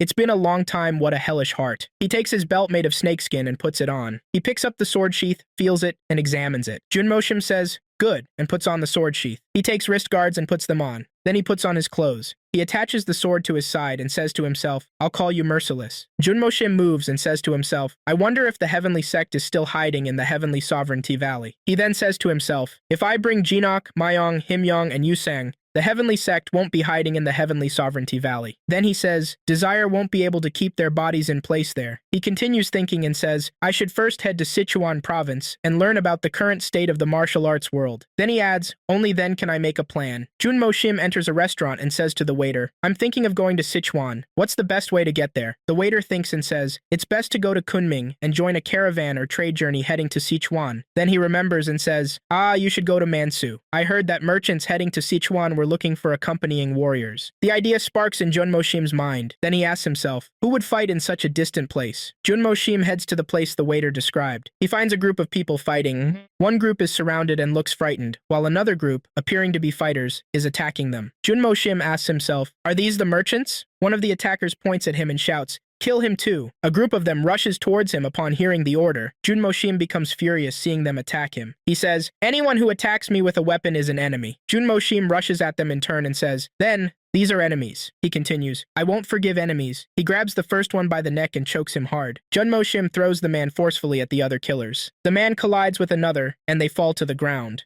Jun Mo Shim reaches them and grabs another man's neck, squeezing it tightly. One of the attackers shouts, who dares to interfere with the Black Soul event? Jun Mo Shim replies, get out of the way if you don't want to die. The man falls to the ground in fear when he sees Jun Mo Shim emitting light. Jun Mo Shim says to the merchants, aren't you going to leave? The merchant leader tells everyone, leave this place, help the wounded too. Jun Mo Shim approaches the remaining killers who stand fearfully. The leader of the killers says, the Black Soul won't forget today's events. Jun Mo Shim looks at him indifferently, approaches him, and draws his sword. He strikes the leader with a powerful blow that knocks him backward, leaving his soldiers in disbelief. Jun Mo Shim leaves them and moves on indifferently. Jun Mo Shim moves towards the forest with the merchants behind him. The head merchant says, thank you for your help. Jun Mo Shim replies, I just removed those who blocked my path. The head merchant responds, nevertheless, thanks to you, we were able to escape from their clutches. The head merchant continues, are you heading to Kunming? A girl from the group says, then why don't you come with us? One of the merchants jokes, looks like the old maid has finally come to her senses. Showing interest in men, huh? The girl looks at him angrily as she moves. The merchant continues, it's natural for a woman to be interested in a handsome man. Another merchant tells him, watch yourself, brother. You're drooling over every woman wearing a skirt. The first merchant responds, huh? That's not true. The head merchant says, shut up. Who doesn't know that about you? The merchant says embarrassedly, oh, come on. Jun Mo Shim looks at them and thinks to himself, interesting people. The girl asks, by the way, may I know your name? He replies, I'm Jun Mo Shim. The merchants walk along a mountain path, led by Jun Mo Shim. They reach a flat area with a water spring. Everyone stops at the water, and the head merchant says, let's have a meal here before we leave. They all start preparing the place to cook food. Jun Mo Shim says, sir, please wait a moment. The head merchant asks, why? Jun Mo Shim points to a dead animal in the water and says, this animal didn't die naturally. He then tastes the water and looks at them with concern. Jun Mo Shim says, this water is poisonous. A merchant asks, is it really poisonous? The head merchant says, "We're leaving. Gather everything quickly." Everyone moves quickly, leaving the place. Junmo Shim asks himself, why are you so determined to kill them? They all reach a cave for the night. They enter the cave and sit on the ground to rest. Junmo Shim starts eating while sitting silently. Suddenly, Junmo Shim stands up and walks out of the cave. The girl says, "Why hasn't Warrior Kang returned from his mission yet?" Someone asks him, "What's happening?" Junmo Shim says as he walks, "I think he's been injured." Everyone is disturbed by the news and says, "What?" They all run out to search. They search everywhere until they find him lying on the ground in the forest, with 2 arrows piercing his body. One of the merchants shouts, "Kang Hyung," and the girl puts her hand over her mouth at the horrific sight. Junmo Shim runs quickly up the mountain to search for the killers. The merchant says, "Take care of retrieving Onsung's body." Junmo Shim says to himself, "These people know how to use the terrain correctly." Then he says, "A typical move for killers." He continues thinking and says, "When they pursue relentlessly, it means there must be an important reason behind it." Junmo Shim runs back to the group. The merchant asks him, "Did you find them?" Junmo Shim says, "I found traces, but they disappeared long ago." The merchant responds, "The scoundrels." Junmo Shim asks, "Why are they targeting you?" The merchant replies, "Sorry, I'm on a mission I can't disclose to others." Junmo Shim thinks to himself, well, it's natural that you don't want to share it with someone you just met. The group digs a place to bury the body. Everyone stands in front of the grave to bid farewell before leaving. In the Heavenly Sovereign Palace, Military Assembly Wing,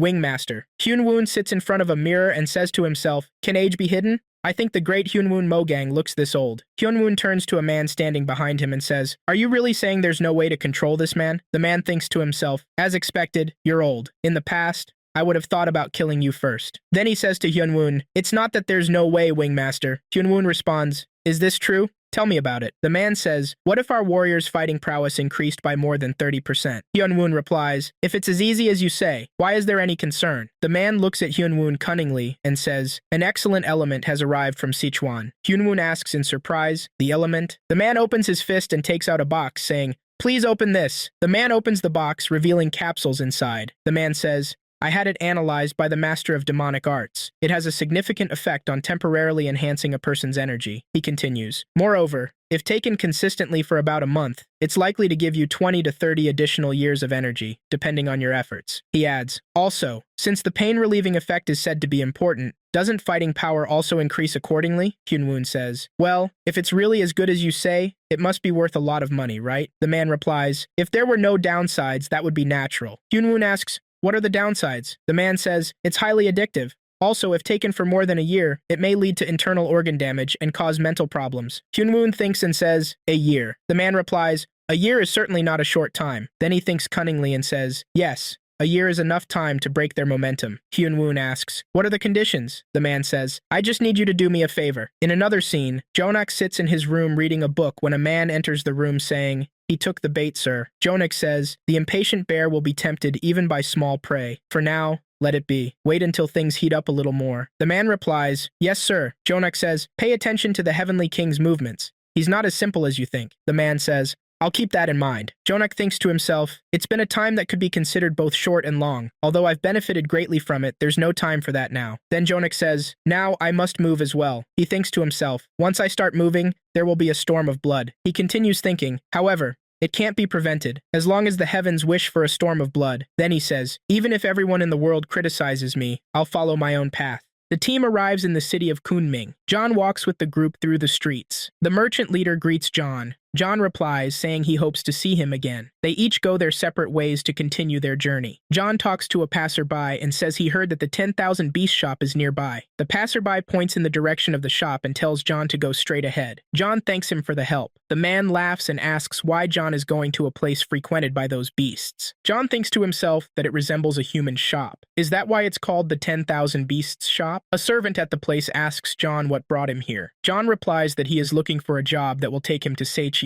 The servant pours a drink into a cup and asks John his name. John responds, "My name is John Soo-hyub." The servant calls out to those present, saying, "Hello, has anyone heard of John Soo-hyub?" One person says he doesn't know him, another asks who he is, and a third comments that the name sounds cold. The servant laughs mischievously and says that here, names often determine a person's worth. which is why he asked. Then he says, wait a moment. The merchants heading to Sichuan may arrive soon. John replies, I understand. The servant says, this service will cost 200 silver. He continues, this is just a referral fee. You can pay it later if the contract is completed. Another person appears and laughs. Jamua, has a new person arrived? Are you trying to scam again? Jamua replies, don't worry. This person is just a guest. The other person jokes, scammer, why are you carrying a kettle? Jamua responds, Elder Dong, why are you ruining something that has already been done? Elder Dong gestures for Jamua to calm down and says, why are you angry with me? You are the one committing the scam. Jamua scratches his head and says, oh really? I thought it was just a short conversation after a long time. John thinks to himself that he's being deceived from the start while pretending to face heartless demons. John says to Jamua, if you are going to play the role of a scammer, shouldn't you see it through to the end? Jamua, surprised, asks, what? John hands a silver coin to Jamua and says, here's an advance payment. As Jamua tries to take the coin, John presses his finger hard on his hand, preventing him from moving. Then he says, in return, you need to share different stories with me. Jamua, in pain and unable to free his hand, asks in surprise, stories? The people present start shouting excitedly. The first one says, hello, I'll tell you. What do you want to hear? He continues, I'll take 2 silver coins.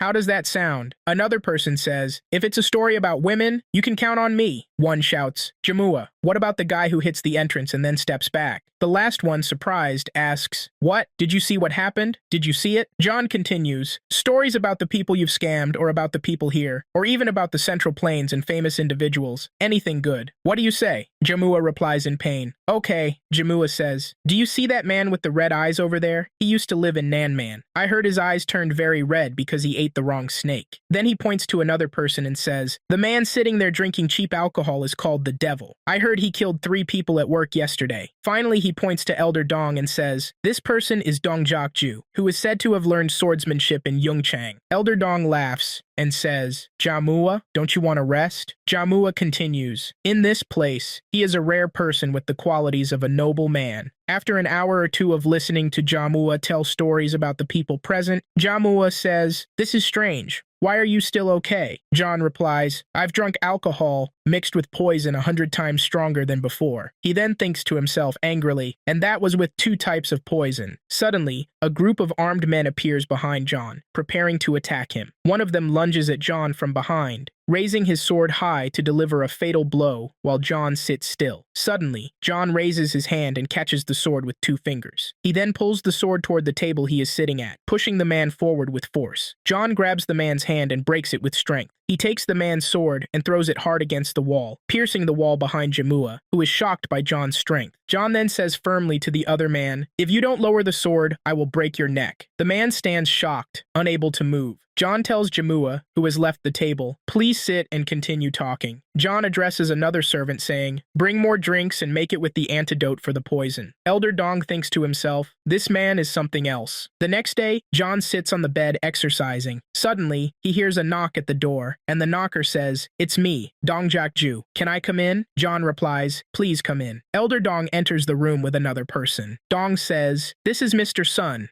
the owner of the 10,000 Beast shop. Sun greets John and says, my name is Sun Ho Bang. My friends call me Sang Ho. He greets him back and says, I'm John Honor. Sun replies, I heard about what happened during my absence yesterday. I apologize. That is now in the past. John looks at him in surprise, not knowing what Sun wants. Sun continues, well, since it was their fault, I don't plan to charge you any medical expenses. Then he adds, I'm just joking. Just joking. They say you're as cold as ice, but that doesn't seem to be entirely true. Dong tells John, Mr. Sun usually enjoys jokes. Please understand. John responds, that's comforting. I almost saw blood this morning. Everyone laughs. Ha ha ha. Sun says, well, I heard you plan to go to Sichuan. John replies, yes. Sun says, I just got a good job. Everyone goes down to the hall to meet the merchants. When John sees them, he wonders in surprise, huh? Why are they here? A girl greets him and says, John Soo-hyub. John is shocked to see that the merchants are the same group he arrived with. He asks Sun, do you know them? Sun replies, really? Then it seems the story will end faster than expected. John says, this is the person. What do you think? His martial arts skills are top-notch, and he is someone you can trust. The head merchant responds, if this is the case, we are fine fine with that. The merchant thinks to himself that the base level for guard prices at the 10,000 Beasts shop is at least 200 silver coins. Dong says, in the end, you will travel together. Do your best. John thinks to himself, this person will come too. Everyone sets out to begin their journey. The merchant says, we are escorts from the Flying Dragon Escort Agency. John looks at him in surprise and wonders to himself, escorts? The merchant laughs and says, I'm sorry I couldn't tell you everything this time. There's a strict matter. The group arrives at a location, and the merchant says, we will stop here to deliver one item and pick up another before returning to the capital. They reach the entrance of the Silver Palace. The entrance guard says, follow me. Everyone moves in behind him. The head of the place stands with 2 guards to welcome the merchants. The merchant says, I am Choi Yong-san from the Flying Dragon Escort Agency. I have come to deliver goods to Lord Dao-min. Choi Yong-san hands a box to Lord Dao-min, who says, thank you for your hard work. Lord Dao-min leaves everyone and enters the palace to get something from inside. He holds a box and says to Choi Yong-san, take this to the governor. Choi Yong-san bows and replies, yes, my lord. Lord Dao-min addresses his personal guards, saying, you will escort them to the capital. The guards respond, as you wish, my lord. The female guard sarcastically asks, is this person also an escort from the Flying Dragon Agency? Choi Yong-san replies, although he is not an official escort, he is a trustworthy person. The female guard says, it seems you have mastered the use of the sword. Which sect are you from? John coldly responds, I don't think I'm obligated to tell you that. The female guard angrily replies, I've seen many respectable men turn into bandits. John coldly says, I have never desired anything that belongs to someone else. The female guard laughs sarcastically and says, are you seriously asking me to believe that now? They say that people who have something to hide usually act innocent. John angrily asks, so what makes you trust me? The female guard responds, are you trying to criticize what I said to hide yourself? John replies, maybe you're accompanying us to retrieve the goods, but there are many of those filthy scoundrels in the world. The female guard angrily asks, are you trying to insult us? John responds in surprise, insult? It seems you don't even remember what you were saying until now. The female guard angrily says, the Ronin and the Silver White Palace can't be the same, can they? John wonders, how magnificent is the Silver White Palace? The female guard screams in anger, what? John replies, I don't even know what I'm doing. Fighting against a woman is something only a small-minded person would do. He continues, if you don't want me, I'll just leave. The female guard, extremely angry, moves to attack John and says, are you trying to brush this off easily? Do you have any idea where you are? Do you dare to? She pulls a dagger from her hand. John,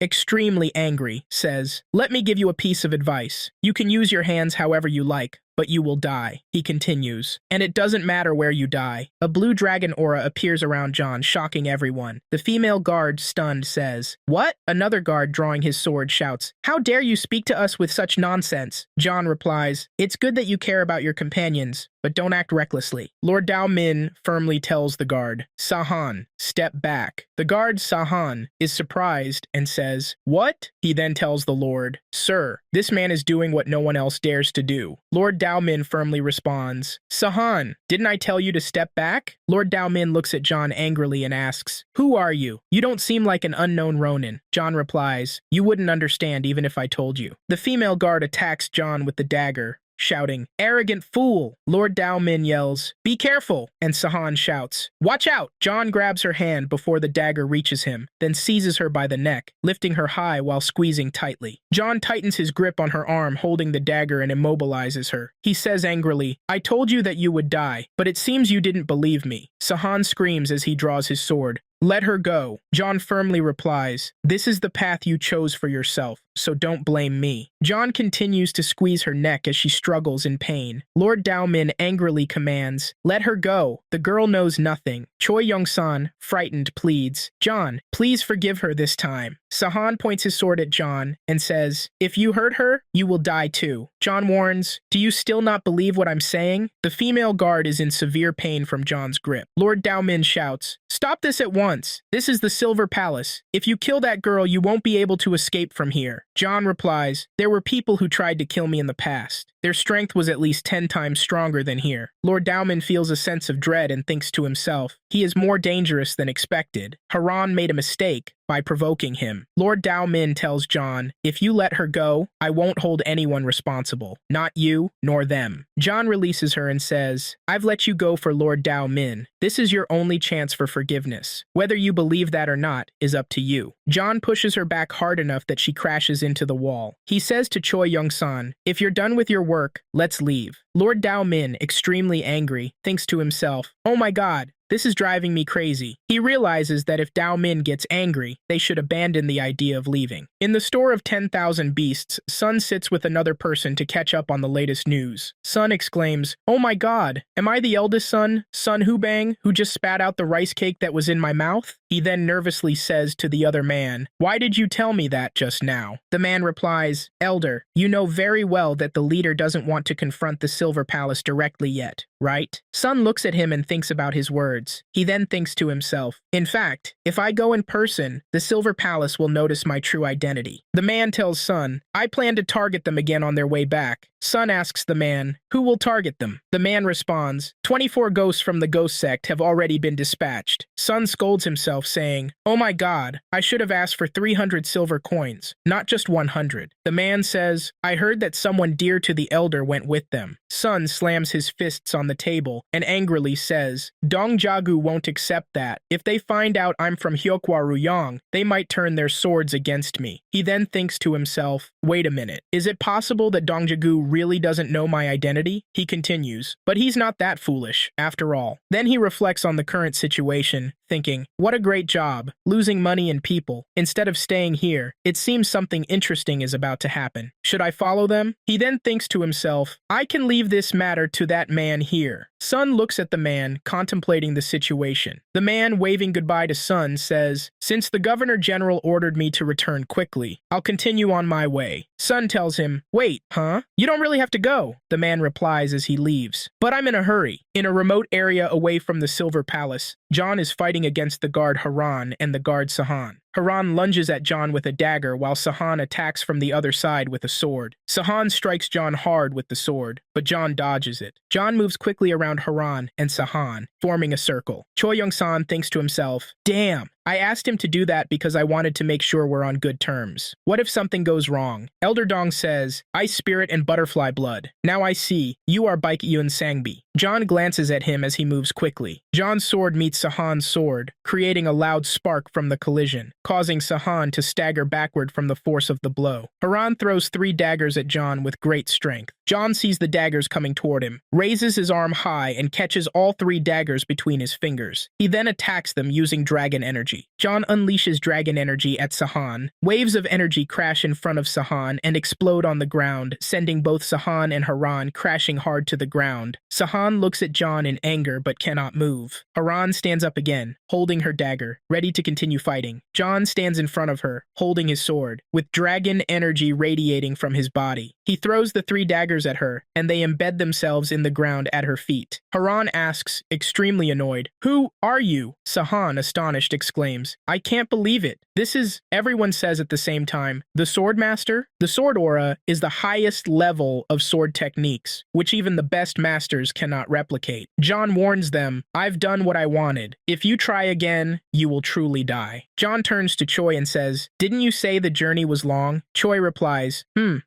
yes, it's very far. Let's go. Dong then tells the guards, so, you two, Bing Hoon and Hyul Jip, are among the 4 guards of the Silver Palace. Bing Hoon responds, do you know that? Anyone who knew this truth has died, except for those from the Silver Palace. Dong, feeling tense, says, Choi happily tells everyone, okay, now that we've finished everything, let's go. We only have 30 more miles to reach Sichuan. Everyone moves in a long line to continue their journey. One of the merchants grumbles, damn those guys, if you're coming, just come already. Why make people wait in such frustration? Choi tells everyone, stop complaining and stay strong. I'm in the front. Sichuan is close. The girl exclaims in surprise as she looks at something. John gazes intently at the same spot. Everyone feels something moving through through the trees. They all walk cautiously through the forest. Someone stands on a high place, watching the path they are taking, waiting for the group to approach. When he sees them, he thinks to himself, "Here they are. Is that man in black the one who killed Mugongjin?" He then sarcastically says, "What? Are they nervous from the pressure? Those crazy fools talking nonsense?" Then, with great speed, he moves his hand and launches a flurry of daggers at them. He then thinks to himself, "Now, all that's left is to retrieve the items." Suddenly, a scream echoes from deep within the trees. The man exclaims in great surprise, "What's happening?" The group stands alert in the forest, looking around in every direction. Sahan hears the screams coming from inside the woods. He says, "I'll go first," and Haran replies, "I'll go with you." The two rush off to investigate what happened. Dong wonders, who is fighting? John thinks to himself, who could it be? An enemy? Or an ally? He continues to ponder. I guess the road to Sichuan won't be easy. Everyone quickly heads toward the source of the screams. Sahan and Haran stand at a distance, watching what is happening. They find a group of assassins who look extremely dangerous and have brutally killed a group of people, decapitating them. When everyone sees the scene, they stand in shock, unable to believe what they are witnessing. Chiwa exclaims in panic, "Could they be the Golden Swords?" The Golden Swords are 5 notorious villains who primarily operate in the Golden Silk area. Dong, filled with intense anger, asks, "Why are the Golden Swords here?"